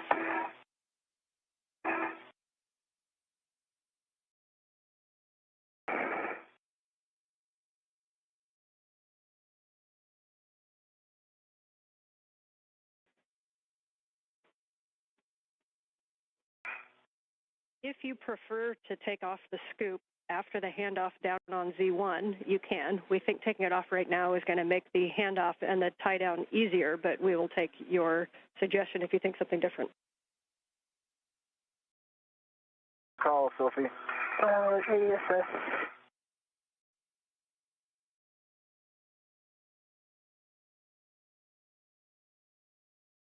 you thinking, Sophie? Yeah, we need to stabilize the S-gant right now. I think it's going to be better to remove the scoop now. Okay. I need to stabilize the S-gant because I see it moving with only one bolt. It's stable. Okay. I see a gap here.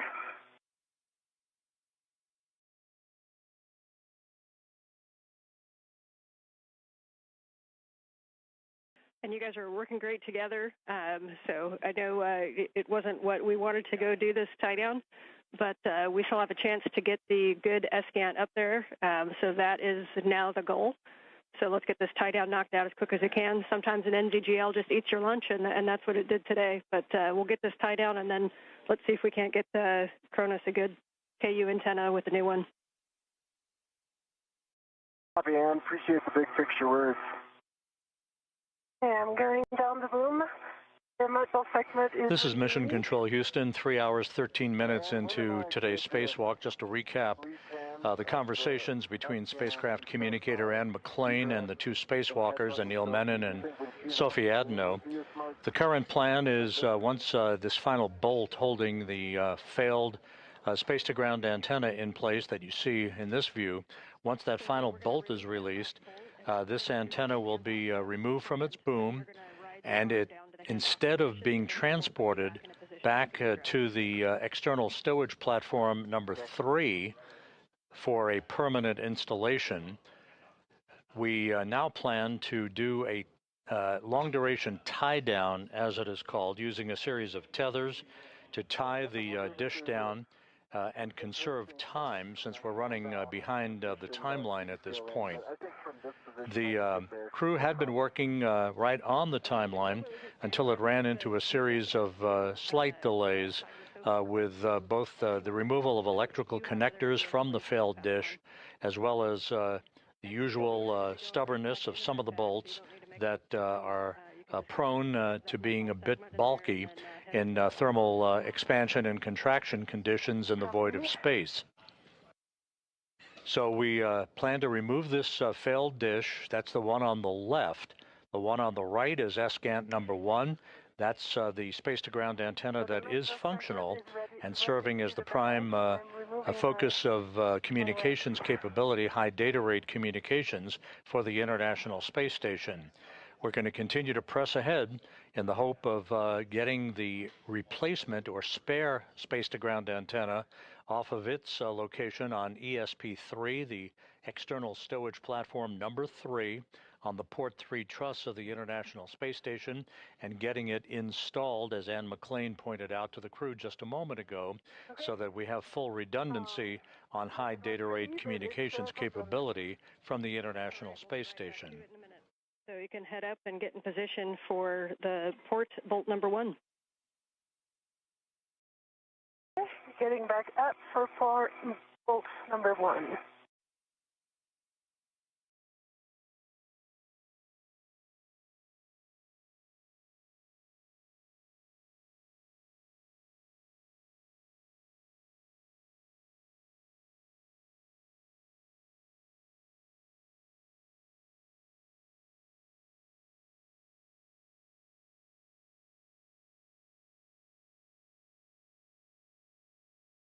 Is good for Bravo 7 there. Yeah. And we concur, Bravo 7 counter 2 with Sophie's PGT that has a 2-inch rigid. Yeah, let me just put my PRT down.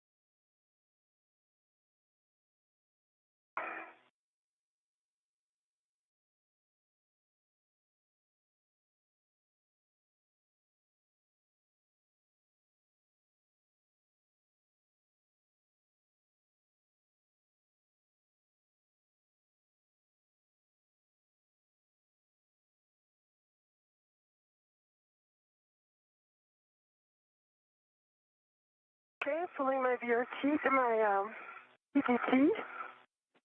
Copy.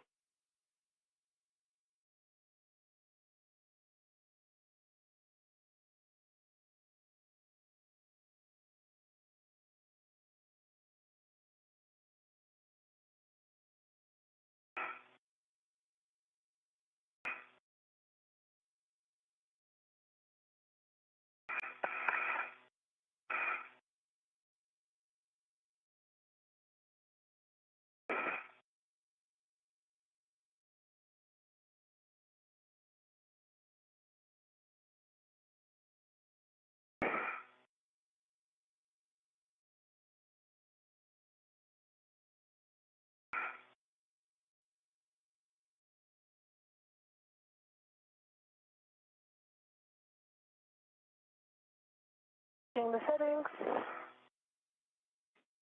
Yep, and just doing a Bravo 7 counter 2. Please.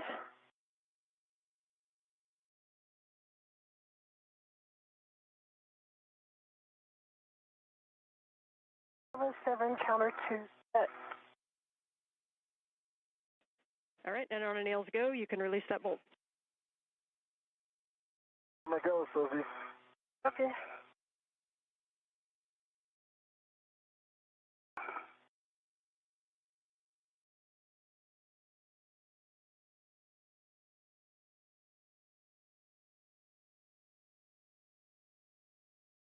Need to change body position. See if you can move up. more my way. Yeah. There you go. Have better leverage.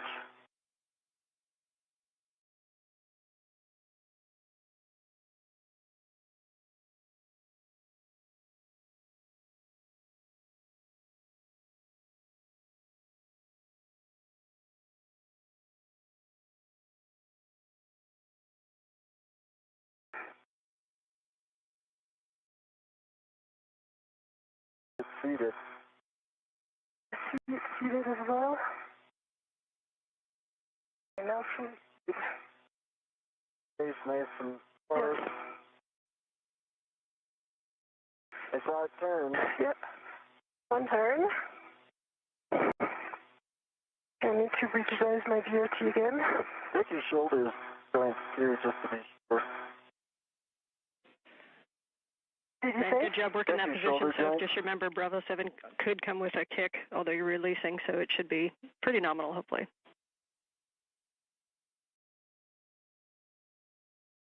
So like a quarter turn, a quarter turn. And you may be able to wiggle a little bit, Anil, if there's some side loading. Okay. And We're talking.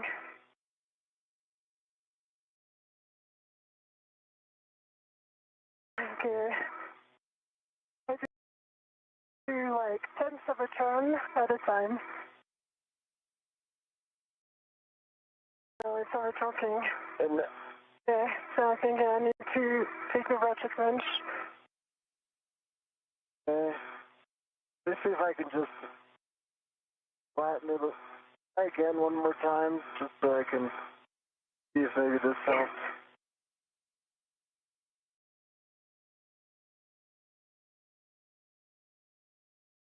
Yeah.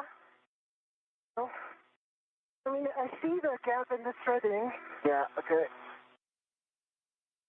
Is that turning at all? This is Mission Control Houston. Just to recap, the two spacewalkers, Anil Menon and Sophie Adenot, continue to complete the steps to release the failed ESCANT, the failed space-to-ground antenna, from its boom on the D1 truss of the International Space Station. The current plan is, once that boom is freed from the antenna itself, the antenna then will be tied down on the truss itself rather than moved to a permanent stowage location. That will conserve time, since the crew took longer than expected in bolt and connector demating operations earlier in today's spacewalk. We are pressing ahead with every intention of removing the spare space-to-ground antenna from a stowage platform on the port 3 truss of the station and bringing it to that boom for its installation and the electrical and data connection hookup. And we're not seeing the socket move. We recommend going back to the ratchet wrench. Okay. Okay. So, Anil, stand by one. I'm starting my PGT. You're starting your PGT. And am I good to just get the ratchet wrench with this one bolt and we both let go of the F-cam?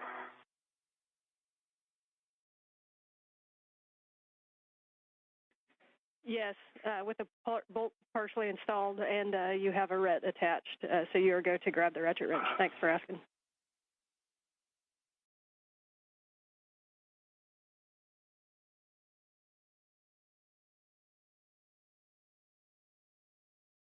Sophie, so here's the plan. You're going to ret to this thing, then release my ret back to me, okay? My one, copy.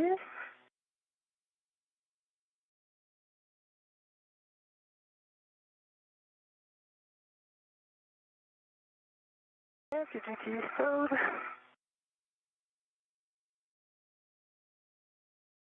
Red on it? Uh-huh.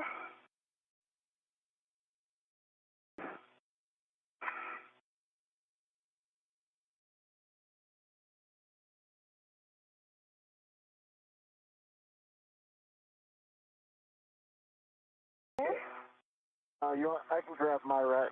Okay, I'm sending this back to you. Okay. Ret is off. It's your ratchet wrench. Copy. You just put this stuff away and I'll see you in a moment. Yeah.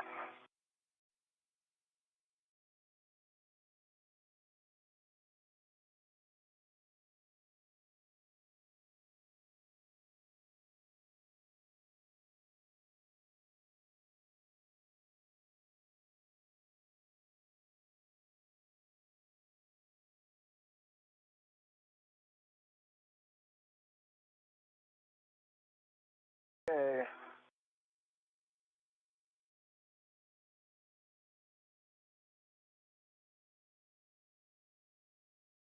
I've got my hands on the F-scan and you are go to start on the bolt. Copy.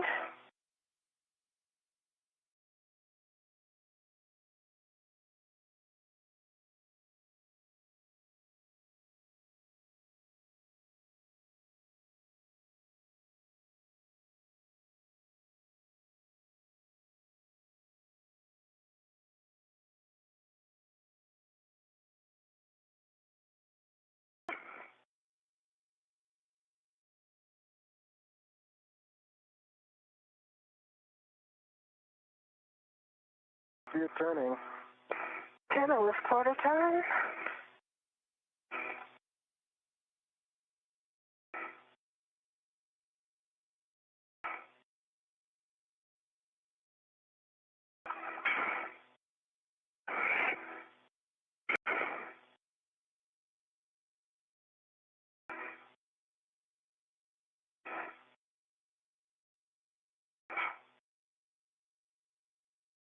So another quarter turn.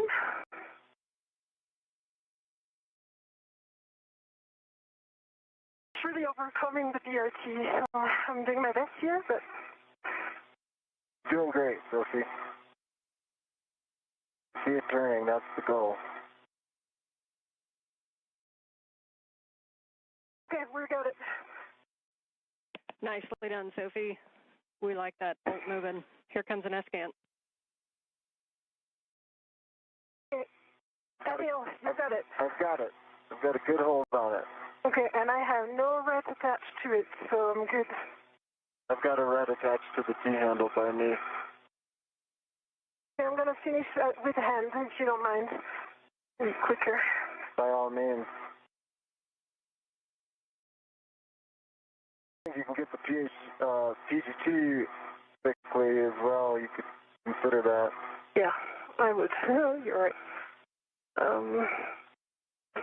I put the ratchet on my MWS. It's a quick still location if you need. Yeah.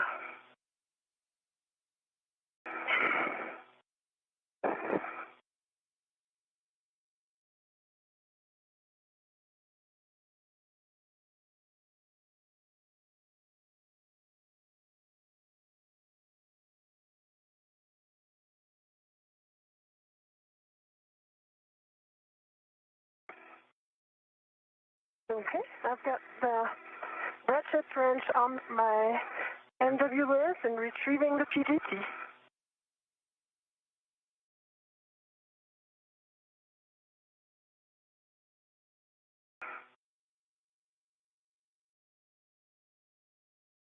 You still have good control? Good control. Copy.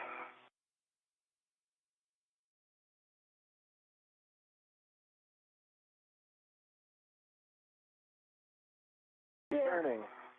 Turning. Okay, false release. See it release. Copy, Okay, you're ready? release. I'm ready. Removing the PGT.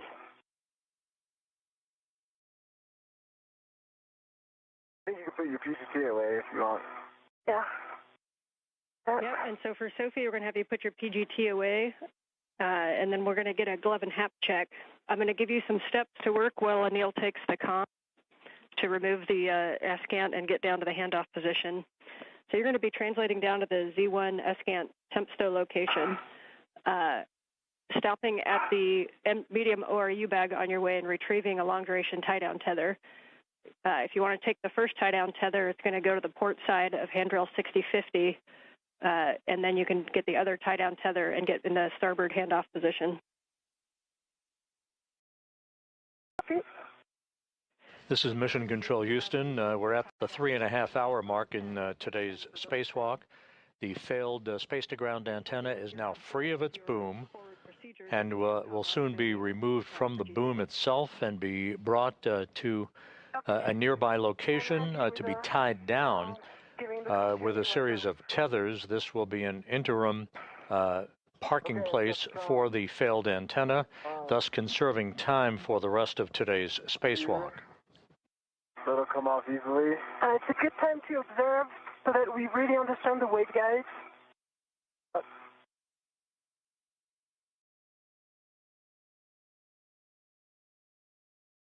there more, Sophie? Right? Want me to release? No, I got it. You got it, yeah. Jessica, how copy? We've got you loud and clear. We're in sync with you. And are you ready for the GCA to the published handoff position? I'm ready for the GCA to the published. Almost. I'm going to get it off of these pins first. Yeah, I see the pins here. It's, okay. So rotate towards, forward. You're towards your feet. Yeah, that's it. Okay, I've got it. You got it? Free, and Jessica, I'm ready for that GCA. Copy. We're getting set up for that. Brakes are coming off. Copy off.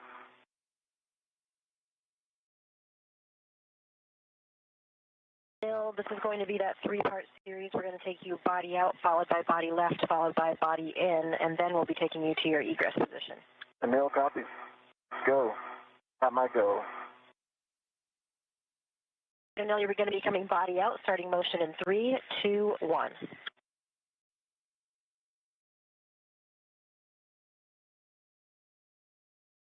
Okay, I've got it clear of the boom and very stable. Feel very comfortable with it now.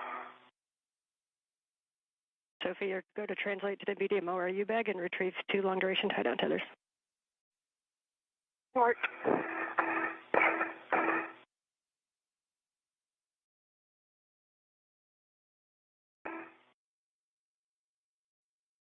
Good clearances here. Jessica, clearly getting better. I've got good control of the SCAN. Copy and concur. All clearances are improving.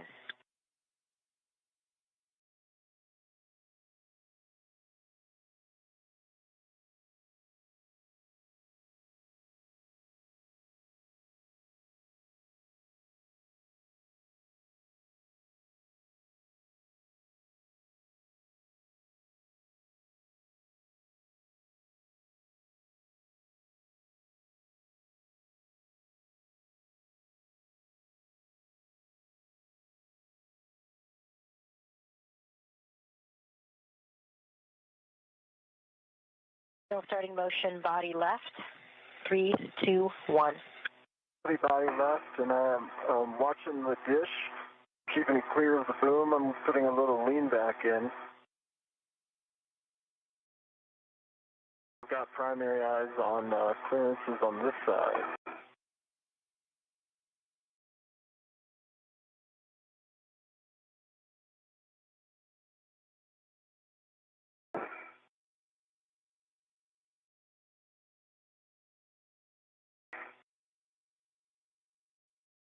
We've got a good meter dish to boom.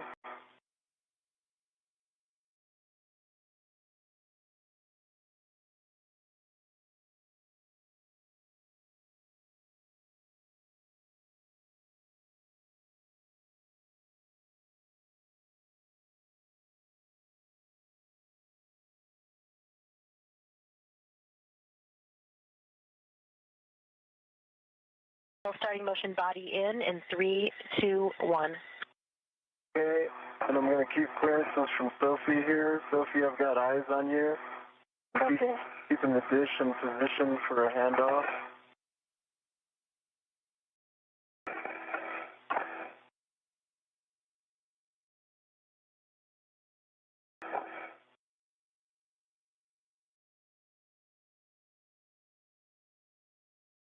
I'm right off your right shoulder, Sophie. I got a meter distance from you. Okay.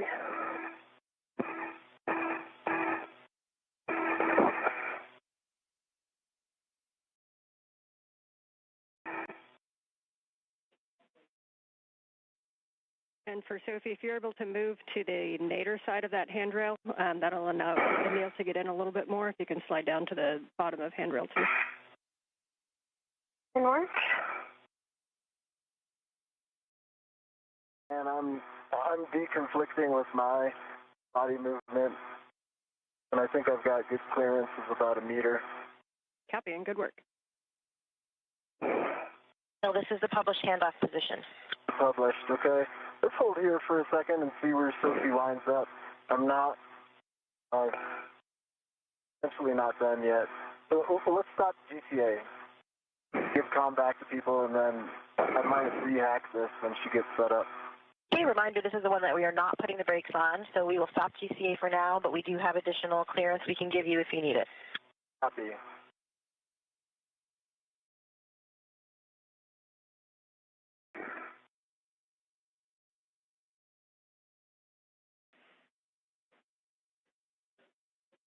Okay, and for Sophie, we'll just be retrieving those 2 long-duration tie-down tethers and moving to the base of Z1. And between the 2 of you, just please maintain RET awareness on the S-scan as we hand it off. The final tie-down is with long-duration tie-down tethers, but in order to get it from Anil to Sophie, we probably would need to do a RET swap. Copy, RET swap. I also need to do a RET swap from the... I'm just checking the number of RETs that I have. One is taken for the ratchet wrench right now, which was not initially planned.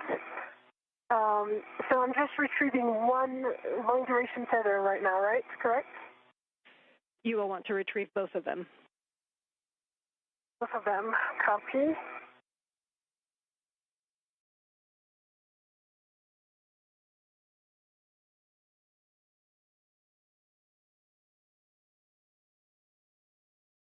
If you need an additional wrench, you could always move the ratchet wrench onto an AET. I think I'm good because I'm going to put because we have 2 hooks on the LDTV, I'm going to put 1 hook on my mini workstation. Okay, copy. For Robo, Ann, and Jessica, a future egress position is potentially just body in, maybe a meter. Yeah, Neil, we can tell you what Robo had planned for you. It was coming body right and then going body in, and we think that would bring you to the handrail that we were talking about on the boom. Would a body in from here cause a conflict with the other things you're avoiding, like SASA, etc.? No, I don't think so. This had you coming body in to about by like up to 300 centimeters, so that would be another 1.5 meters. Yeah. And then you can have the right as well if you need it to get down to that handrail. Yeah, I guess what I'm saying is the body right just brings me up zenith when I'm trying to go nadir, and so we could omit that and save time. We believe that will work. We will verify.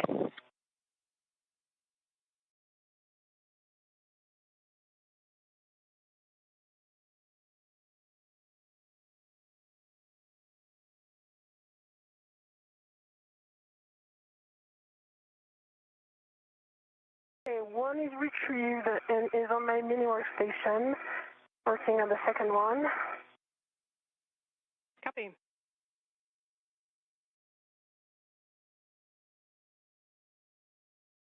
And just a reminder, as you ret to those, you want to ret to the D-ring on those so that the hooks are free for when we go to install. I'll do the rets after. For now, I just put them on my mini workstation if it's okay for you, because I'm afraid I don't have enough rets.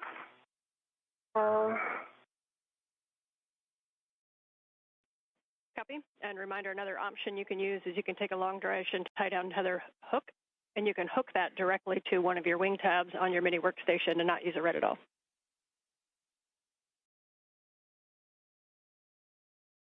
That's what I'm doing right now with the first one.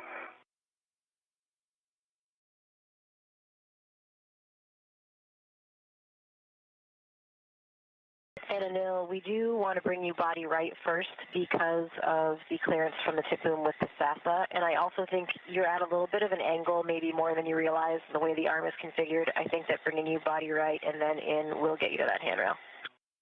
All right, that works for me. Okay, copy. We can try it, and then we can always get you where you need if that is not the right position.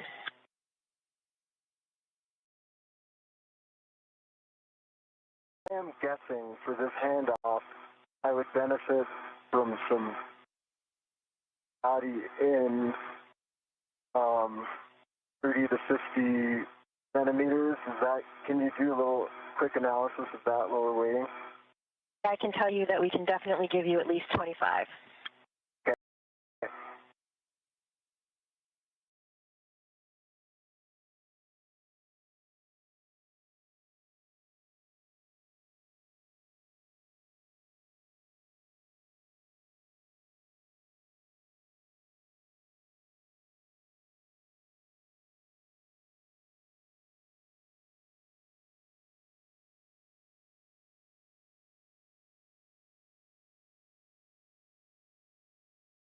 And if there is calm bandwidth and it doesn't distract down there on the ground, can you give like a little verbal layout of how these long duration tie down tethers go? I know you said the cup page, but just so I have a mental picture. Yes, absolutely. We have a handover in 20 seconds, and on the other side, I will give you that that overview. If you're looking at the picture, I will talk you through that picture. I won't be able to see the picture. I got my hands full. Okay, I'll be able to describe it to you, Anil.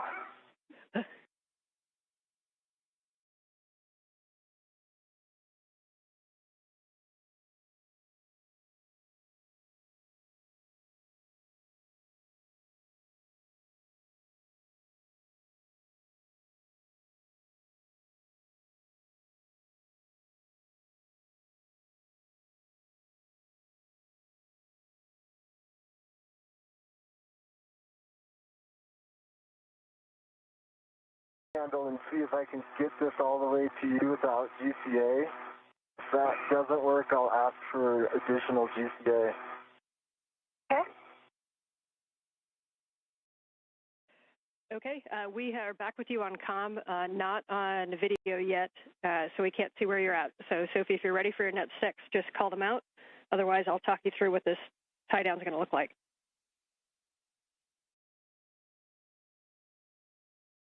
Translating, so I think we got some bandwidth here. Okay, awesome. Sophie, as you go to translate down, we want you to be on the starboard side. This is where you're going to position yourself on your left shoulder as if you're laying on the trunnion pin. And then your right arm is going to be the one that's going to come up and grab the S-cant from Anil. The dish is going to be facing aft, so you want to get yourself in a good position. And Anil, when you get off, we're going to have you on the port side of that. So Sophie, I'm going to have you set up on the starboard side. So keep both long-duration tie-down tethers with you. Get on the starboard side on your left shoulder on the trunnion pin.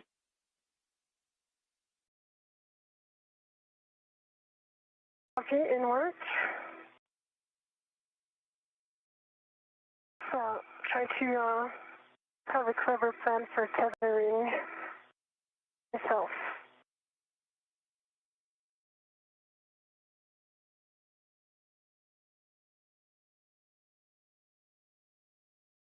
I'm going to put this here. The sun's going down when you're set for your visor.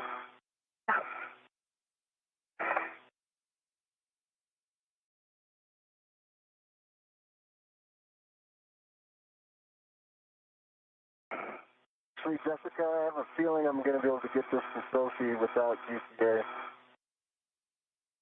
Okay, we copy. Yeah, we see you kind of maneuvering it a little bit, and it won't be a big deal to give you that little bit extra if you need it, so don't hesitate to ask if you need it. And Sophie, as you get set up in position, don't worry too much about the configuration of the long-duration tie-down tethers quite yet. Once Anil gets down there and we have both hands on him, we will work those. What you do probably want to grab is a RET from your mini workstation to be able to RET to the S-scan for handoff. Copy.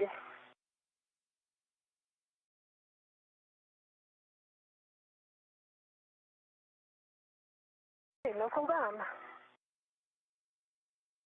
This is Mission Control Houston, 3 hours, 45 minutes into our spacewalk today. Just to recap where we're at, the spacewalk began at 7:29 a.m. Central Time, 8:29 a.m. Eastern Time. The objective was to remove a failed space-to-ground antenna from the location point at the Z1 truss on the International Space Station, the center of the truss structure. It began to exhibit degraded performance back in November of last year, and its swiveling or gimbling capability was reduced so significantly that we had to move to a backup antenna. They come in pairs. They reside side by side on the Z1 truss. The antenna in question has now been removed from its boom. That's S-Scant number 2. S-Scant number 1 remains an operational antenna to provide high data rate communications capability from the station to ground controllers throughout the world. The two spacewalkers today, Anil Menon of NASA and ESA's Sophie Adenot, began the spacewalk working per the timeline, but ran into some difficulty loosening up bolts and electrical connectors along the way and fell behind on the timeline. So to try to create time efficiencies, the flight control team here, under the direction of Flight Director Chris Dobbins, elected to tie down, they call it a long-duration tie-down procedure, using a series of tethers to tie down the failed space-to-ground antenna to the truss on the International Space Station rather than spend the time to transport it all the way back to a flight support equipment stowage platform on the Port 3 truss of the complex. The one by your left hand there. With that in mind, we are continuing to press ahead with a plan to remove the spare space-to-ground antenna that does reside on a spare parts platform on the P3 truss and bring it over to the now empty boom on the Z1 truss, install it, and see how far we get in the timeline before we determine whether or not we can complete all of the work associated with the installation of the spare space-to-ground antenna. Time will tell. We're at the 3-hour, 47-minute mark, with the flight control team continuing to press ahead with the current plan of tying down the failed space-to-ground antenna onto the truss of the station. Use my legs as leverage, not up on the triangle, but kind of sideways. If you can stay there, I can get you this S-Scan. Yeah, but how am I mean, I'm not stable right there, so it's not going to work. I agree.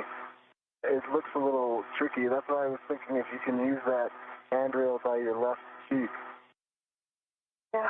To do a end effector, base tether, and then just BRT anywhere that will keep you stable.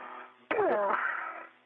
I need to BRT. Yeah, and the other if you can't, it's kind of an awkward angle to get the BRT on 6051 sometimes, but your stability is really going to come with your left hand on 6051 and your right hand up toward the S-Scan. You'll be able to get a good purchase on 6051 if you can kind of turn a little bit, and then you'll kind of have your hand on that handrail the whole time during handoff, and then hold it until Anil gets down to assist with the tethers. And again, with your right hand, though, you're going to want to have a RET in your hand to reach up to RET to it.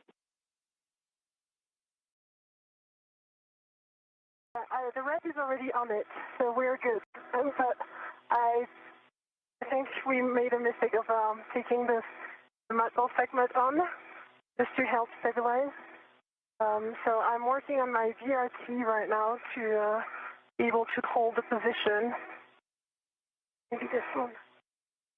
Okay, and you don't have to be able to get into a perfect position. If you can, if Anil can hand off the S-scan and then reposition, even if he hands you a T-handle, you could hold a T-handle and just hold it stable with one hand on a handrail and your right hand on a T-handle until Anil gets in position to be able to, it might take all four hands to get it fully down in position. Yeah, so this is what I'm... Break, Sophie, can you double check to see if that ret that you've attached to the T-handle is locked or unlocked? I feel like it might be locked.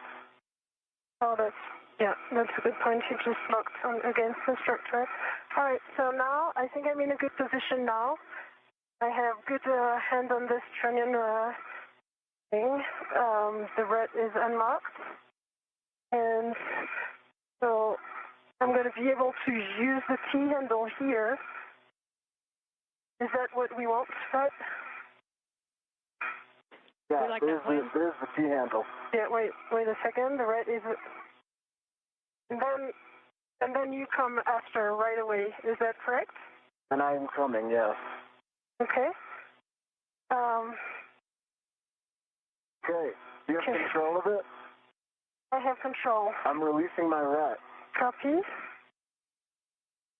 Really nicely done on the handoff in good position, Sophie. If you're stable there, then we'll hand Anil the comms to talk to the crew inside and get in a position for egress.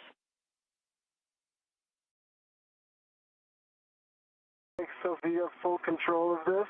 Do you want me to help you move this a little bit? Or do you want to just keep it there? Keep it there. Okay. Jessica, how copy? Got you loud and clear, Anil. This first motion is going to be body right. And can you verify that the antenna itself is clear enough from you for that? I'm clear for body right, and I can gently touch the antenna to ensure it's clear. Okay, copy.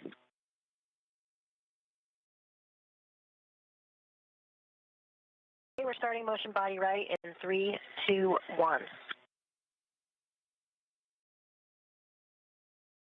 Motion, and it's good motion, and I've got clearance from the antenna. Sophie, good job keeping it stable. Yeah.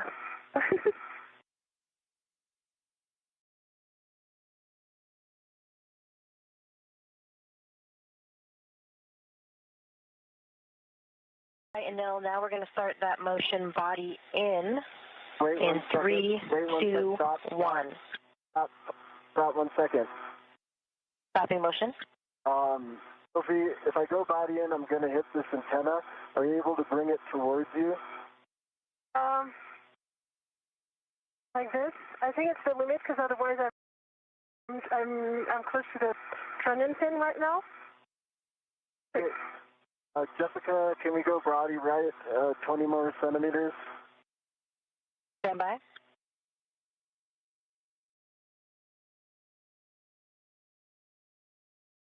All right, Anil, we'll bring you body right 20 more centimeters. 3, 2, 1. Good motion, good motion. Going to give me clearances.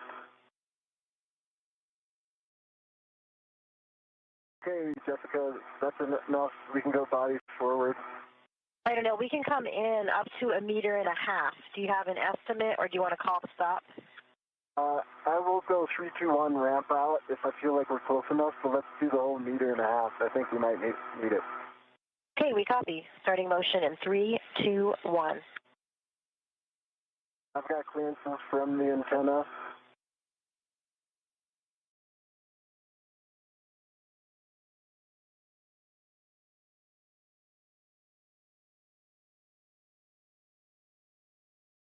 Got good clearances from the antenna. And I'm watching my crew lock bag as well.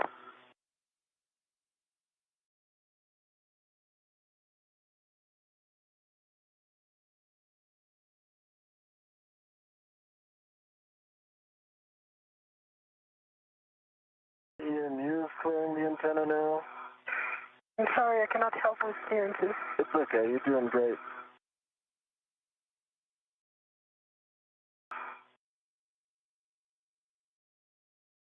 A meter remaining.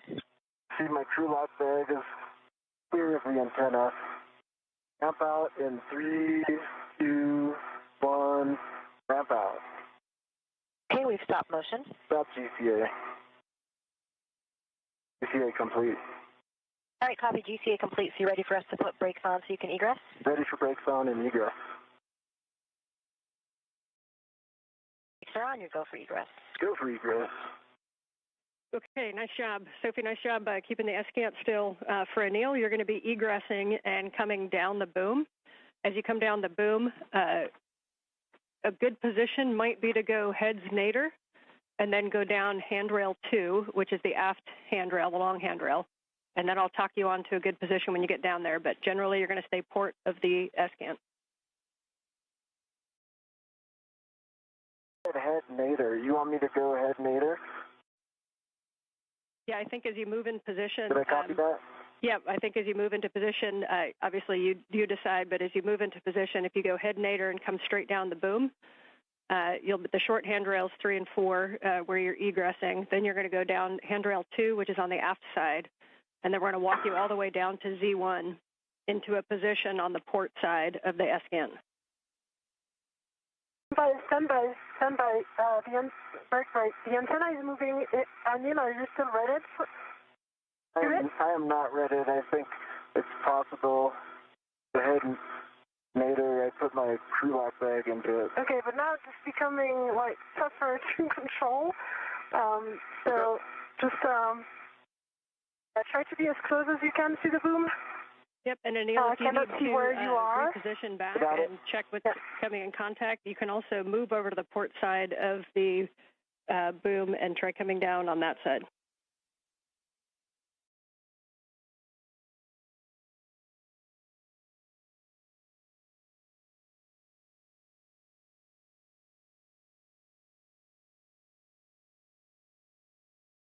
I see. I think it was your crew lock bag. Yeah, I think it was the crew lock bag. Okay. I think I just have to go feet nadir to avoid it.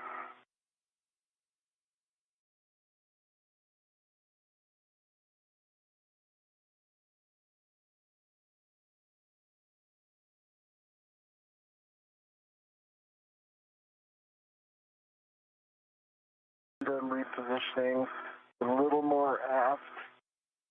Slowly.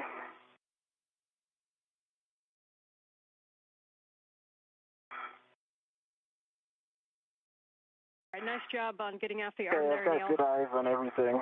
And I see your feet coming down. If you put your feet just forward, you're going to be staring at handrail 6058. That's a good one to hold on to. 6051 to orient you, or sorry, 6050 is the one that's pointing direct aft. That's where one of the long-duration tie-down tethers are going to go. We're going to do this tie-down very deliberately. As you know, when we do these tie-downs, we don't know if it's going to be weeks, months, or years. And so the biggest thing is we need to make sure that this is in a safe config. So if you can both be very deliberate on where things are going and calling out any issues that you see. Also be aware that Anil's tether is in a very non-standard config, so not something that we're used to. Make sure that we're not tacking him down alongside the SCANT. Right now, I see your real Anil going on your right shoulder. I see it, Sophie. Okay. And Anil, if you need to do a rich man's fair lead onto the boom, that might keep it clear of the SCANT, but your call.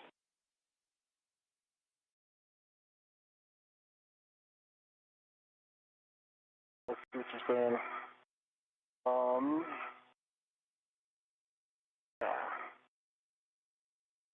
Or if you want to do a 4-man fair lead, you see on your left shoulder there is VH36, and then right. I got it. I got it fixed right now. Well, you are yeah. So break, go for it. All right, Anil, that's a good handrail to come down on. Again. Okay, so as you get into position, you're going to have a lot of room to just kind of keep your feet on the port side. Just take a double check of your crew lock bag, make sure that's not going to get in the way. I'll talk you through the tethers one by one, but big picture, we're going to have the dish is going to be facing aft. We're going to put one tether is going to go from Anil to Sophie wrapped around a handrail and back to Anil to clip, and then we're going to put a second long-duration tie-down tether down by the agate handrails. So for Anil, when you're ready to get into a position, I'm going to have you holding on to handrail 6050, which is the aft-facing handrail that's just over the lip to your right side. In front of my eyes. Okay, I see it. I'm down there. I'm gonna. Yeah. I need to relocate my. Yeah, and we need to have a plan for like how. This is Mission Control Houston. We have now reached the 4-hour mark in today's spacewalk by Anil Menon and Sophie Adenot. They are in the process of conducting what is called a long-duration tie-down of the failed space-to-ground antenna that was removed from its boom on the Z1 truss a short time ago. This will ensure that the failed antenna is in a safe configuration for some period of time until it can be dispositioned to be installed on a stowage platform on the Port 3 truss of the International Space Station. Meanwhile, flight controllers here under the direction of Chris Dobbins, currently evaluating the time remaining in today's spacewalk in order to determine whether or not we address the spare space-to-ground antenna and whether time permits its installation into the now empty boom on the Z1 truss. Over the edge is 6050.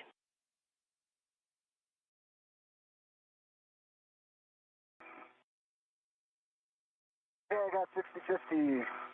Phenomenal. Right in front of you, there's a long-duration tie-down tether on Sophie's MWS. We need to grab one hook of either of those, and that hook is going to go to the wine glass stanchion on your side, Anil, of that 6050. Right. So if I could give you some advice, no, take the one that is attached to the hook, like the one that is closest to the trunnion. I'm gonna take them. You want me to take this one? Yeah. Right here. Yeah, this one. Okay.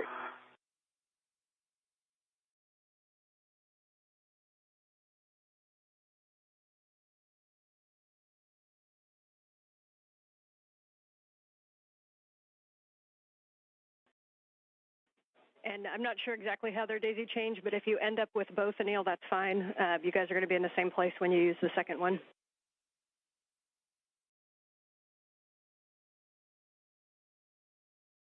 He has one hook.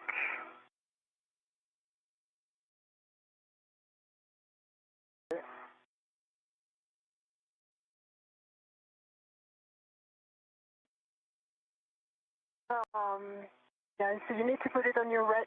I'm going for that right now. Yeah. Yep, or the other thing you can do is release. We're going to end up using probably the max pull of this long-duration tie-down tether, so if you want to just right now undo that wire tie and release all the slack on that long-duration tie-down tether and then put the other hook on the port stanchion, that works too. I'd rather give some leeway between Anil and I, just because with the antenna it's kind of tricky. Okay, yep, however you guys like to do it.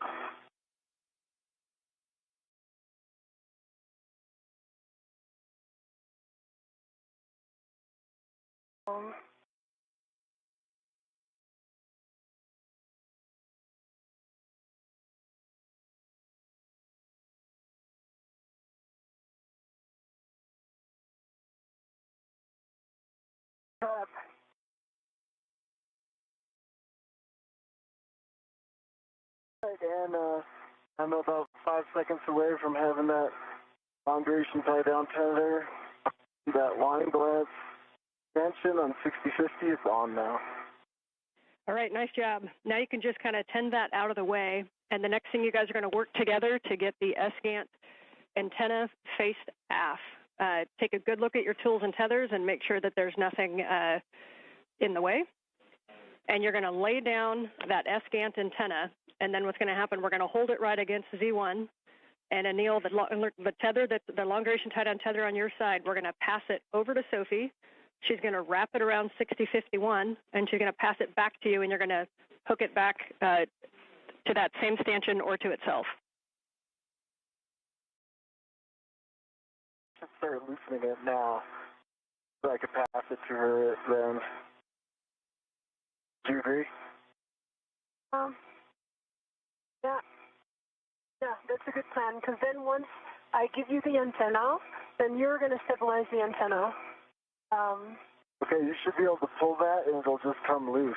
Yes, I agree. Okay. All right. But you need to put your wave tether and effector and more port of this stanchion. That, like, you're sure you're always saying port. I've got an idea. Yeah. Yeah, and Anil, you may lose access to 6050 once we move the antenna. Now, we can always move the antenna and grab it if you need to, but there is a handrail that should be by your right quad, which is handrail 6058 that you might be able to use. Okay, I think I'll relocate some air. That gives me a port movement plane. I'll be there in 1 sec, Sophie. Yeah, no worries. Once I give you the antenna, I'm going to take a second to adjust my TCV.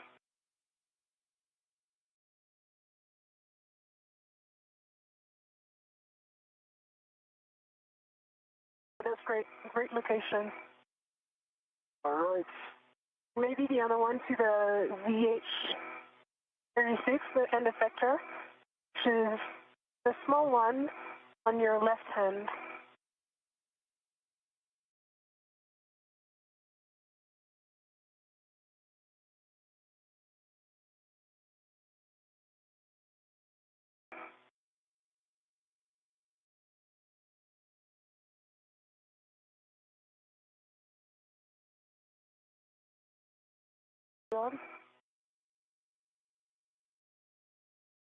To put it, see, the antenna's going exactly my way, so I'm going to move right here. I'm going no end effector, and we'll just, you can pass it to the some point. Maybe I'll put it right here. Yeah, I think that's a great idea. Okay. All right, and Anil, I do recommend at this time to take off that wire tie and open up the long-duration tie-down tether and release all that slack. Wire tie is off, and slack is now released. I see it. Nice job. And at this point, you guys can talk to each other to get the S-GAN into the tie-down position. Cuff page 10 is basically it, but we're going to lay it as flat to Z1 as we can. And the one thing is that rears, that box right below the T-handles, the rears is also going to be just aft of Z1, and that'll enable the gimbals to be kind of flat on Z1 for the long-duration tie-down tethers. Copy that. That all makes sense to me. I got to get a hold of it, Sophie, and we've got to rotate it this way. Rotate it, and how, like, what's the plan? So the idea would be that you reach the other key handle. I think I could go low here, and by low I mean nadir. And then if I can get the T handle, I can stabilize and you can guide so we don't hit anything. I have control. You have control. Okay. And now I'm going to help rotate this. I think this is working. Yes. Okay. All you have to do is push that agate handle towards the boom. Yeah. I wonder if I should be wedded to this right now. You're tugging on it. Yeah. But it's going to be better because we will rotate this thing. So. You don't necessarily have to rotate it, do you? We will, because it has to go dish facing you, basically, right now. Let me remove my DRT, Give me a sec.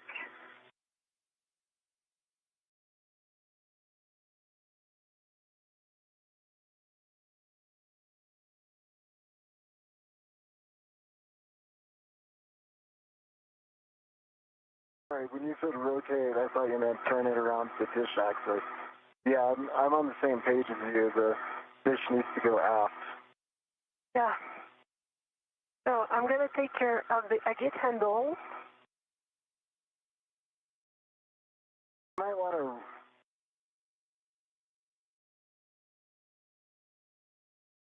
to. You might want to do a ret swap and put a ret at the agate handle so you're at that end. Yeah. And I can release you at this end. I was going to use the AET from the agate handle, if I can, I need to rotate it further. Okay. Your end effector might be limiting your motion. Yep. Let me just...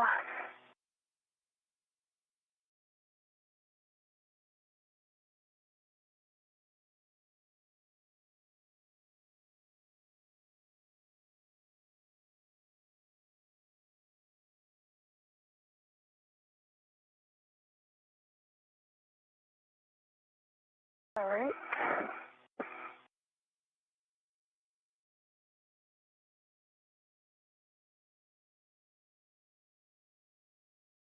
Okay, nice job working together on this one. Once it moves a little bit aft, as soon as the rears pokes over the aft side of Z1, then it's going to be in a good position. I need to have it towards you because right now I cannot even touch make the... This is Mission Control Houston, 4 hours, 11 minutes into today's spacewalk. Anil Menon and Sophie Adenot continue to work with each other to complete the long-duration tie-down of the failed space-to-ground antenna that was removed from its boom on the Z1 truss a short time ago. The time required to demate electrical connectors and to undo bolts holding this antenna in place on the Z1 truss will now prevent any ability to take the spare space-to-ground antenna out of its stowage platform on the P3 truss of the station and install it during today's spacewalk. We simply ran too far behind in the timeline to enable time available to complete the installation today, at least, of the spare space-to-ground antenna. How we proceed downstream in prioritizing the tasks associated with next Tuesday's spacewalk and whether or not the installation of the spare space-to-ground antenna becomes part of next Tuesday's spacewalk activities, yet to be determined.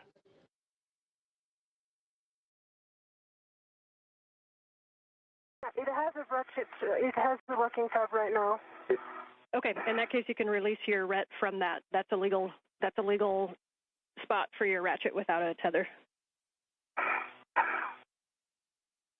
Oh, I have my VRT, sorry, RET. So I'm going to use my VRT RET, even easier.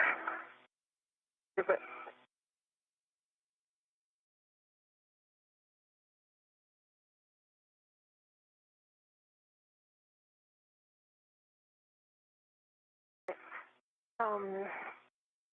I have a local, but I'm very unstable where I am, so...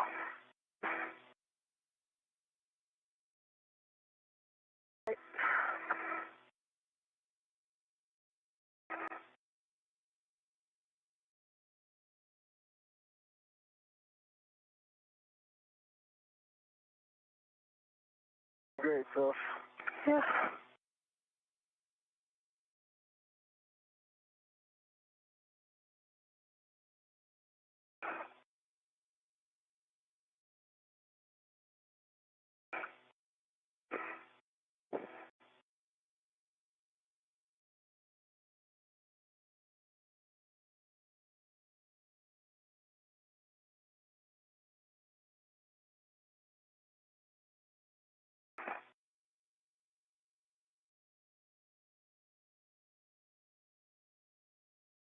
You guys are doing great. I know this is a little bit of a new work site and a weird config, but keep working through it. We're very close to getting this tied down. Ground is happy with the work you're doing, so just keep marching forward.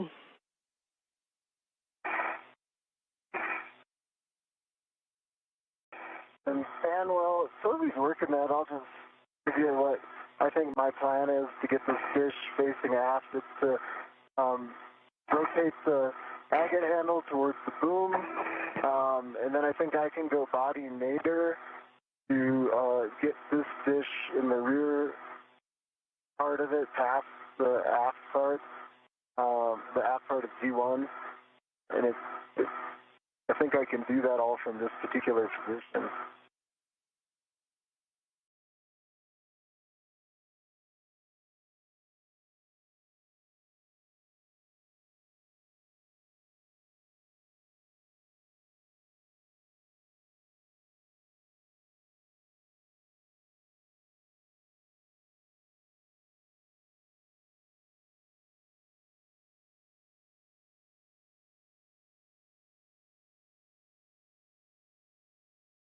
All right. Got it? I've got a ret which is on the AET of the agate handle. Is that good enough? I think it is to sure the end.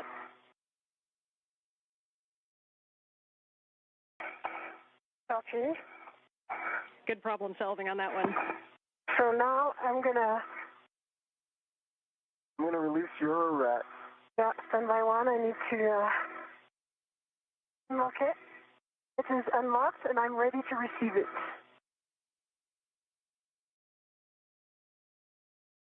Got it.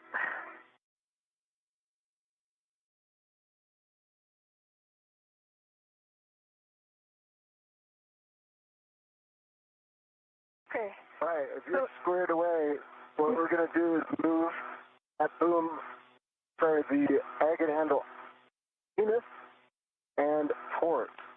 And Venus and port. Yes, in work. That's the right direction. Good direction. A little port. That thing port. There you go. Good direction. Now we just need to lay it flat. I'm going to get out of the way here. And the rear is past the aft side of and for V1, orientation, so all I need to do is get out of the way. The one thing that matters is that the gimbal locks are, either one of them is faced zenith up.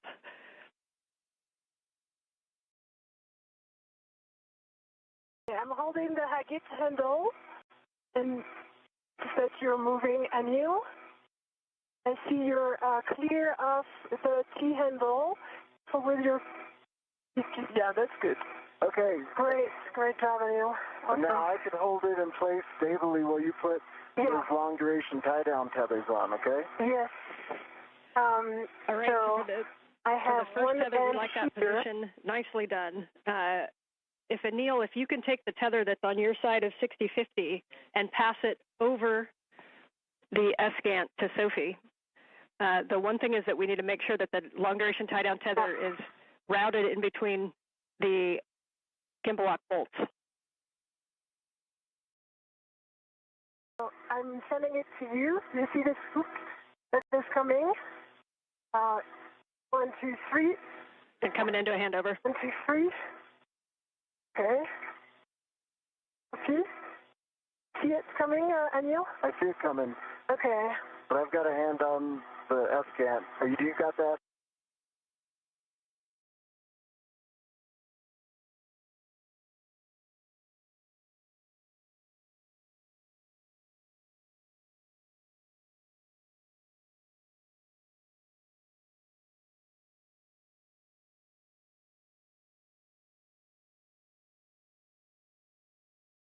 I'm going to relocate my end effector, okay? Copy. This one is a good spot. And we're back with you after handover. See? And can you guys give us some words on where the long-duration tie-down tether is router, what you guys are working right now? Give her those words and I'll get my end effector. Yeah, sure. So right now, Anil is just repositioning that he can give me this long-duration tie-down. And for now, there's no long-duration tie-down. It is only stabilized by my hands and the red that is on my mini workstation. That's all we got for now. Okay, and I'm seeing bolts, Fox, and Gulf. They look like they're facing you. When you do the long-duration tie-down tethers, just make sure that those are facing zenith. Either one of them can be facing zenith. The Fox and Gulf facing zenith. That's the plan because it's the only one. It would be like click on the. Yeah, it doesn't have to be that one. It could be the one on the other side. We just need a gimbal lock facing zenith. That's going to be the case. Okay, I've got the long duration tie down tether. I'm in a good position. Yeah. Sophie, I was working, so I didn't track all that, but just tell me what to do next. So now I need you to hold the T handle, the T bar, or the rear plate. Okay, I've got the T handle. Yeah. And also send me your long duration tie down, and I'm going to put around 6051. When you say my long duration tie down tether, do you mean the one that you have in your, like, close to your helmet? Yeah, so the tether that you have on your side on 6050, it's got to go over the S-scant. The strap needs to go in between gimbal lock bolts.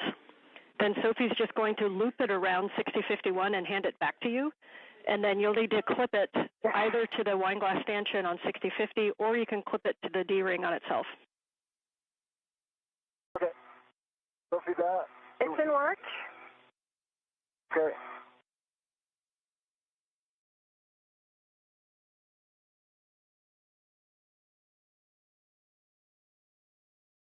Okay, it is right now looped around 6051. Or some twists on the cape on the long duration tie down. But does it reach? Yes, it will reach. Yep, it should reach all the way back as long as it's all the way released. It'll reach back, and you may need to kind of move the S-scant so that it can fully reach. Twists are okay. The one thing you want to think about is if you're twisting next to where we're going to tighten it, you don't want to get a twist into the actual mechanism of the long duration tie down tether. Yeah, sure. Okay, so now we need to put those straps above Fox and Elf. Yeah, I'm supposed to put this on the handrail, though, right? Yeah, it can go back to the handrail or it can go back to itself. So, the hook, but there's not enough. Okay. Oh, okay, I see why. Because it was looped around once. See that? Okay, maybe take a look under the S-scant to see if it's caught on something, and make sure that the full rears is aft of the Z1 platform. Full rears is aft.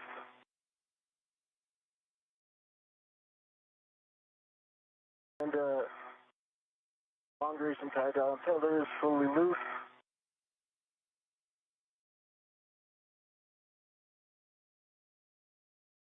That's better. I can give you more. The one thing is that we want to be above Fox and Gulf. One of the wire ties is in a... Yep. So you guys mentioned that the rears was aft of the Z1 platform. Make sure that it's not very aft. Like the rear should almost be up against 6050 on the aft side of Z1. Yeah, it is on the aft side of 6051, so that is really good. The one thing that we need to correct right now is that it would need to go above Fox and Gulf, but in work. Neil is working on his side. Okay, it's maximum release here. Okay, can you grab this, put it above Fox and Gulf? Like aft side of Fox and Gulf? When you say grab this, grab the strap. Okay. And yes, exactly. And that's it. And now I'm going to give this to you, and I think, wait, it needs again to be above And I think that you would have enough. Thanks. To go back. That did the trick, and I think we're gonna just we're in. Good, nice work, you guys. About an inch to spare. Yeah. As for your information, it goes to Z8. This is Mission Control Houston, 4 hours, 24 minutes into today's spacewalk. Menon and Adenot wrapping up the long-duration tie-down of the failed space-to-ground antenna near its original parking place on the Z1 truss of the International Space Station. It will not be moved to its permanent stowage location on the P3 truss since the crew members ran behind time-wise in removing electrical connectors and bolts earlier in today's spacewalk that sent them behind in the overall timeline.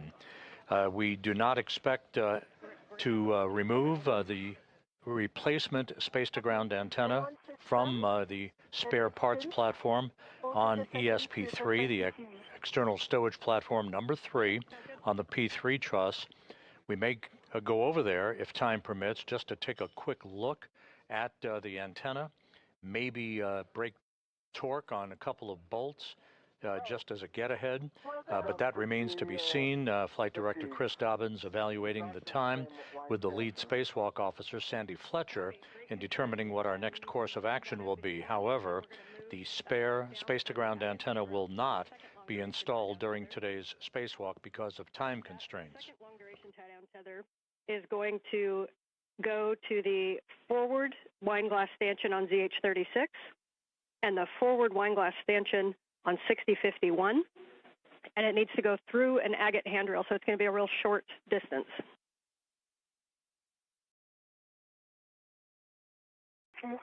Anil, I'm going to give this to you. Okay. One end, and you can work on this. It is attached to me right now. But, either you ret or you put on the stanchion already. I could put it direct to the stanchion. Yeah, that's great. And then I'm giving you the other as soon as you tell me it's on the stanchion. It's on the stanchion. Copy. I'm going to give you the other one. And Sophie, if you want to keep that one, you can just reach up and put it through an agate handrail. But I really need to adjust my TCD, sorry. I'm just giving this so that Anil can do the first step, but I really need to do something right now. Okay, yeah, please do that. So you can let, and he's got it attached, so you can just let it go as well. It is, and now I did send it to Anil.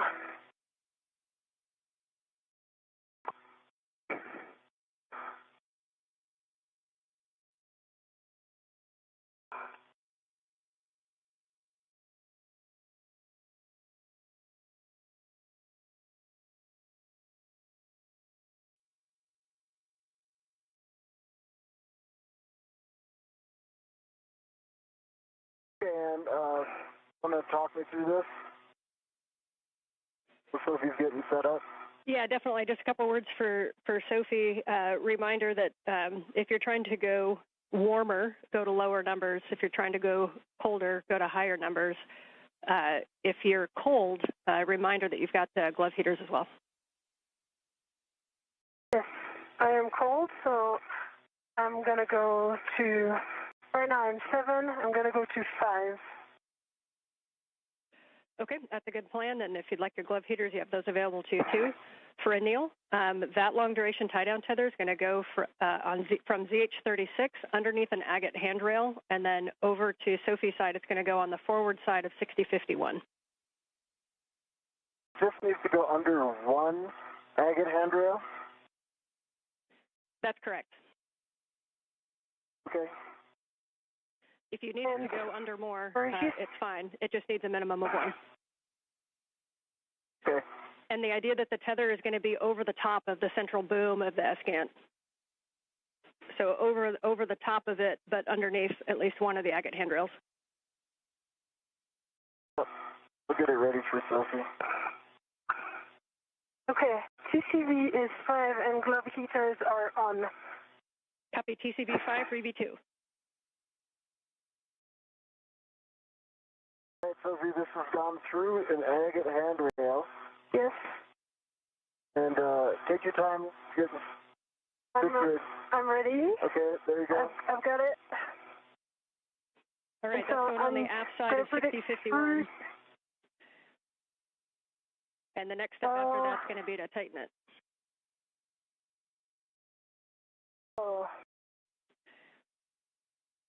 And the next step after that's going to be to tighten it. You mean the hook is attached to?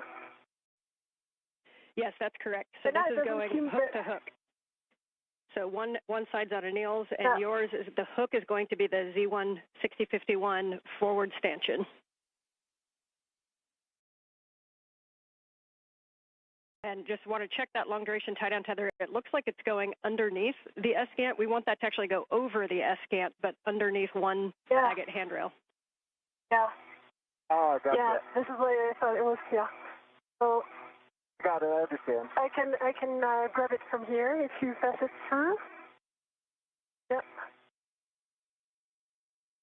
Yeah, we like got that it config. through 2 agate handrails. I hold it right here, Sophie. Yeah.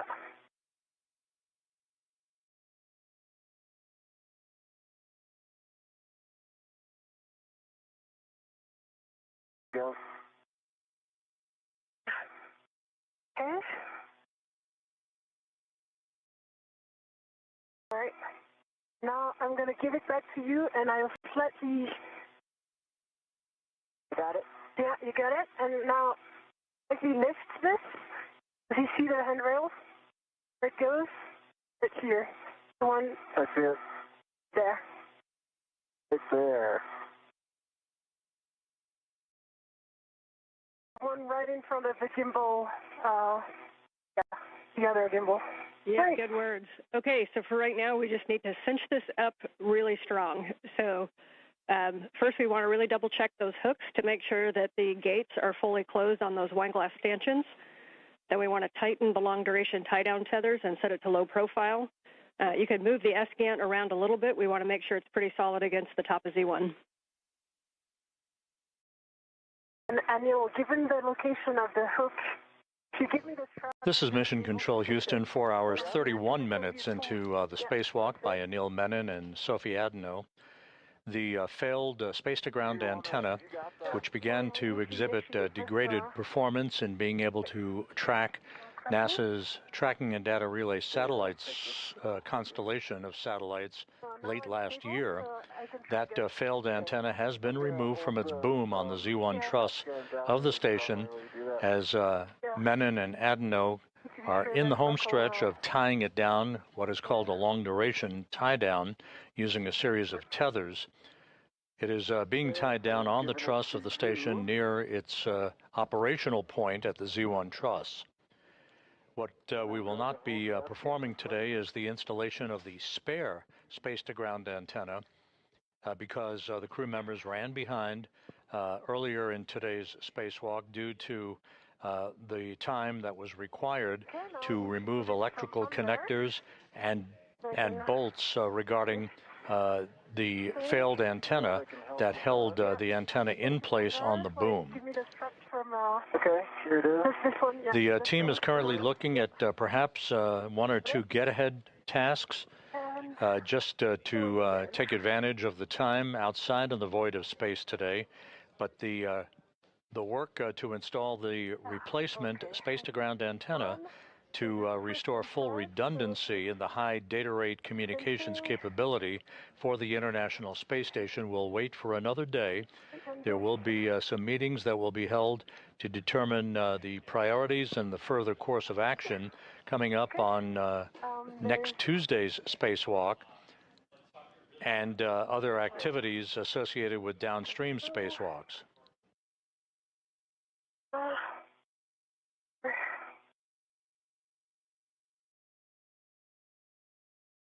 Sure this twist doesn't go through.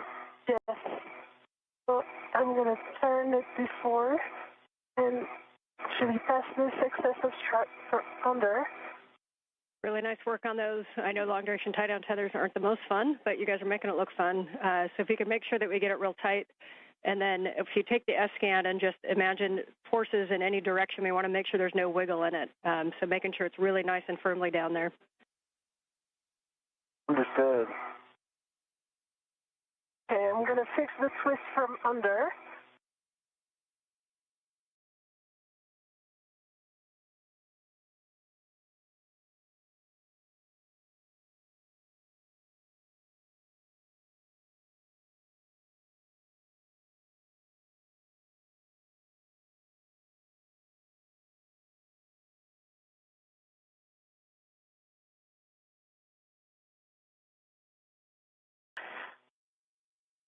Okay, pulling again.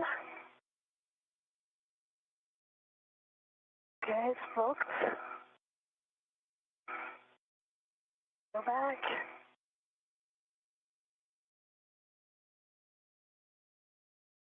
Okay, it's not cinching. Can you open I'll the open Velcro stuff? Yep.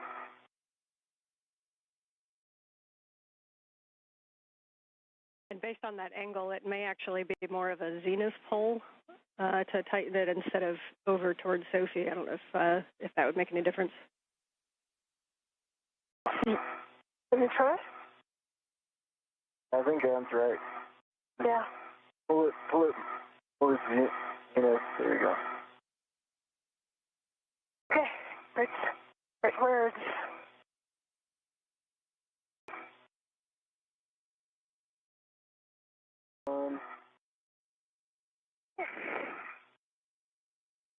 Okay.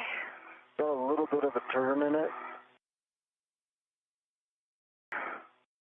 but it's pretty tight actually. Yeah. Like when I look at this side, it's got like quarter-inch play in it, maybe on the agate side. Do you want this Anne like immovable or?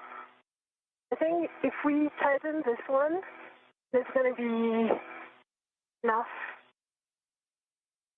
That's pretty tight on that end. Yeah, that end is really tight. Yeah, we're looking and listening. You may want to also iteratively tighten with the other one, and then keep doing those wiggle tests. Best effort, but if you really want to make sure that this is secure and won't twist or pull with forces.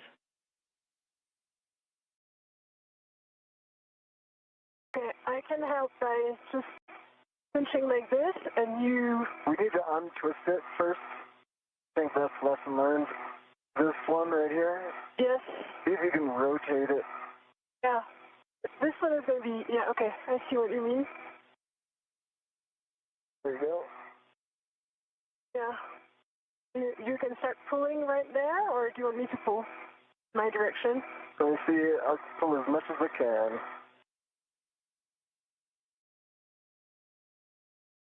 Good pull.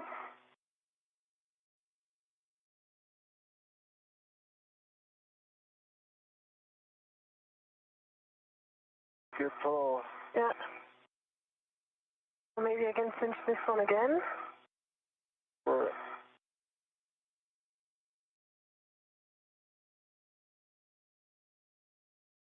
no, it doesn't work.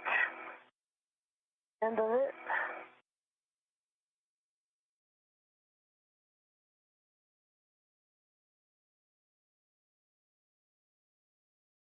Okay. 10 seconds to a handover. What you guys are doing is great. it's pretty secure, Sophie. What do you think? Yeah, I think.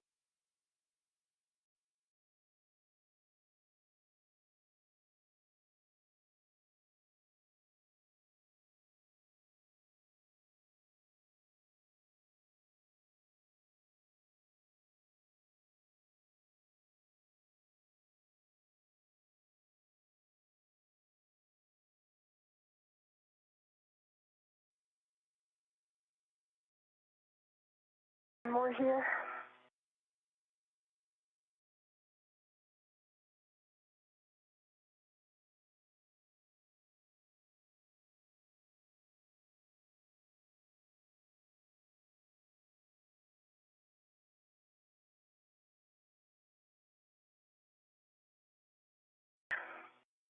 What do you think? Pretty good. And are you with us? I am back with you. Audio, no video. Okay.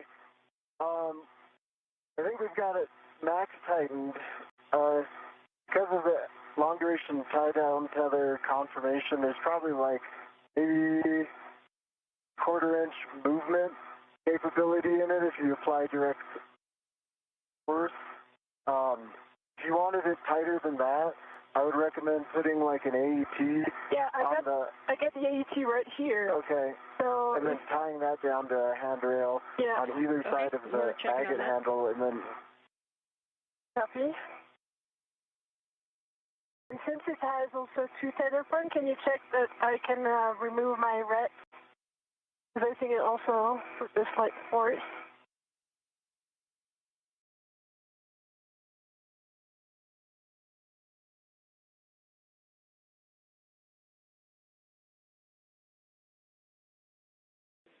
And also the report. Yeah, go ahead. All right, you guys can stand by for 1 second while we talk about it, so you can give your hands a rest. Okay.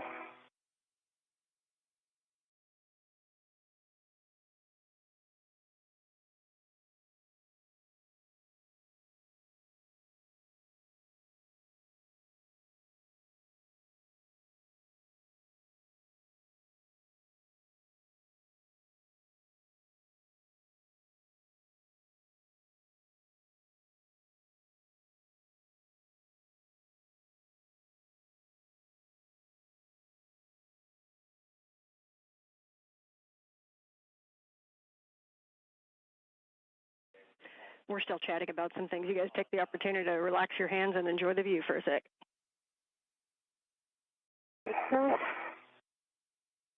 The view is Anil. I enjoy. See if I can get my camera for you. Oh yeah, I can do that too.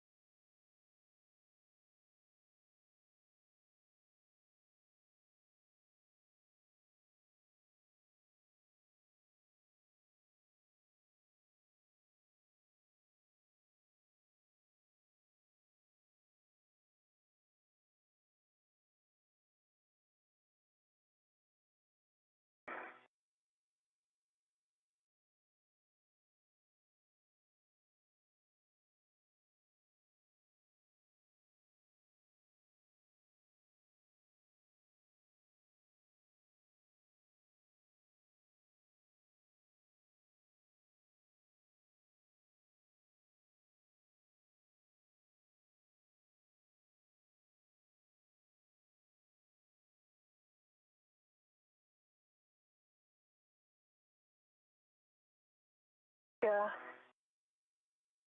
Sure. Okay, for the SCANT tie down, good news is we're super happy with the tie down. That was really excellent work with those tethers. I know it's not easy. One of the NZGLs looks like it popped off on that failed SCANT. We're wondering if you can take a look and attempt to reattach it. Do that. Okay. By the way, when I go to release my ret, do you want us to put the extra AET to... We do not need the extra AET, and you are go to release your ret. Okay. So the extra AET is going to go on my mini workstation and work. Copy. And one suggestion is, Sophie, if you want to stay there and work that NZGL, Anil, you can start moving back up toward the arm.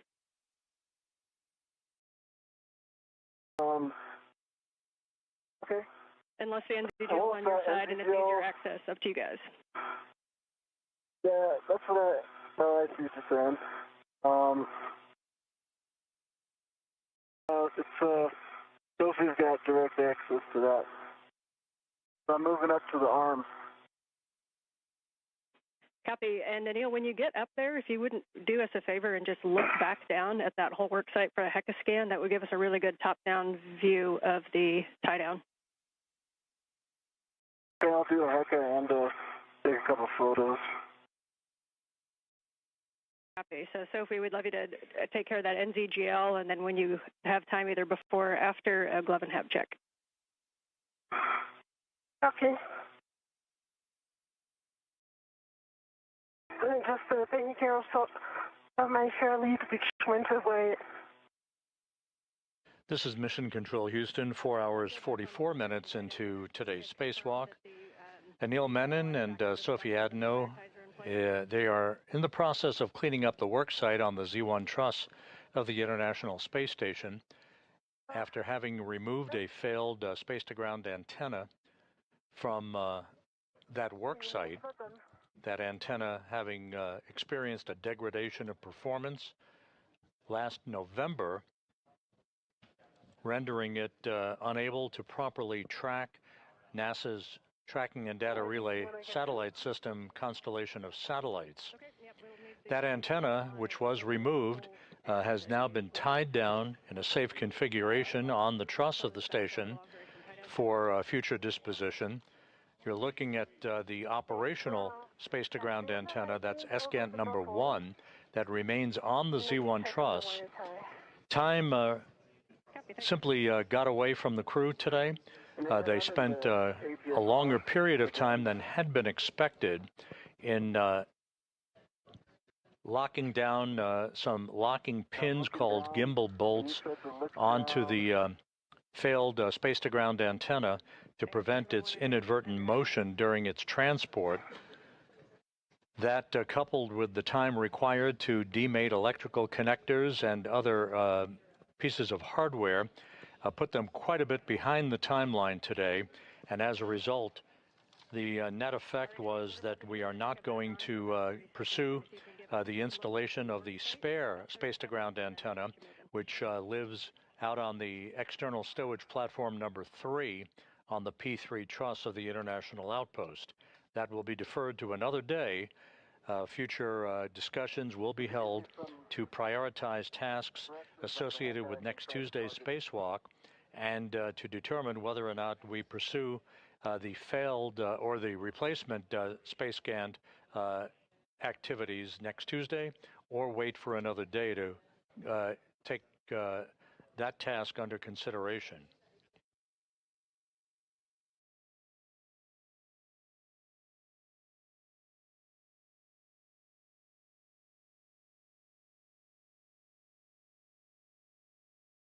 So it was not unexpected that the crew might run into a longer period of time required to get that failed space-to-ground antenna off of the boom. That had been anticipated all along, and it did turn out to be the case today. The operational antenna is there very clearly in the field of view.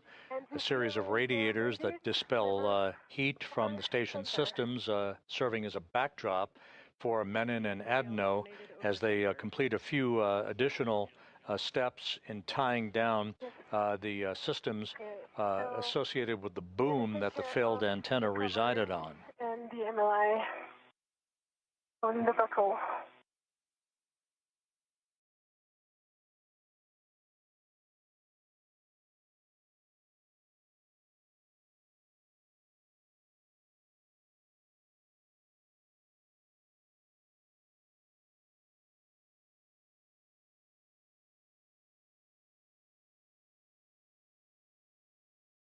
Sophie, just confirm. I heard you say made it over center. Are you tucking the NZGL by your right hand? Oh, I was talking about the other one. The one that was fully demated. That's true, this one was also demated, like not number. The flight control team here is currently determining whether or not we will pursue a few get-ahead tasks and what those tasks would be to take advantage of the crew's time outside. Today's spacewalk began at 7:29 a.m. Central Time, 8:29 a.m. Eastern Time, and has resulted in the removal of the failed space-to-ground antenna, which has been tied down in what is called a long-duration tie-down configuration, but a very safe configuration for that antenna on the truss of the International Space Station. Yeah, acting. Small one is aft, over center. Yeah, they were aft. Connected. Connected, yeah.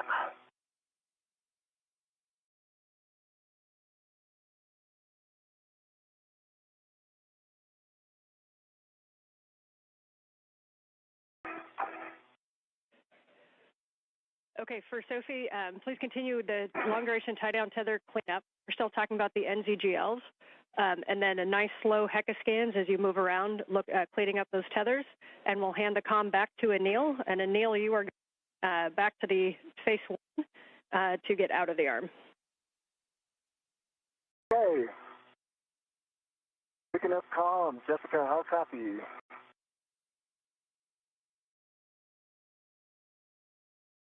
With you, Anil. We are ready to get the arm back in motion. We're going to take brakes off and get set up. Sounds great. That was Jessica Meir at the robotics workstation inside the station as she works with Jack Hathaway, about to maneuver Menon away from the work site. He is still at the end of the station's robotic arm and a portable foot restraint. Starting motion in 3, 2, 1.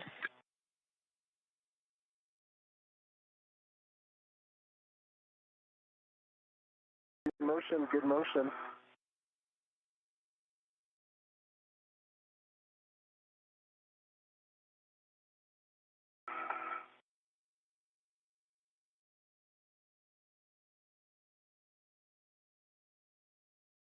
I should have given you the rush and it's really annoying. You could drop it in the MRU. Yeah, this is my plan, but for now, I'm need to work on the MLI. Okay. And I did see a long duration tie down tether that wasn't closed on the on my side, and you can go over the top of the edge to get it.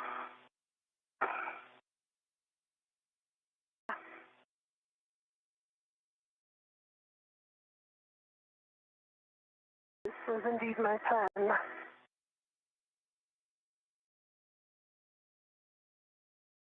Now we're going to start motion body right in 3, 2, 1.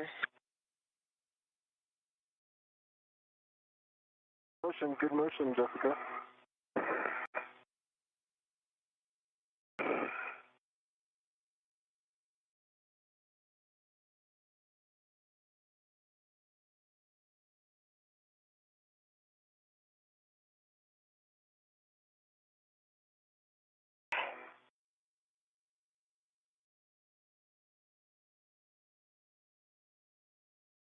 Now we're going to bring you body up. Sorry, body down. Copy.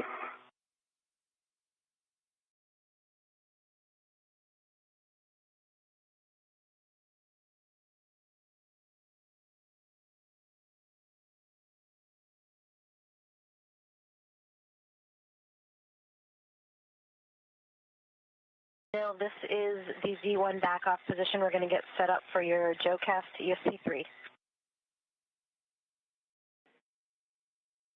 And for all crew, we are going back to Phase 1, so we're going to the APFR egress position.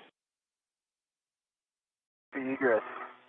Okay, we copy. We're going to the APFR egress position.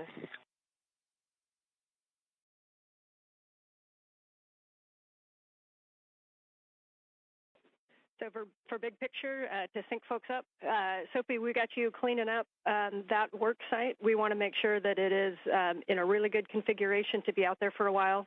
So what you're doing is really important. We need those straps tied down. We need the MLI over the buckles and the wire ties on.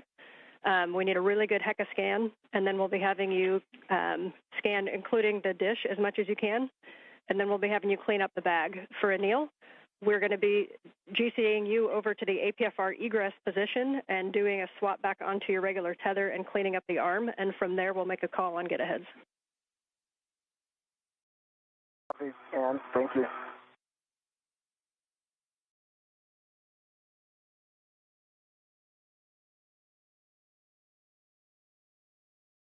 I've got a good photo range of all of this. I'm just kind of blanketing the area. Let me know if there's anything in particular you want me to target.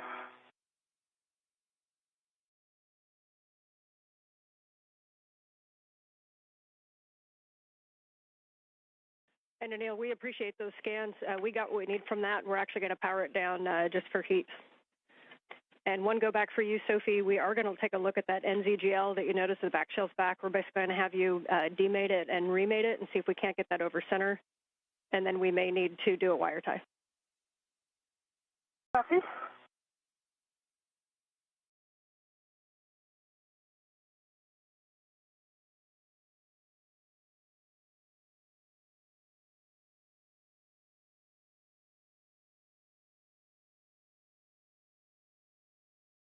Anil, on your go, we will start the JOCAS to the intermediate position and then another one to APFR back off. Here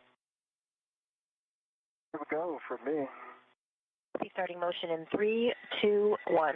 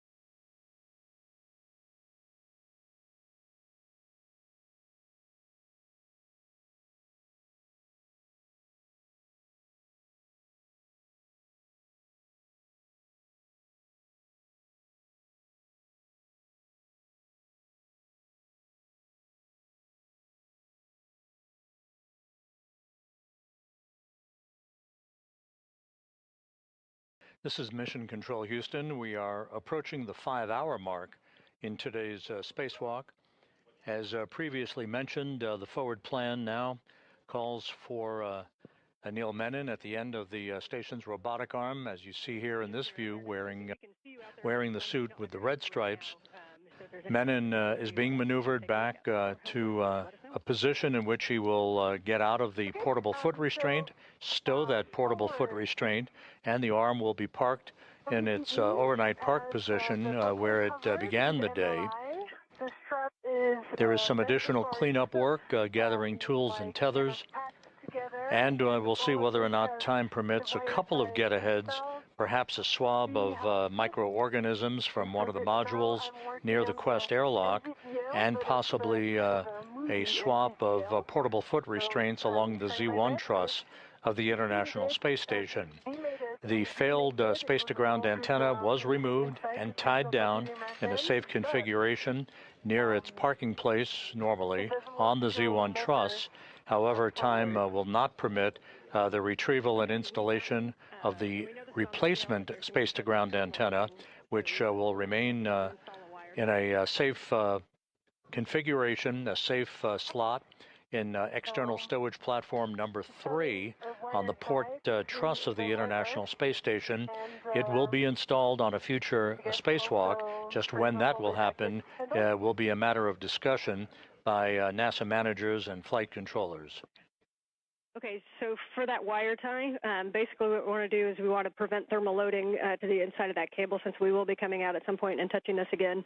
So we want you to have it kind of in that half-connected position that you had it, and then use a wire tie. Be creative to somehow pull that connector down onto the other side of the connector, and so that it just stays touching and stays mated.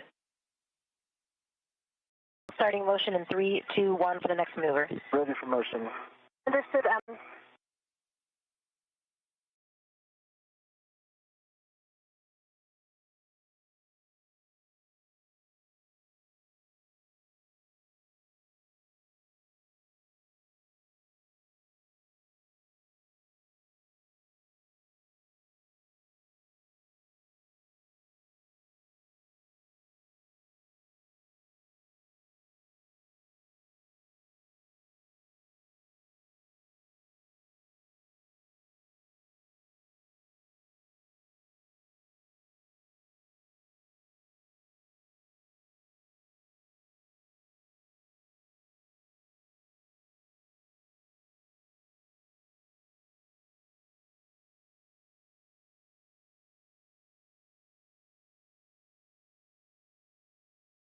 Retrieving the wire tie from my BRT to start wire tie ups on the NVGL. Okay, copy, and you can put that through the bail if that's easiest.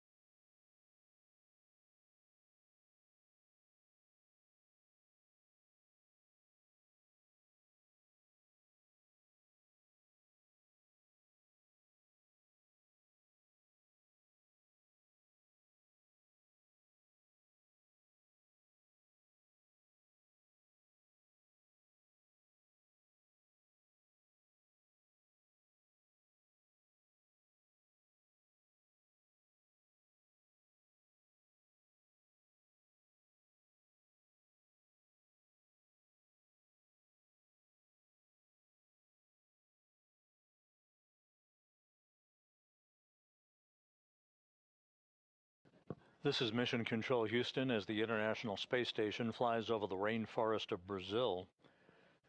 A good view of Anil Menon riding at the end of the Canadarm2 robotic arm with Sophie Adenot not far behind as they make their way back toward the final work site of today's spacewalk. Time will determine whether or not we do have, in fact, the time to take a swab sample of microorganisms from one of the modules near the Quest airlock. On the left side of your screen is the SpaceX Dragon spacecraft that will return the Crew 12 crew on board the station, Jessica Meir, Jack Hathaway, Andrei Fedyaev, and Sophie Adenot. They'll be returning to Earth in the next several weeks to complete their long-duration mission on board the International Space Station.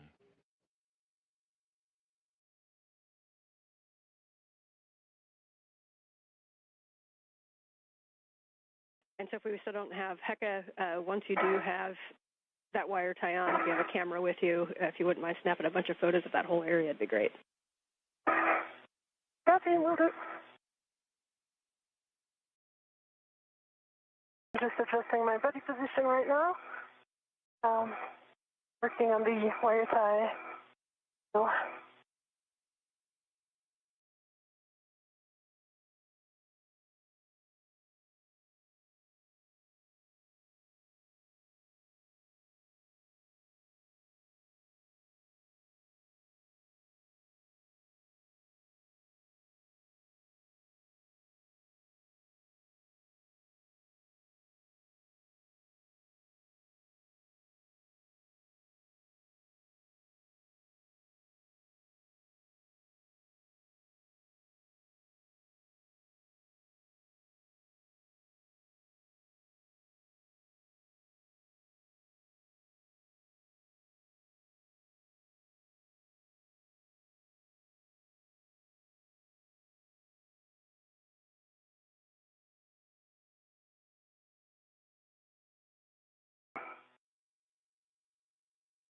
it really goes through. Wire tie is too thick. This NZGL, the gap between the bail, the lever, and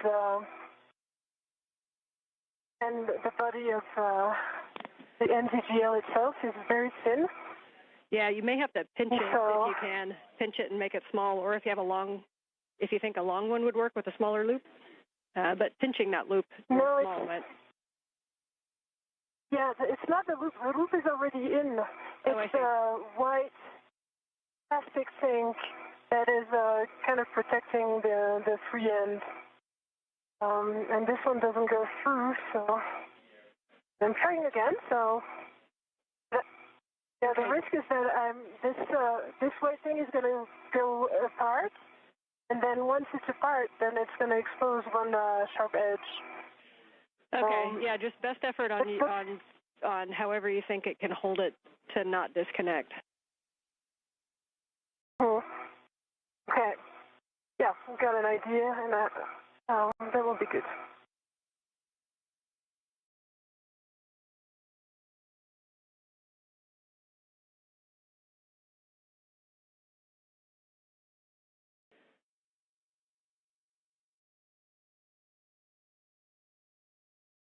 Now we're getting set up to bring you to the APFR egress position. Stand by. Stand by. And Sophie, if you can take the free end of that wire tie around the agate handrail with free twist, then we're happy with that config. In work. That was exactly my plan.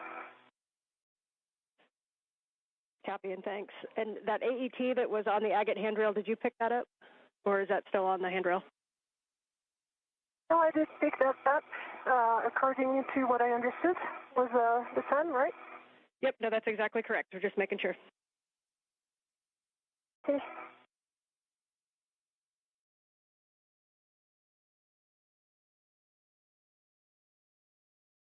Man, I've reduced my TCV to 5. Copy, TCV to 5 for EV1. Neil, are you ready for the GCA to the published egress position? That'll just be coming station aft. So where are you ingress? Go to publish. Okay, copy. We're starting motion in 3, 2, 1.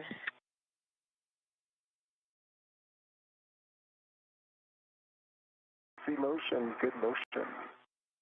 Got good clearances here, and I know you have an orthogonal view that I can also give you.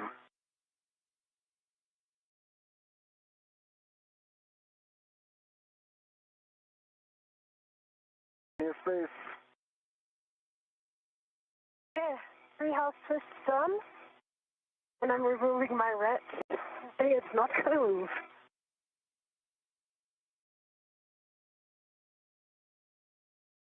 Okay, we copy.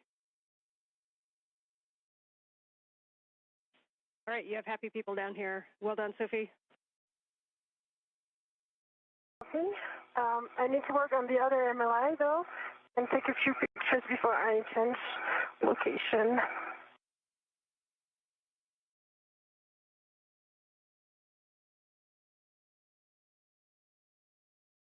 Glove heaters are off or set for Sophie. And sorry, say again, Sophie? Glove heaters are off or set. Copy, glove heaters On the off. ramp out. Working will warm you right up. Ramping out, we are at the published.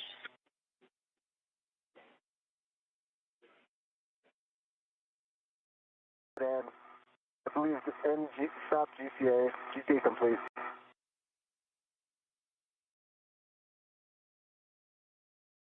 John, no, you can go to egress.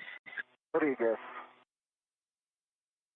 All right, Anil, you will egress and then temp stow the bag as desired. And then we're going to be cleaning up the arm with your safety tether swap being the first thing.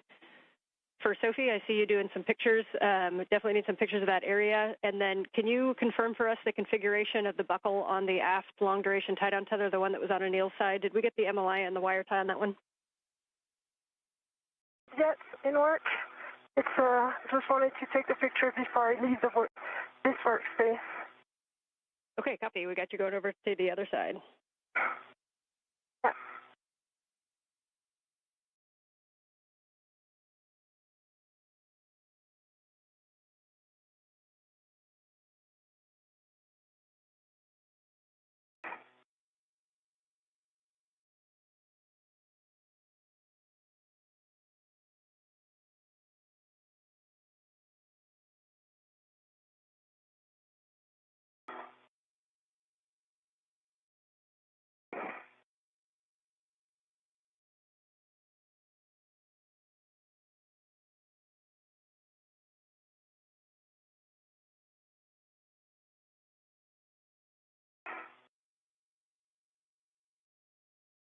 Anil, once you're in a good position and ready to work the tether steps, we'll take the comm over and I'll walk you through that, including when you have your waist tether down.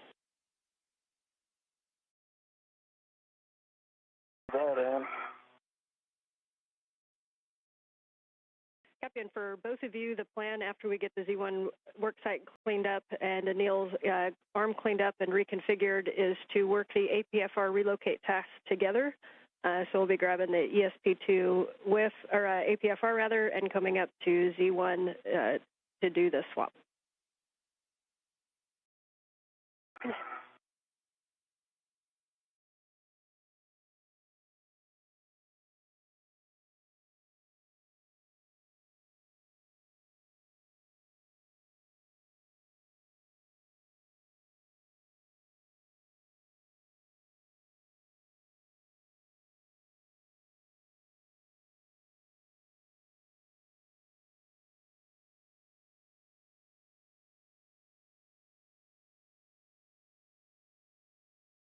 And you said to put the bag down. Did you want me to leave the crew lock bag on the truck?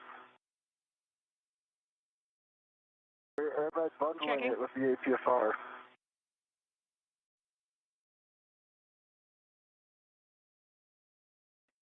Yes, bundling it to the APFR is fine. Where's it going next? Because if it's going close by, I'll do the quick bundle that we've discussed. If it's going far, I'll do a really solid bundle. Yeah, so you're going to be taking that APFR to the port CETA cart. So you can look over to your left and see it right there. So it's up to you if you want to do the bundle on the APFR and take it with you and then bring it back, or if you want to just temp stow it on the truss. Okay, I'm going to temp stow it.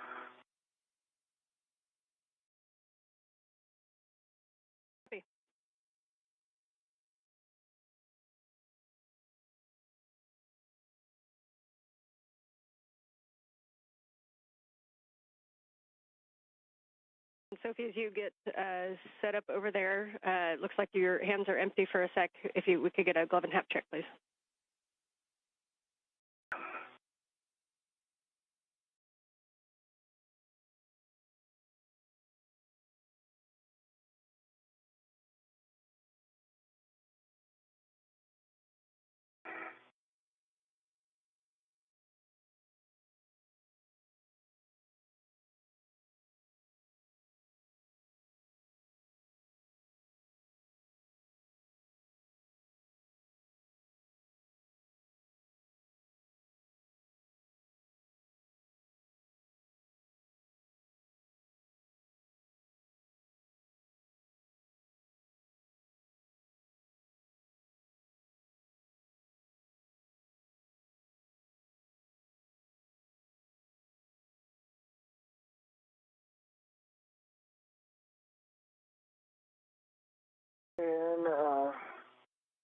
bag is on the truss.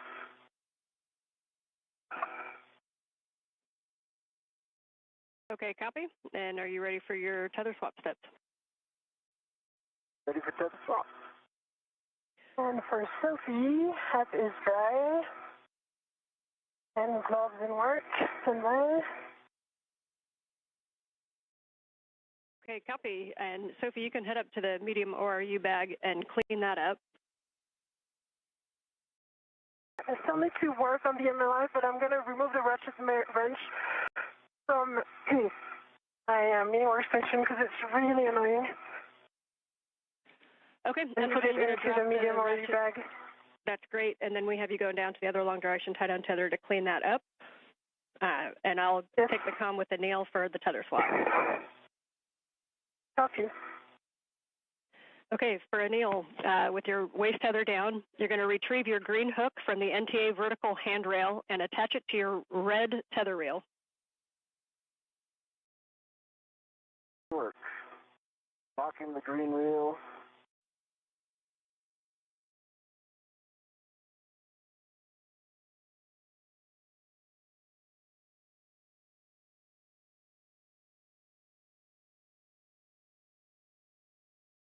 Hook is on the red reel and locked.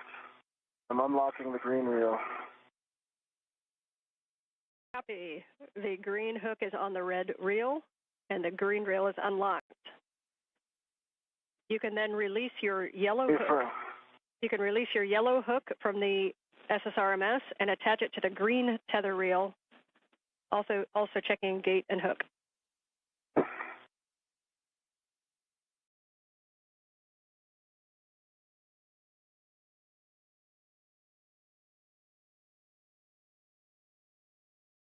This is Mission Control Houston, 5 hours, 15 minutes into today's spacewalk. Anil Menon and Sophie Adenot are in the home stretch of today's excursion, the 282nd spacewalk in support of ISS assembly, maintenance, and upgrades. This was the 5th spacewalk conducted out of the International Space Station this year, the 2nd for Expedition 75 crew members, the 2nd for Menon, and the 1st for Adenot, who today became the first French woman to conduct an extravehicular activity. You see Menon with the suit and the red stripes there in the field of view. He has conducted the work today as EV1, or extravehicular crew member number 1. Adenot, alongside him, has been EV2, the unmarked suit, with no visible markings on that suit. Extravehicular crew member number 2. The crew began their spacewalk placing their suits on battery power at 7:29 a.m. Central Time, 8:29 a.m. Eastern Time. Copy, thanks. And if that long duration tie down, the major activity for today was the removal of a failed space-to-ground antenna on the Z1 truss of the station. There are 2 such antennas that sit side by side to provide redundancy for high data rate communications through NASA's Tracking and Data Relay Satellite System. The crew ran into some time constraints. It took longer than expected for them to install locking pins on the failed antenna that first encountered swiveling or gimbaling problems to track the TDRS network satellites last November. They also spent more time than had been anticipated in demating electrical connectors on the boom that the failed antenna resided on the Z1 truss. Because it took much more time than had been expected to get the failed antenna removed, the decision was made to tie the antenna down with tethers right there on the truss of the space station in a safe configuration, but not to pursue the installation of the spare antenna that is housed on an external spare parts platform on the Port 3 truss of the International Space Station. Both reels are unlocked. So with the failed antenna tied down, future meetings are to be conducted to determine the next set of priorities for the upcoming spacewalk that is planned for next Tuesday. Going to rent to the APSR, then remove it. That'll be the third spacewalk of the month of August, the third to be conducted in a 19-day period. We are expecting a couple of get-aheads for the crew as they make their way back to the Quest airlock, the swabbing of surfaces on the outside of the station to collect microorganism data, and an exchange of portable foot restraints out near the Quest airlock.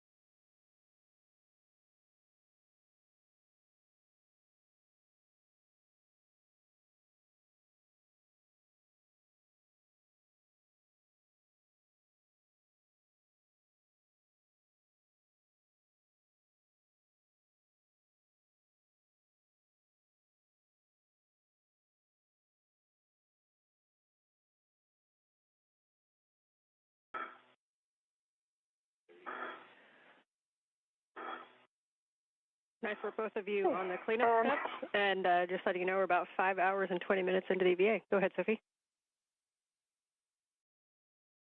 5 hours, 20 minutes. So the last VTV buckle is covered with MLI and 3 house with the wire tie. We see that config. Beautiful. So at this time, you can move up to the medium ORU bag, and we'll start cleaning that up. Okay.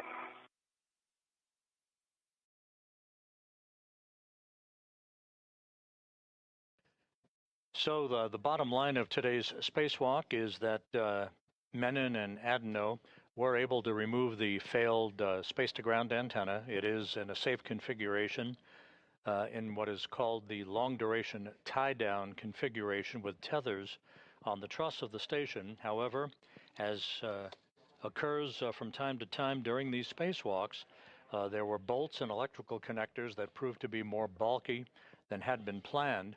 So it took longer than expected to undo those bolts and remove the electrical connectors to demate them so that the failed antenna could be removed from its boom on the Z1 truss. The net effect, we ran out of time, and so the spare antenna will remain on its stowage platform on the P3 or port 3 truss. It will be addressed on a future spacewalk. There will be some meetings by program officials to determine a set of priorities for the next spacewalk that is targeted for next Tuesday. And yes, we will take pictures of that angle of the stow. Thanks. Okay.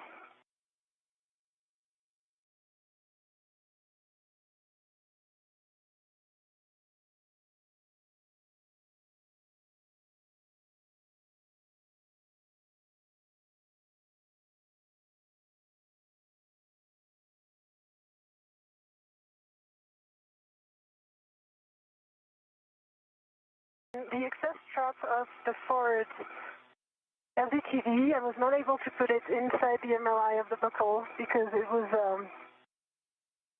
under the agate handle and would have required a whole reconfiguration. So I don't know if you're okay with that plan, but I just put it under another exit handle so that it doesn't fly around.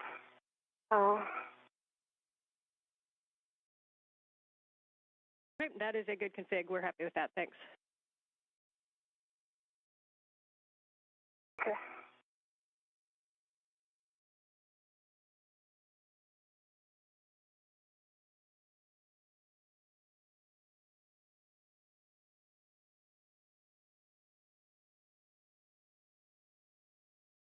Okay, APFR cleanup complete on the BRT. I think I would be go for the back off. Okay, we agree. If you just give one We more copy. scan We'll get to set make up for sure, that. and I'll pass you off to Jessica.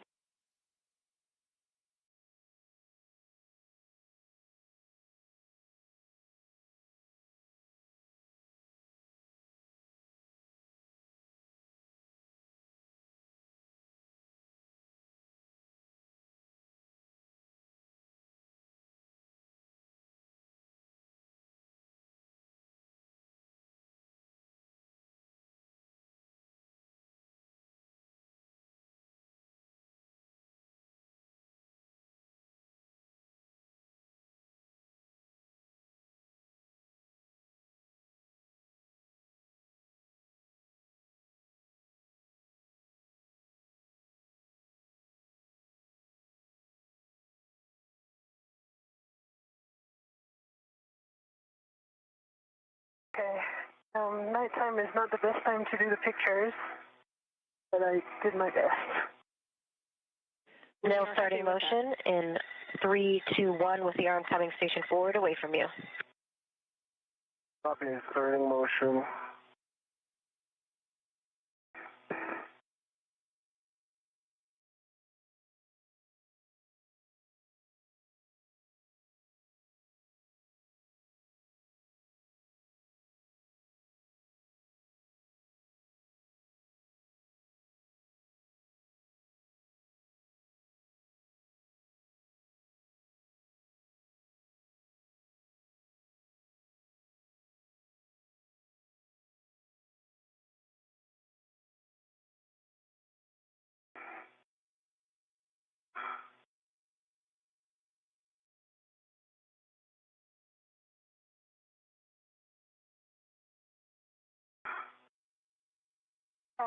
And just a clarification, I close the bag with everything in it. I do the HECA scan, and then I put it on my BRT. Is that correct?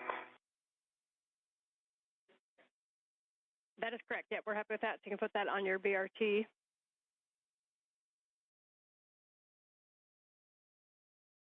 Okay.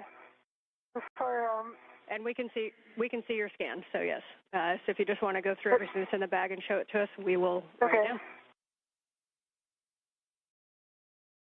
Okay. Inventory metal segment with a scoop on it. The ratchet wrench. Use out the palm wheel.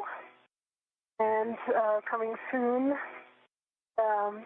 the heat shield, which I need to protect as well.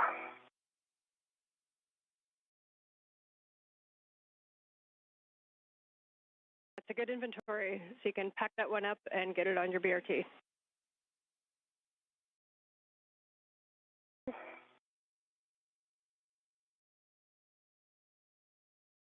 And I'm at the Fort Cedar.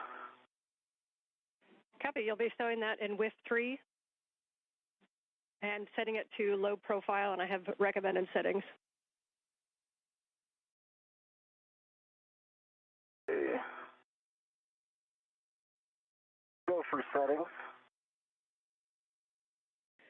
Copy. It is 6 Papa Papa Fox 6. 6 Papa Papa Fox 6. That's that top left WIF. 6 Papa Papa Fox 6. I'm at the top left list. Copy. And big thing too is we want to make sure that the ingress aid is low profile and won't move, so it's tightened up there. And then we'll just get your words on making sure that it's clear of the MT and the POA.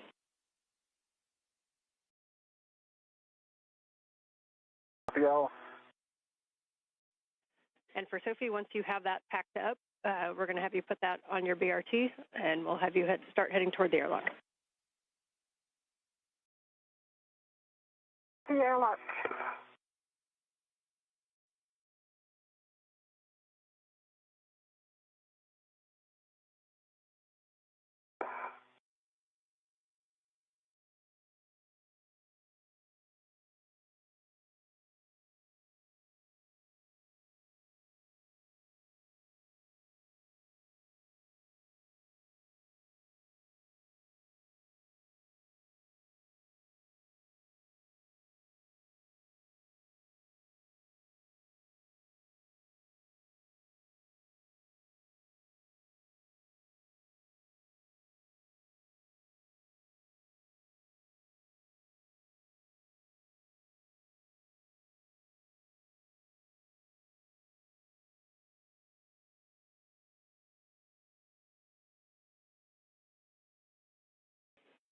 Big picture for both of you as you're working your tasks.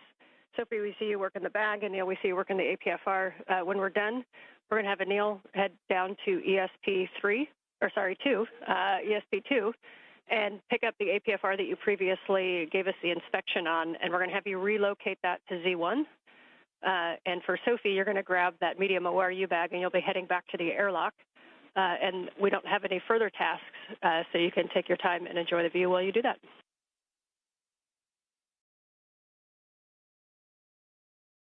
Working on the bag and airlock. And can you repeat those APFR settings again? Yes, 6 Papa Papa Fox 6. 6 Papa Papa Fox 6. Copy, 6 Papa Papa Fox 6.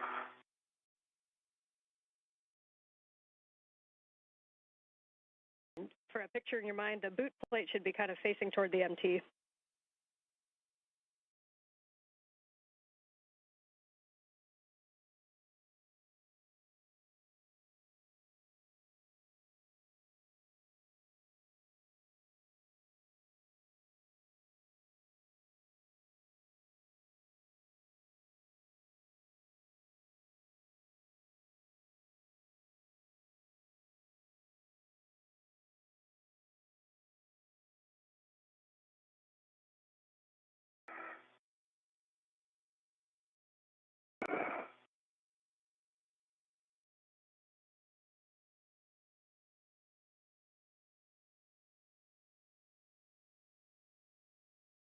This is Mission Control Houston, now 5 hours, 31 minutes into today's spacewalk. Sophie Adenot is cleaning up her part of the spacewalk paraphernalia that she has operated with throughout the course of today's excursion outside of the Quest airlock. Anil Menon will relocate an articulating portable foot restraint from one of the stowage platforms right outside of the Quest airlock to the Z1 truss nearby, and we'll join Adenot back in the airlock. We will not pursue a get-ahead task involving ISS microorganism swabs today. That'll be deferred to another day. Once again, the spacewalk today highlighted by the removal of a failed space-to-ground communications antenna that provided high data rate communications through NASA's Tracking and Data Relay satellite system. It has been tied down in a safe configuration known as a long-duration tie-down with a number of tethers on the truss of the station, but time ran out, not permitting the removal and installation of a spare space-to-ground antenna to provide redundancy for the high data rate communications capability on the International Space Station. That work is going to be deferred to an upcoming spacewalk, although the priorities for the next spacewalk targeted for next Tuesday and then other spacewalks to follow have yet to be determined by program management and the flight controllers.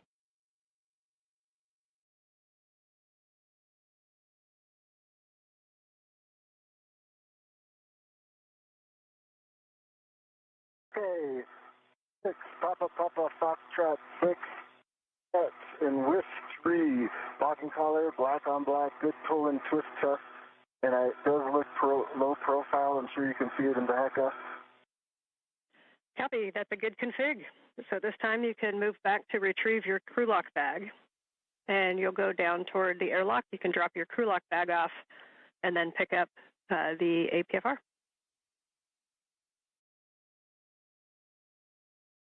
Okay, going for crew lock, then APFR.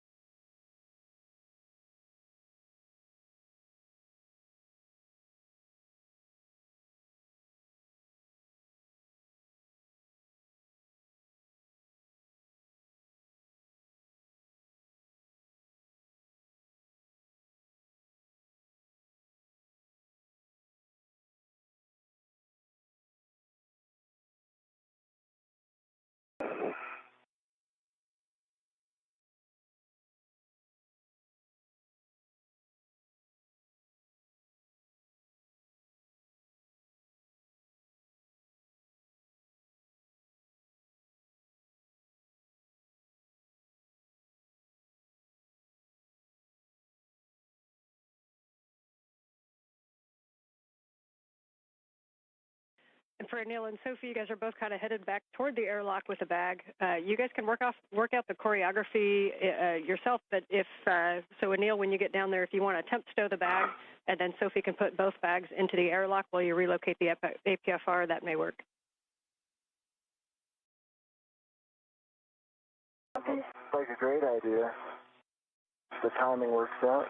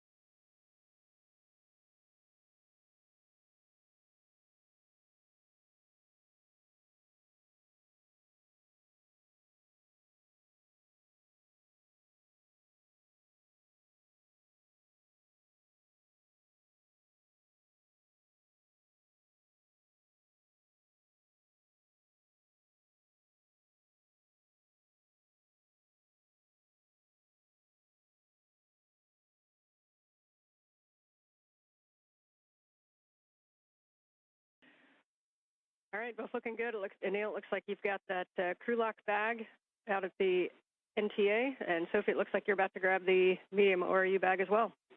How are you guys feeling? Oh, it is on my VRT. I'm about to do a final check before heading back to the airlock. Okay, copy. And for future reference, as you go down, if you want to give us any words on the forward or the aft translation paths, I know there was a lot of discussion as we were planning the CVA because we haven't had a lot of people do it. So if you have any thoughts on your way down, we'd take them.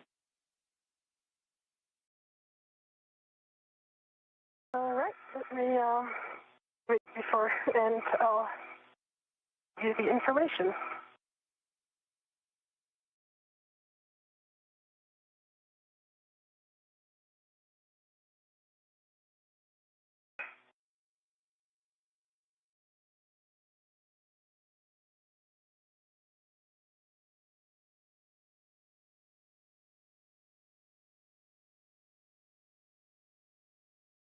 On the seat of spur.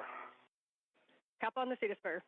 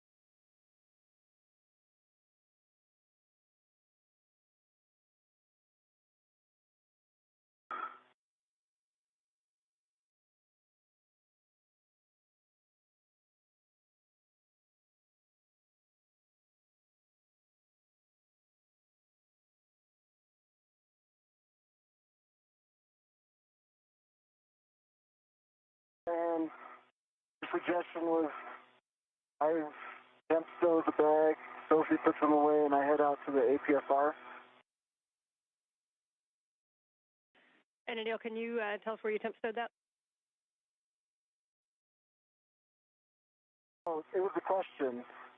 Well, the question was, were you suggesting Sophie, I temp stow it on the circular handrail or ring, and then Sophie puts them inside the airlock, and then I head to the APFR, or we both temp stow? Yes, that outside was, the airlock. If that works for you guys, you can temp stow. You can temp stow the crew lock bag right there at the circular handrail or somewhere in that area, and then go forward on ESP2. Sophie has just headed that way with the medium ORU bag, and she can stow both bags inside of the airlock. Are you good with that plan? Yeah. I have a little done sleep right now because I'm working on my translation. But it's okay. Anne can repeat it when you get here. Yeah.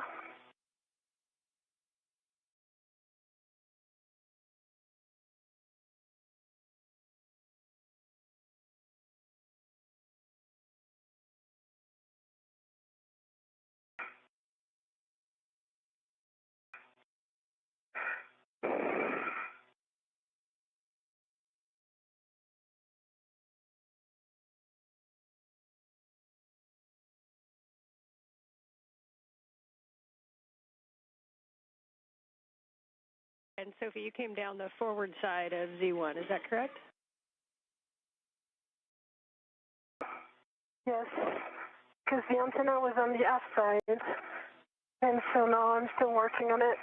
Okay, yeah, so you'll come down, as you get down to the bottom there, you'll see 6024 and then WIF 9, and at that point you could either kind of reach over to the high-pressure gas tanks, or you can go more zenith, and you'll see handrail 6005, and you can get the high-pressure gas tanks from there. I have 6024 in hand. Just Okay. this ORU bag is a giant thing. Yeah, so 6042, getting down to 6052, you can either go or sorry, you said 6024. So from there you can kind of go starboard to the gas tank, or if you go down nadir to 6005, then it's a little bit of a shorter reach over to the gas tanks. I'm trying to.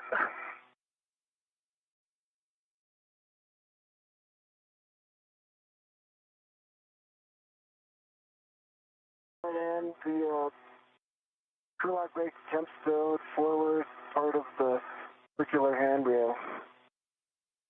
Copy temp stow. So you are going to translate to ESP2F4, which is the one that you passed before. That's on the most starboard side of the forward side of ESP2.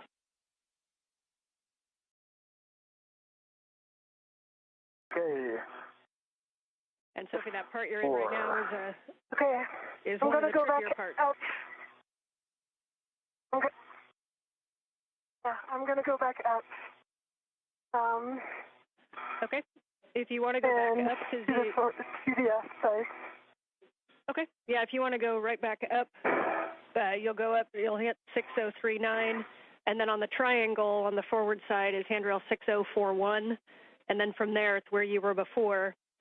And if you get into position kind of almost where you were in the handoff, from the aft side of that triangle over to the handrail that's below the trunnion pin is a pretty close reach.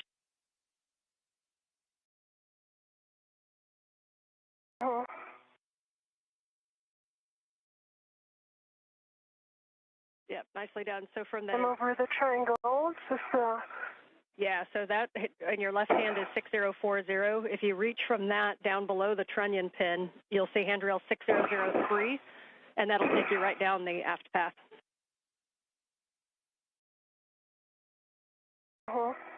Yeah, just need to take a second to put my tethers in front of my feet.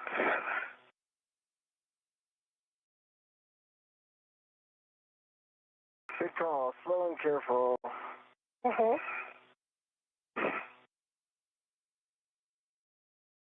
Actually, they're good.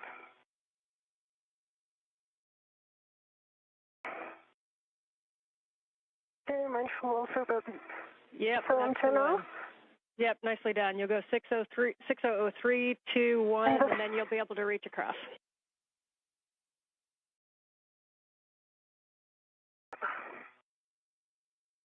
This antenna, it's between the antenna and the satellite, it's kind of tight here, but yeah, it didn't work.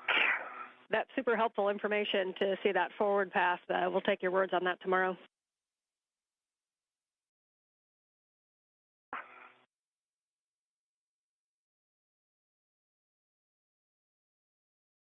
This is Mission Control Houston, 5 hours and 47 minutes into today's spacewalk. Anil Menon and Sophie Adenot are making their way back toward the Quest airlock. The work all but complete for the day, except for some cleanup work that the two spacewalkers are involved in. The failed space-to-ground antenna, the SCANT-2, was removed from its boom on the Z1 truss of the International Space Station and tied down in what is known as a long-duration tie-down with tethers by the Z1 truss where it resided. However, time ran out on the clock that would have enabled the two spacewalkers to retrieve a spare space-to-ground antenna from a stowage platform out on the port side of the truss structure of the International Space Station to install it on the now empty boom that the failed antenna occupied for all the years that it provided its service. So that work will be deferred to another spacewalk. We will determine through a series of meetings what the priorities are for dispositioning the completion of the space-to-ground antenna spare installation. It will be conducted, it's just a matter of when, and other work yet to be determined in the next spacewalk that is tentatively scheduled and actually targeted for next Tuesday, August 25th. Boxes. And I see your tethers, Anil. This was the second spacewalk for Anil Menon. He ventured outside back on August 6th with Jessica Meir to complete the construction of the bracket platform upon which the final IROSA or ISS rollout solar array will be installed after it is delivered to the space station later this year on a SpaceX resupply mission. Yeah, I remember that from the... So Menon is in the home stretch of the second spacewalk of his career. This was the first spacewalk for Sophie Adenot of the European Space Agency, the first spacewalk by a French woman in history. And again, the determination of the priorities for the upcoming targeted spacewalk for next Tuesday, along with determining when we will complete the installation of the spare space-to-ground antenna, which we could not get to today when time ran out. The two spacewalkers simply ran into a longer than expected amount of work to disconnect electrical connectors and to remove bolts holding the failed space-to-ground antenna in place. So as we approach the 6-hour mark in the spacewalk, the two spacewalkers soon will be making their way back inside the Quest airlock. You see them right there at the hatchway to Quest. They will close the hatch, and the end of the spacewalk will be officially marked with its elapsed time at the point that the repressurization of the spacewalk of the Quest airlock begins.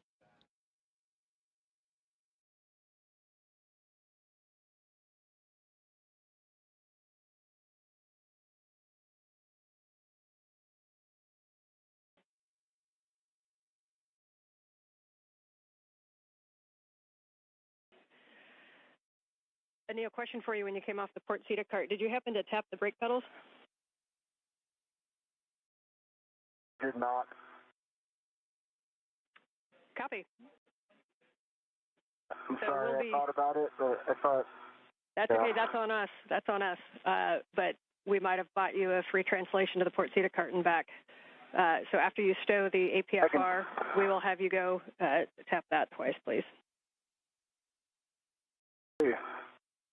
Win for me. Anil, your tethers look good. It's not in my way, so opening the thermal hatch now.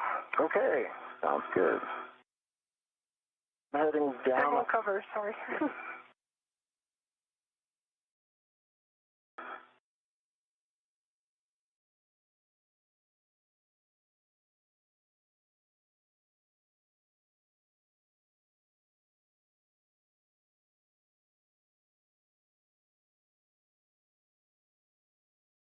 So once again, to recap, the failed space-to-ground antenna was removed, albeit with a longer period of time to disconnect electrical connectors and remove bolts holding the failed antenna in place on the Z1 truss. It is now in a safe configuration, securely tied down to the truss on the International Space Station. Ultimately, it will be moved to the external stowage platform number 3 on the port truss of the International Space Station. That slot is currently occupied by the spare space-to-ground antenna that was first delivered to the International Space Station on the STS-127 mission in the summer of 2009. Time ran out for the two spacewalkers to be able to accomplish that task today.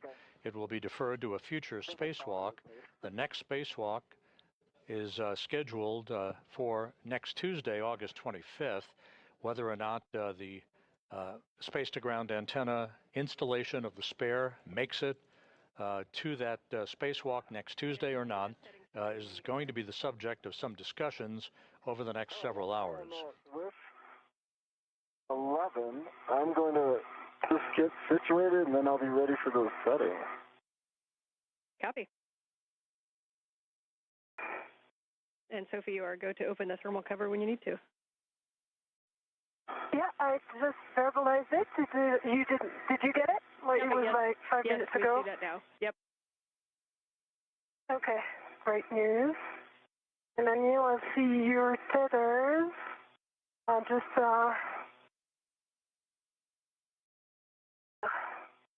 Now you're going aft.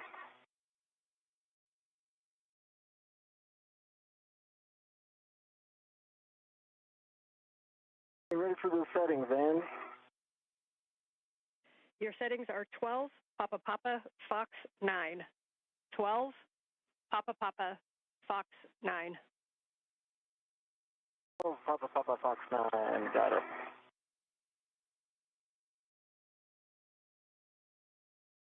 The bags are bundled together and ready to my BRT rep. Okay, we copy the bags are ready together, and you'll go to transfer those in the airlock. Uh-huh.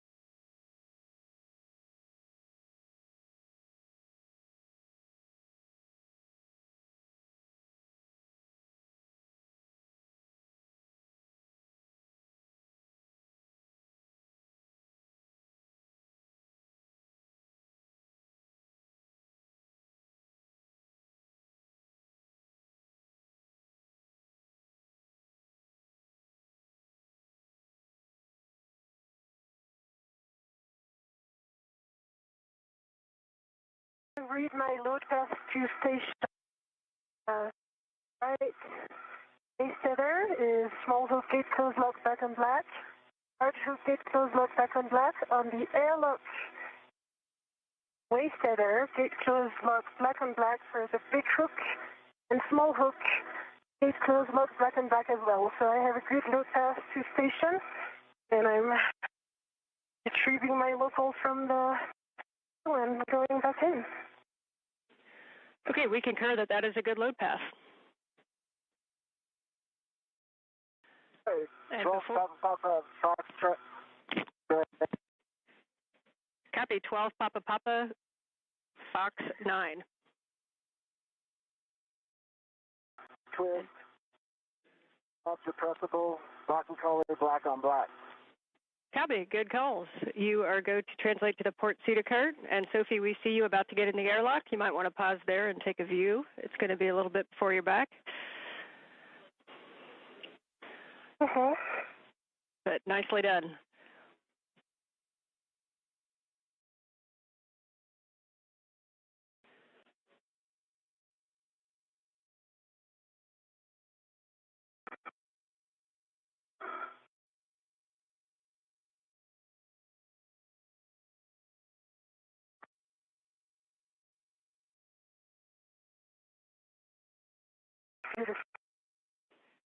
Okay, Ed and Neil, before you start your translation, we'll take a glove and a hap check, and then we'll send you back out there. Okay. Anything I can help with, Anil? I'm in a good spot. Right glove, right index finger has two small remarks. And looks nominal. And copy for Neil, thanks. And for some pretty small, some small dark spots in not bigger than a fingernail. And there's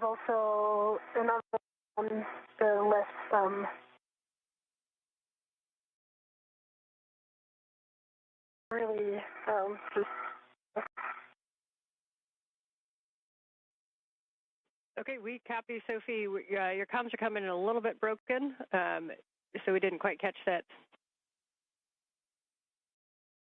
Some for the gloves, I can observe is dark markings on the fingertips of both hands.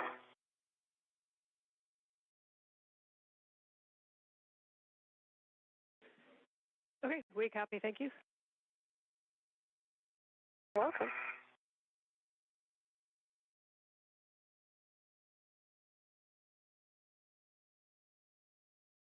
And I'm headed to the feeder cart.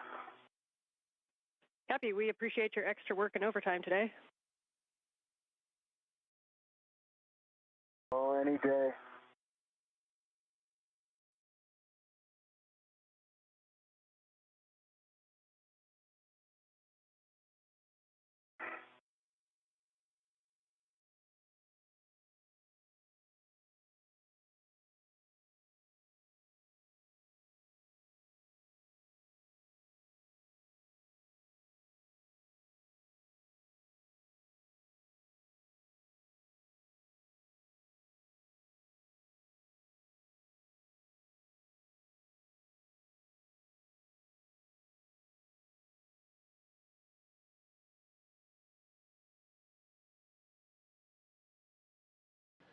This is Mission Control Houston. We've just passed the 6-hour mark in today's spacewalk.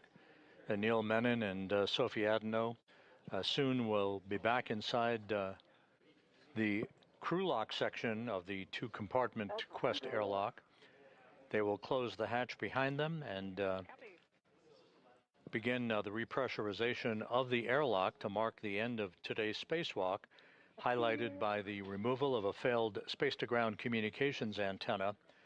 Although time did not permit the installation of a spare that continues to reside on a spare parts platform on the port truss of the International Space Station, that work to be deferred to a future spacewalk.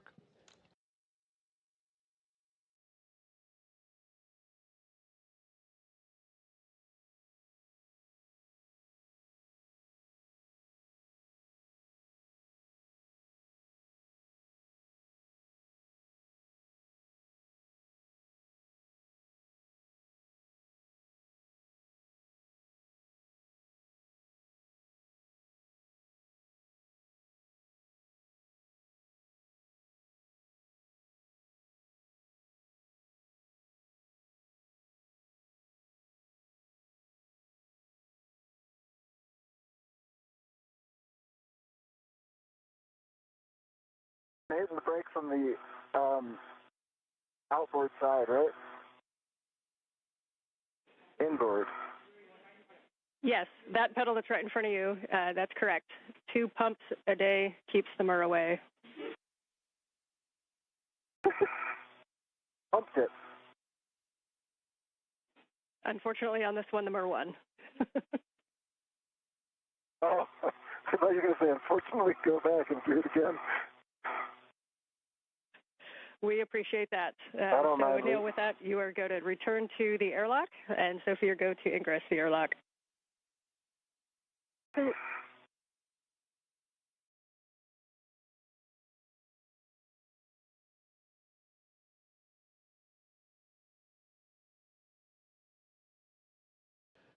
Once the airlock repressurization begins and we stop the clock, we'll give you the official time for the elapsed time of today's excursion and other statistics associated with today's spacewalk. We will continue our coverage through the time that the crew is back inside the airlock and has doffed its helmets.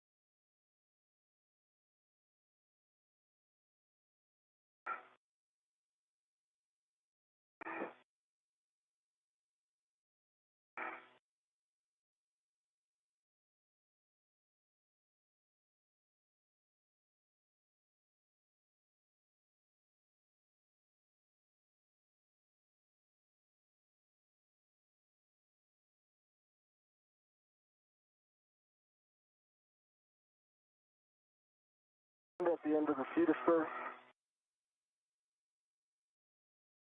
Copy. And Sophie has her good load pass into the airlock and bags in the airlock. So as you get down, once you get her go, you retrieve anchor hook. Bag 1 and 2 are in the airlock.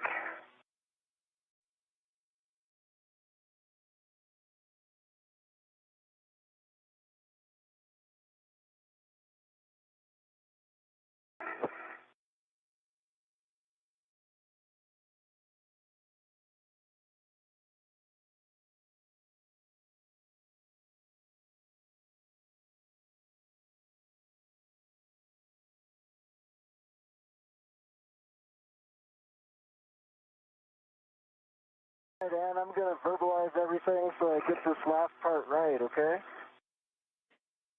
Copy. We'll take it. Let me know if you'd like any steps.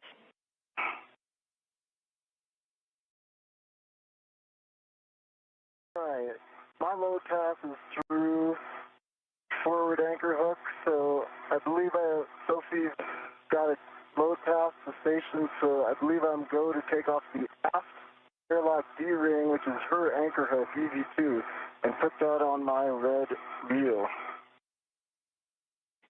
Anil, we concur with that plan. Sophie?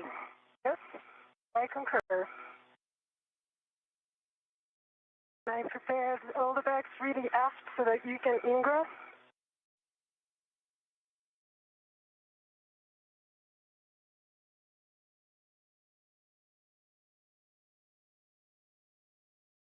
Really port.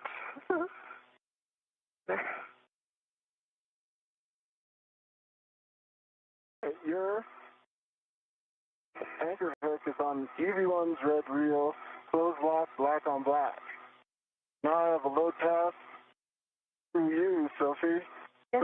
So I'm going to pick up my anchor hook and put it on my NWS. We concur. Agree? Yeah, concur.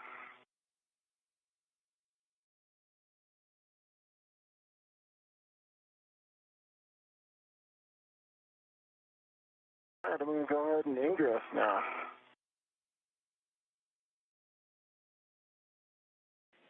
Copy. You go to ingress, and if you want an end effector on your thermal cover, you can. I'm going to do the feet first ingress, and then come back for the thermal cover. Okay, and I'm ready to guide your feet.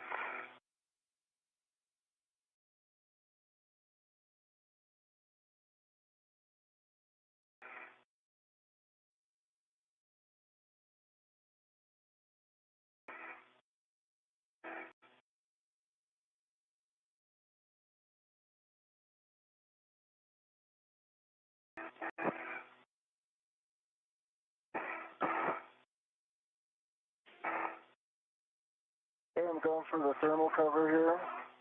Mm-hmm. Copy. You can close the airlock thermal cover, and we'll be attaching the integral strap to the magnetic plate D-ring and cinching until snug.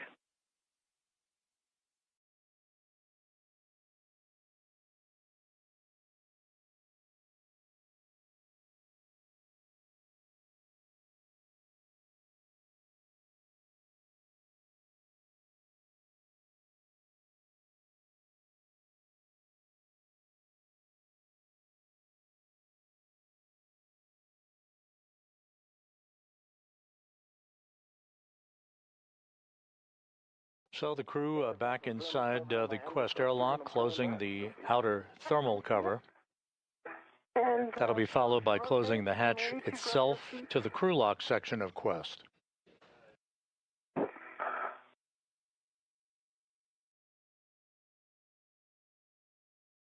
Cover is closed. I'm in. Mm-hmm. I'm going to do the strap now. Mm-hmm.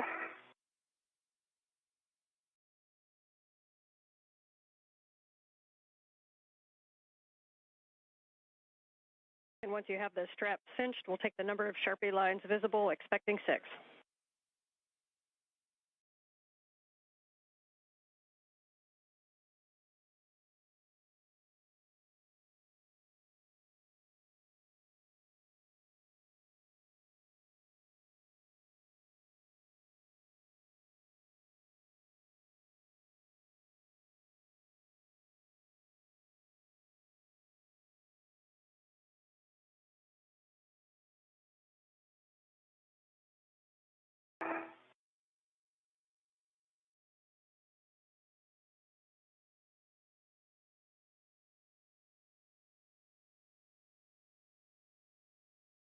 Hey, the map is on, and I'm pinching it. Okay. I'm pulling your feet towards...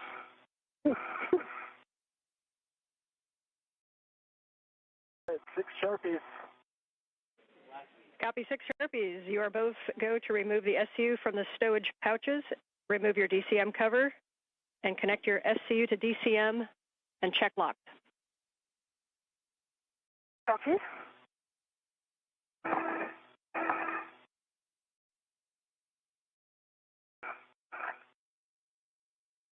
And Anil, if you could turn your HECA off, please.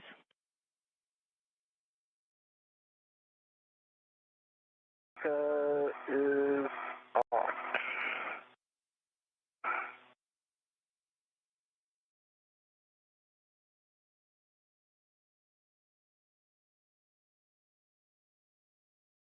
As you work your SCUs, just a note on the water that comes out of the SCUs, reminder that the station water is a little bit warmer than what your plus gives you, and so you may want to turn down your cooling to a higher number if you need it. And leave mine at current setting.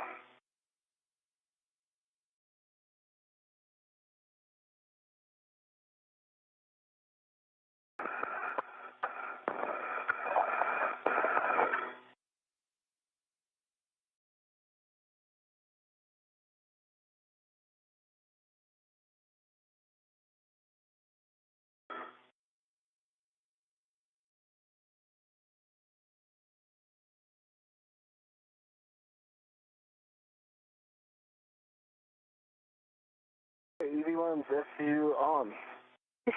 EV2 SCU on. Connected. Copy. SCU for EV1 and 2 are connected. We are in the pre-repress cue card. You can now switch your water to off OFF.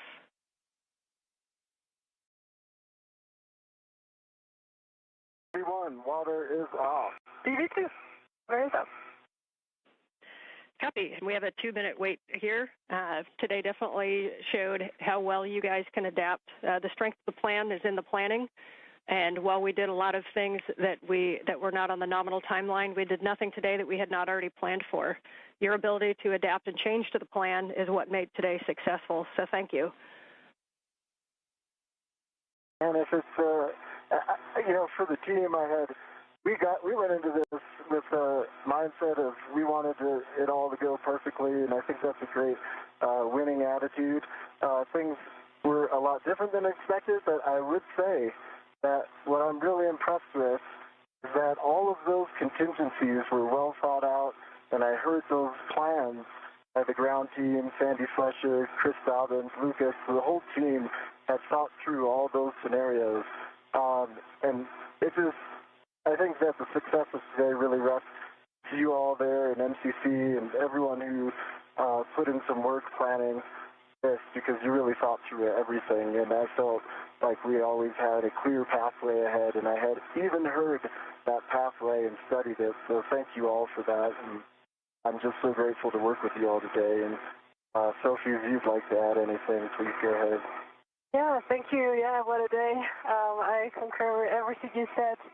I would say that my deepest gratitude goes to everyone who made this possible, pioneers who came before us, but also the incredible teams working behind the scenes today. In this preparation, like being ready for the unknown, took a whole amount of people to be able to think everything through. And in the end, although it was a lot of unknown and unplanned, in the end, everything was rehearsed and prepared. So well done. I would like also to thank you, Anil, for not only being an awesome EV1, but also a great friend. Jessica, Jack, thank you for helping us getting ready, paying attention to every detail that counts for such a big adventure. And finally, to everyone in Houston who made today's EVA a success, thank you. Because yes, even if we had a lot of unplanned things, it is a success. We are safe and the hardware is safe. You make us fly, you keep us safe. and you make moments like this possible. And finally, a very special thank you to you, Anne. From the very beginning of the preparation to every minute of today's EVA, your calm voice was always there to guide us. You are simply outstanding, so thank you.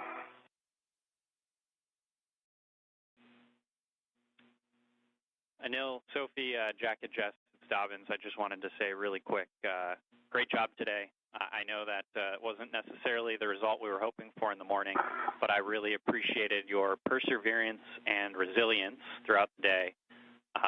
Thank you for being prepared for all of the next first failures, since I feel like we dealt with all of them for the first half of this EVA, and appreciate you working as a team, both with each other, the four of you, and with us. Without that, Escant would have been in a worse configuration than it is. We'll get back out there and finish this up sometime, hopefully before at least one of you comes home.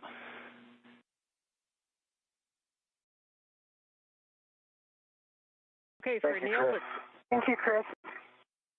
And you,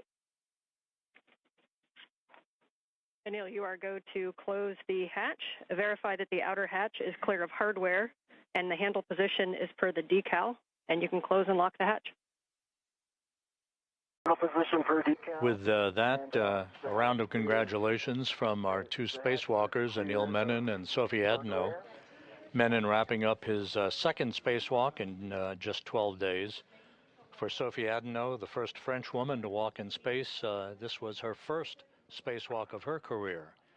And the lead flight director for this spacewalk, Chris Dobbins, acknowledging the work that the crew did out there, especially when the crew fell behind due to difficulty demating some of the electrical connectors on the failed space-to-ground antenna, and working with some of the bolts that were balky throughout the course of today's spacewalk. The failed antenna was removed, and it was left outside in what is called a long-duration tie-down configuration, safely on the truss in a good config. The work yet to be conducted will be the installation of a spare space-to-ground antenna that will be on an upcoming spacewalk that will restore full redundancy to the high data rate communications capability on the International Space Station. Sometimes an end effector on that handrail helps. I thought maybe my arms were long enough to reach the hatch key, but I needed the anchor hook. In any case, the hatch is down. Menon and Adenot are in the process of configuring their suits to airlock systems before the repressurization of the Quest airlock begins to mark the official end of today's spacewalk.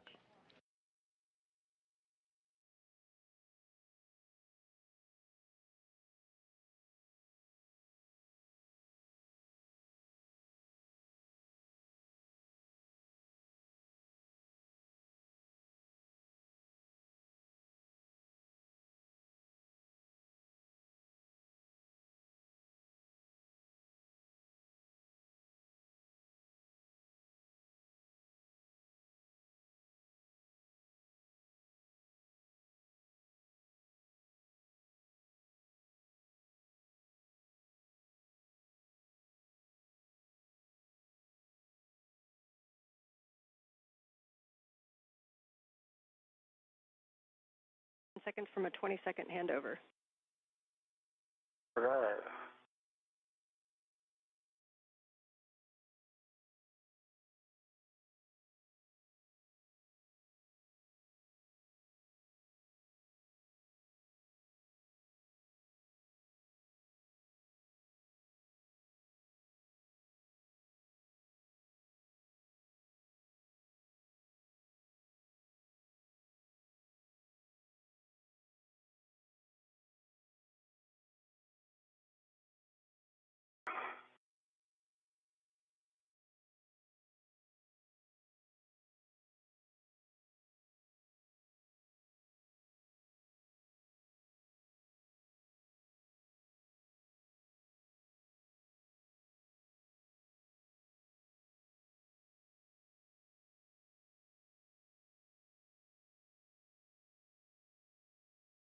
We got S-band again. You can repeat it now.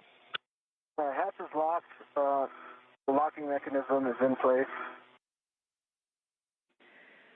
Okay, I confirm, Houston confirms that the EV hatch is closed and locked. With that, I'll pass you off to the dream team of Jack and Jessica.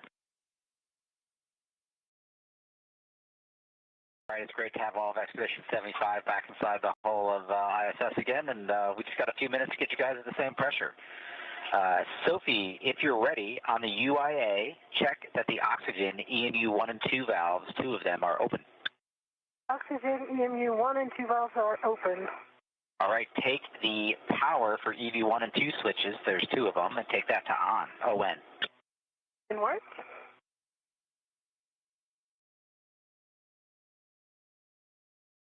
Power EV1 and 2 on, ON. Good green LED. The ON and 2 LEDs, can you verify the voltmeters on 1 and 2 for me? 18.8 and 18.6. Awesome, that's great. EV1 and EV1 only, take your power switch to SCU, expect a warning tone. EV1, pushing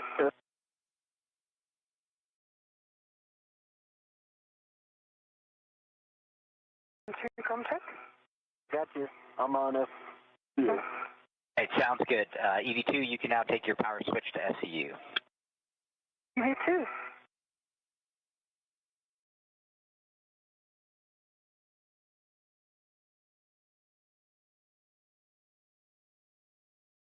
Power to SCU. Both EV1 and EV2 are on SCU power. All right, for both EV1 and EV2, take your O2 actuators to press. Okay. Please verify on the DCM that it does say O2 position to press.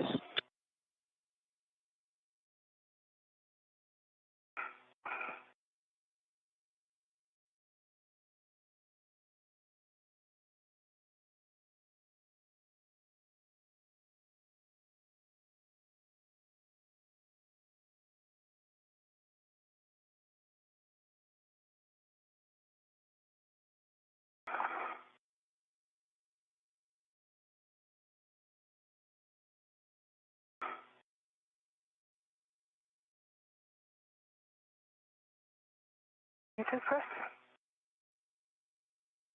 The EV2 and press.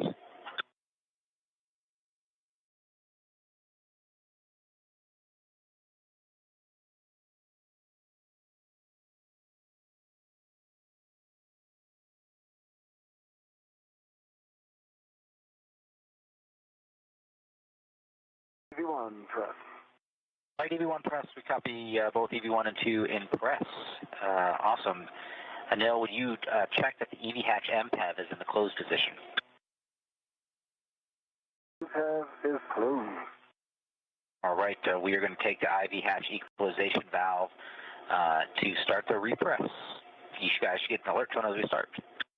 Okay.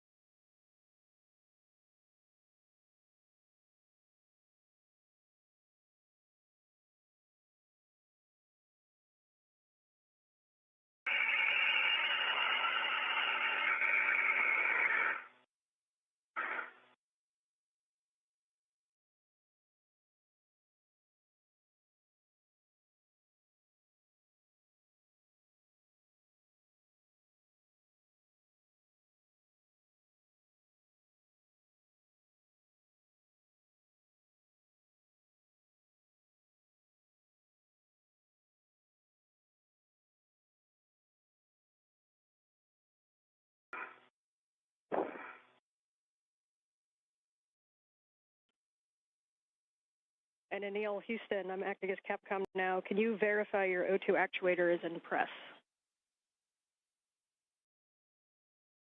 Verifying. was off a little bit. Yes, it's now on press. Houston copies.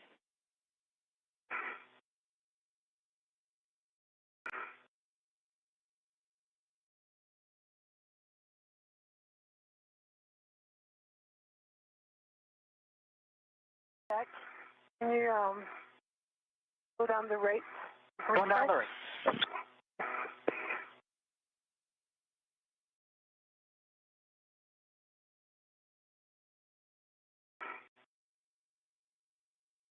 This is Mission Control Houston. The repressurization of the Quest airlock is now underway.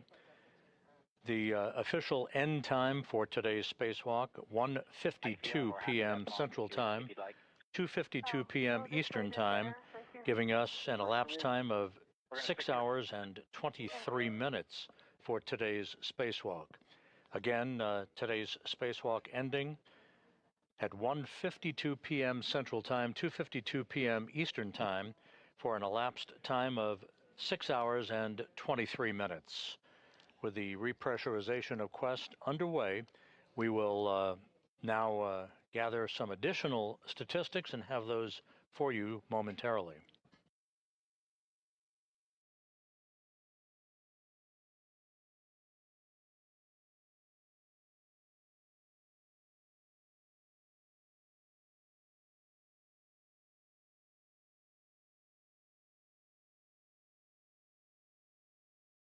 We're passing up through 2 PSI on our way to 5.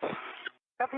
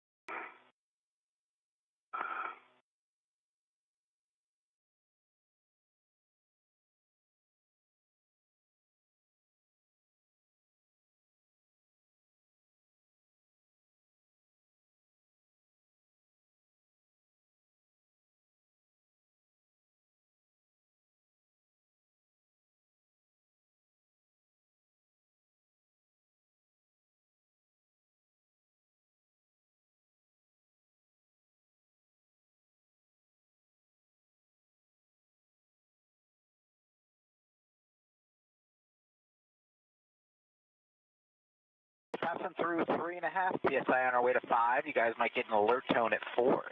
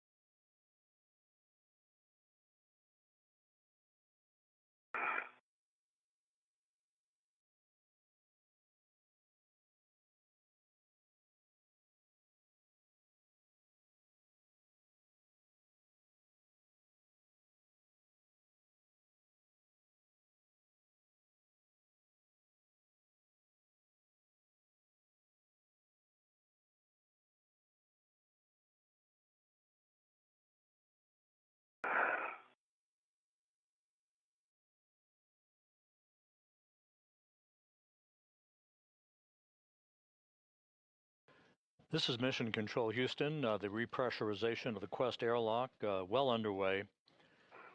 Approaching 5 pounds per square inch of pressure. It'll get up to about 14.7 psi, and that will then set the stage for the opening of the hatch, separating the crew lock, in which Anil Menon and Sophie Adenot are located, and the equipment lock, where you see Jack Hathaway. He'll be joined by Jessica Meir as they help the two spacewalkers out of their extravehicular mobility units.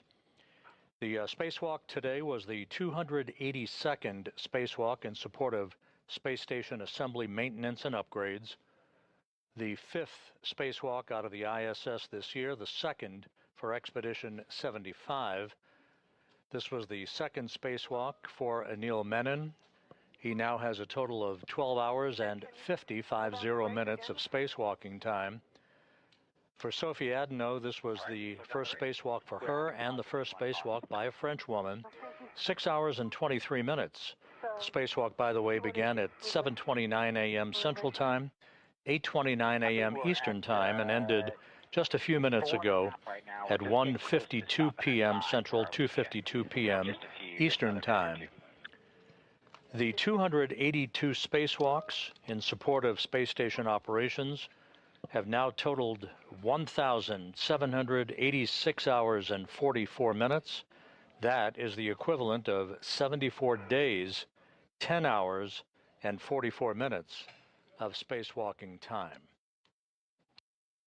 And we'll continue with our coverage through the time the crew is back inside the airlock and have doffed their helmets. The two spacewalkers removed a failed space-to-ground antenna from a boom on the Z1 truss of the International Space Station, but in doing so ran behind the timeline because of some difficulty with electrical connectors and stubborn bolts. That resulted in the crew running out of time to be able to retrieve a spare space-to-ground antenna for its installation on the boom on the Z1 truss. So that other portion of today's major objective will be deferred to a future spacewalk.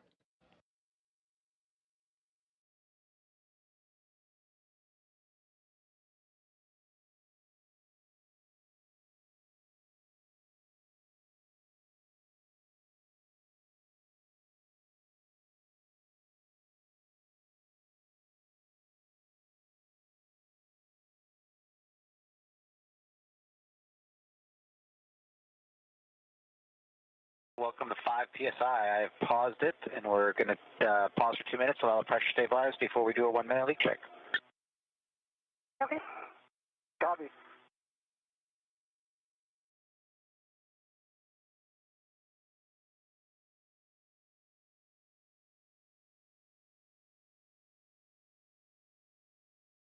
And the repressurization of the Quest airlock paused momentarily at 5 pounds per square inch. It will resume shortly and bring the crew lock section back to equalization with the equipment lock.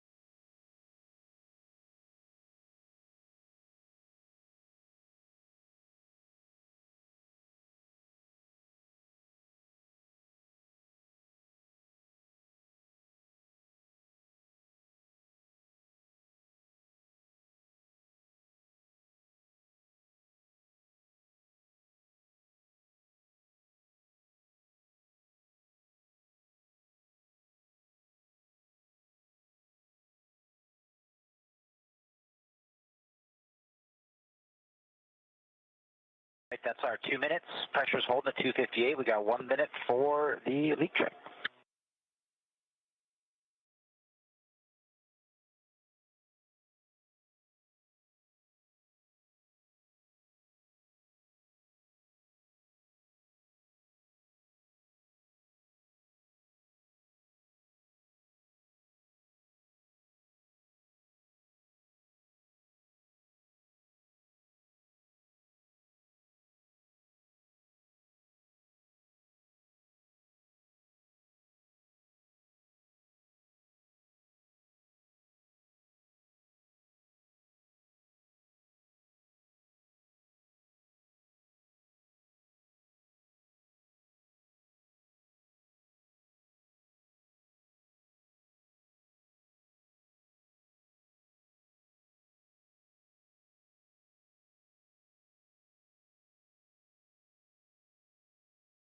That is our minute wait, and the pressure is held steady, so that's a good leak check.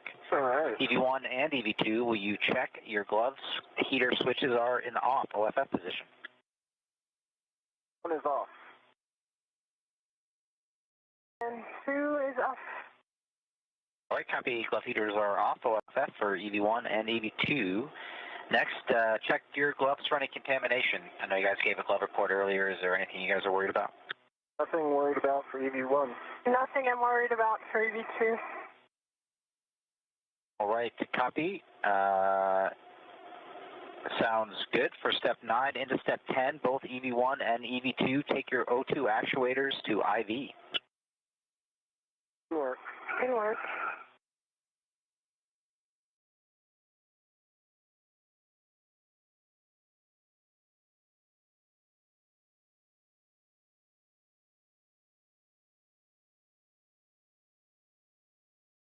One's an IV. 2 IV. Great work, guys. I hear EV1 and EV2 O2 actuators and IV. All right, next up, I'm going to take the equalization valve back up to start repressing, and we'll continue at the nice slow rate we've been at. Thank you. One copy.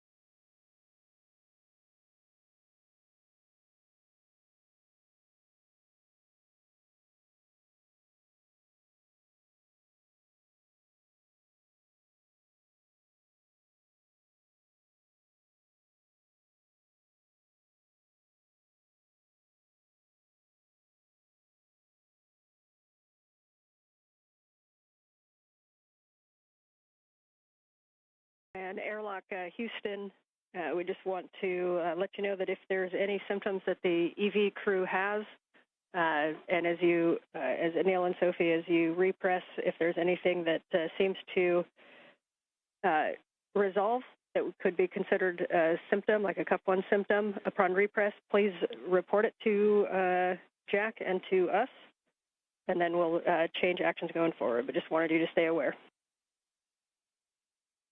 Yeah. Okay.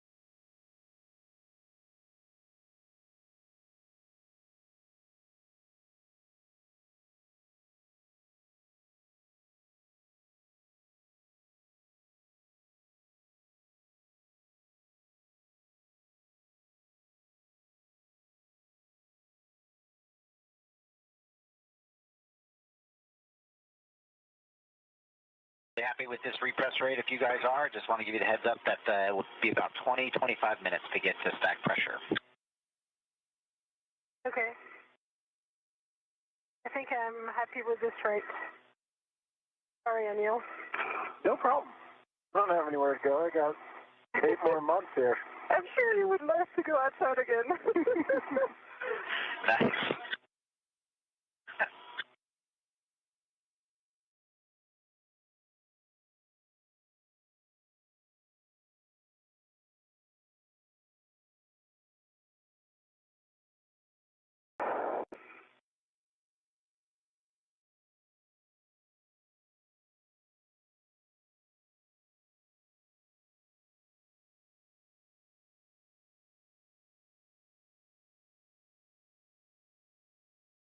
The repressurization of the Quest airlock is continuing.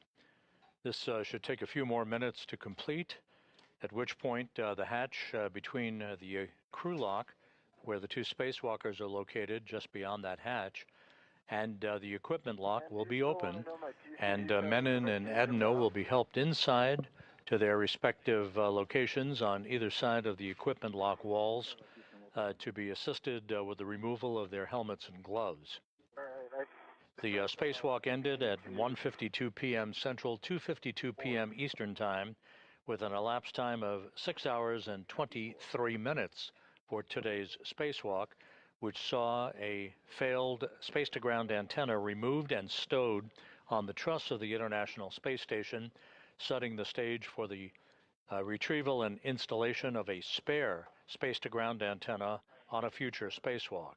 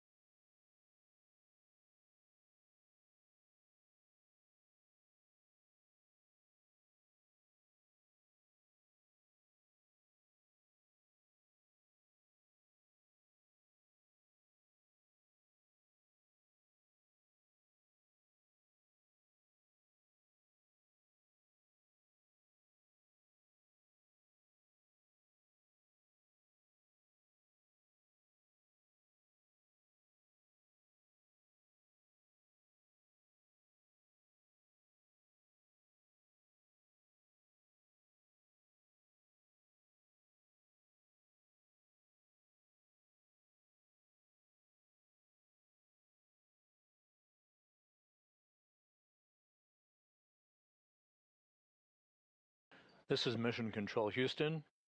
Once again, monitoring the slow and steady repressurization of the Quest airlock. You see Jessica Meir in the equipment lock section of Quest.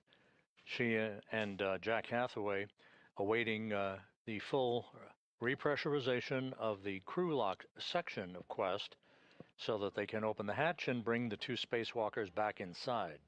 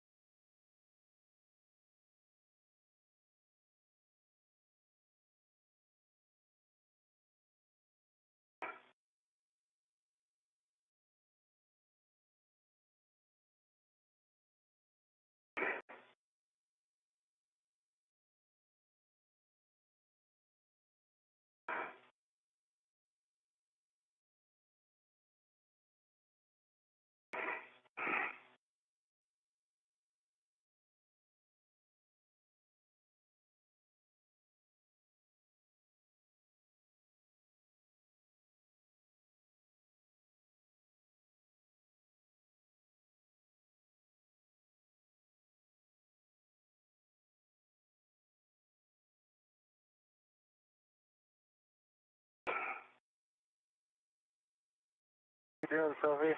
Yeah, good. Sorry, I think this is really the max rate I can handle. Oh, no, I'm just checking in, that's all. Yeah, thanks. Thanks for checking in.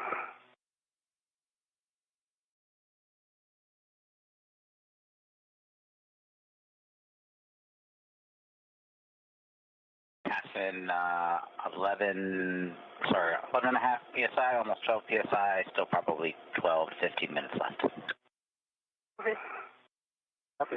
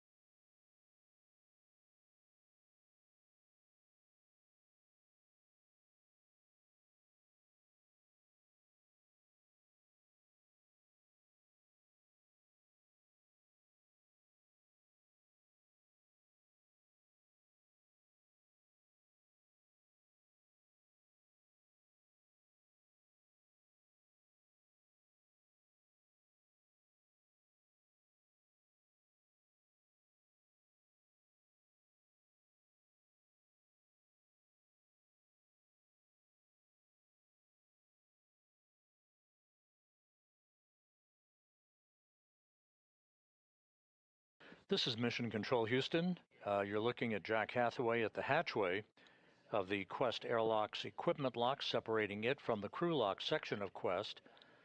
As we are almost complete now with the repressurization of the crew lock section of Quest, that will lead to the opening of the hatch and Hathaway and Jessica Meir guiding Anil Menon and Sophie Adenot of the European Space Agency back inside the International Space Station's habitable volume. The 6-hour, 23-minute spacewalk concluded a short time ago. The major objective to remove the failed space-to-ground antenna was completed. That antenna was tied down with a series of tethers to a truss structure near where it resided on the Z1 truss of the station. However, it took longer than expected to undo electrical connectors and bolts holding the failed antenna in place, and the clock ran out on the two spacewalkers, so we did not complete the installation of a spare space-to-ground antenna, which remains on a spare parts platform on the Port 3 truss of the International Space Station. That work will be done on a future spacewalk.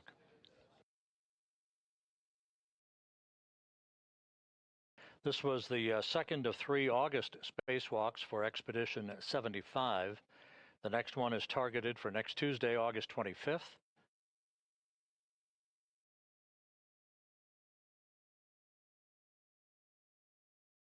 That will then in turn lead to the mid-September launch, targeted for September 12th, of the Crew 13 crew on a SpaceX Dragon spacecraft. Crew 13 to be commanded by Jessica Watkins. Associated with that flight, pilot Luke Delaney, Canadian Space Agency astronaut Joshua Kutrick, and Roscosmos cosmonaut Sergei Tetryanikov.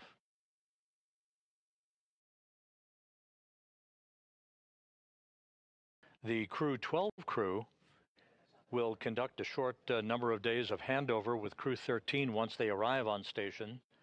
And Crew 13, led by Jessica Meir, that you see there in the sweatshirt, along with her pilot, Jack Hathaway, Roscosmos cosmonaut Andrei Fedyaev, and Sophie Adenot, will return to Earth to complete their mission on board the International Space Station.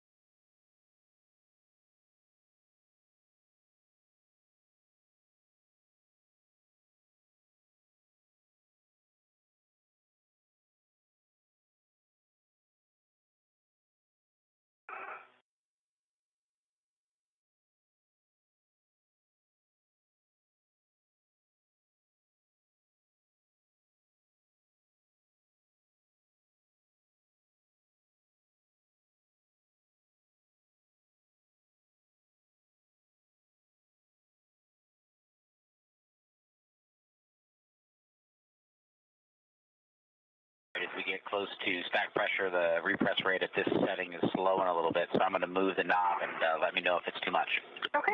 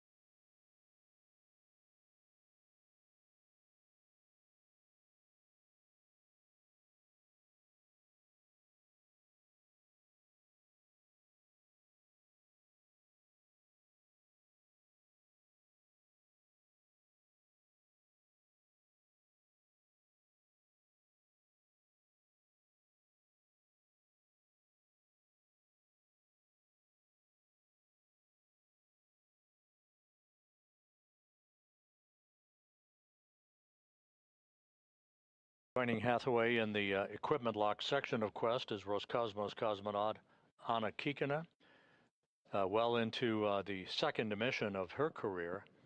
She launched with Anil Menon and Station Commander Pyotr Dubrov to the International Space Station. They launched on July 14th for the start of an 8-month mission on the International Outpost.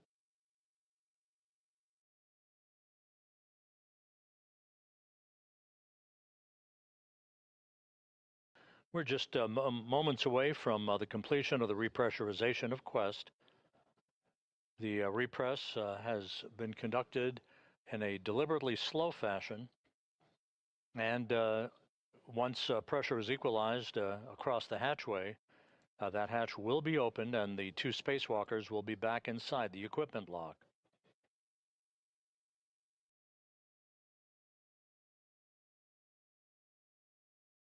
And we're hearing from flight controllers that we expect the repress to be complete about a minute or so from now.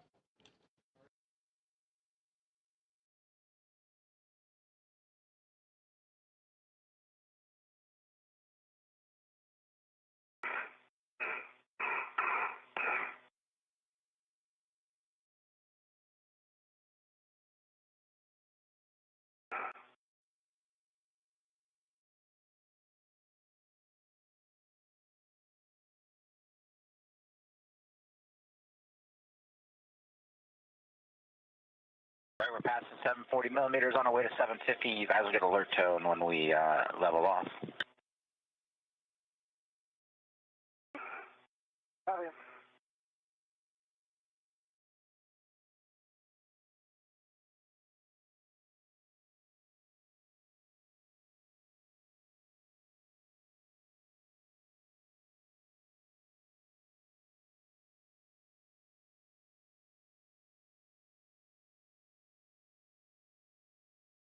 Right, that looks like equalization, and that's the end of the Q card. We're into 1.240 post-EVA, so we're about to open the hatch. Hey.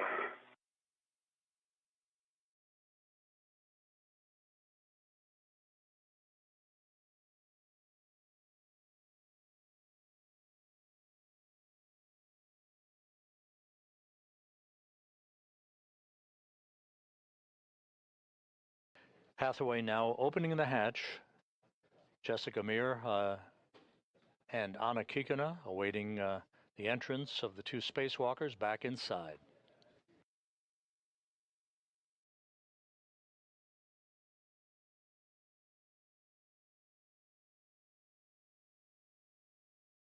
And the hatch is open.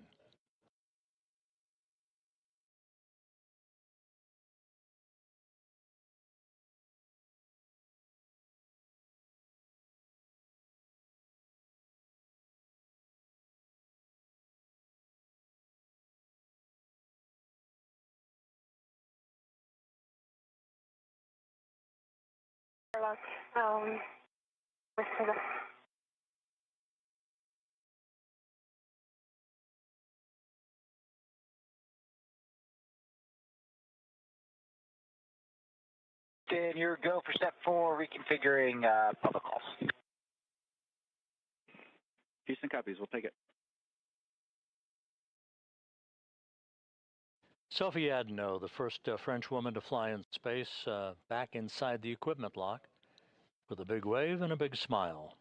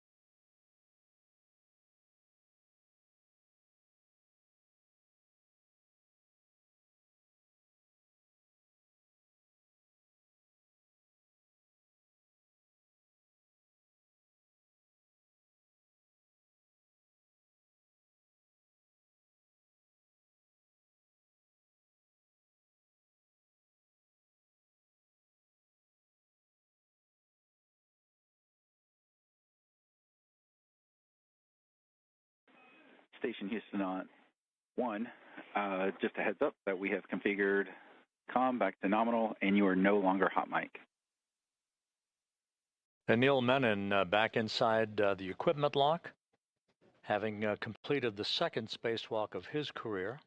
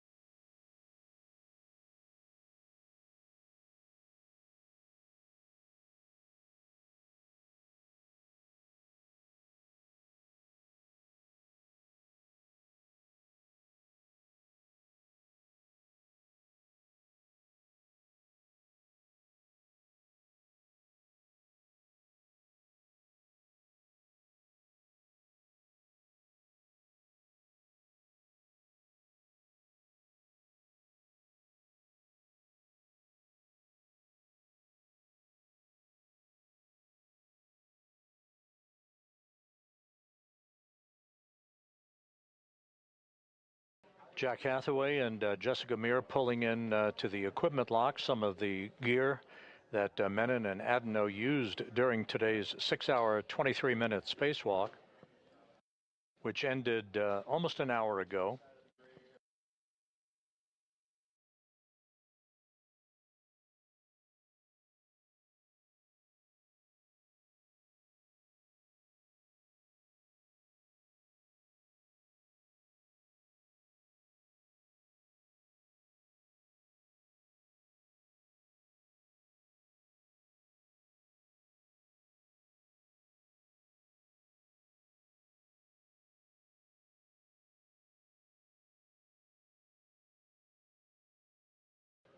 We're in a handover between satellites on our tracking and data relay satellite system.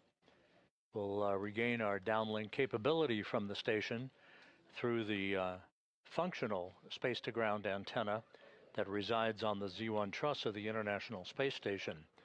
The other antenna that failed was removed by Menon and Adenot and stowed, tied down in what is called the long-duration tie-down configuration. It was stowed on the truss. The crew ran out of time, however, before it could get to the installation of a spare that resides on the external stowage platform number 3 on the port 3 truss of the complex.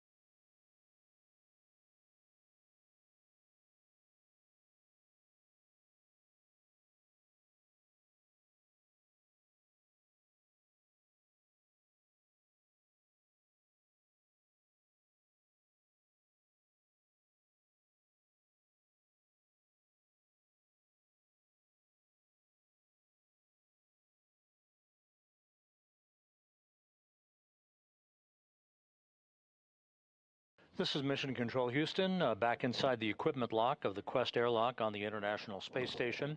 Sophie Adenot on the left, Anil Menon partially obscured by a laptop computer on the right. Their helmets now doffed, their work for the day complete. A 6-hour, 23-minute spacewalk to remove a failed space-to-ground antenna from the boom it resided on the Z1 truss of the complex. The installation of a spare that has resided on a spare parts platform on the station since 2009 is forward work that was originally intended to be completed today. It will be deferred to a future spacewalk as officials will gather to determine the exact complement of work that lies ahead for the next scheduled spacewalk that is targeted for this coming Tuesday. In the meantime, the two spacewalkers, Adenot from the European Space Agency and Menon from NASA, their work complete for the day. They completed a 6-hour, 23-minute spacewalk, the 282nd in support of space station assembly, maintenance, and upgrades. We appreciate your attention throughout the day. Thank you for joining us, and for now, we'll sign off. This is Mission Control Houston.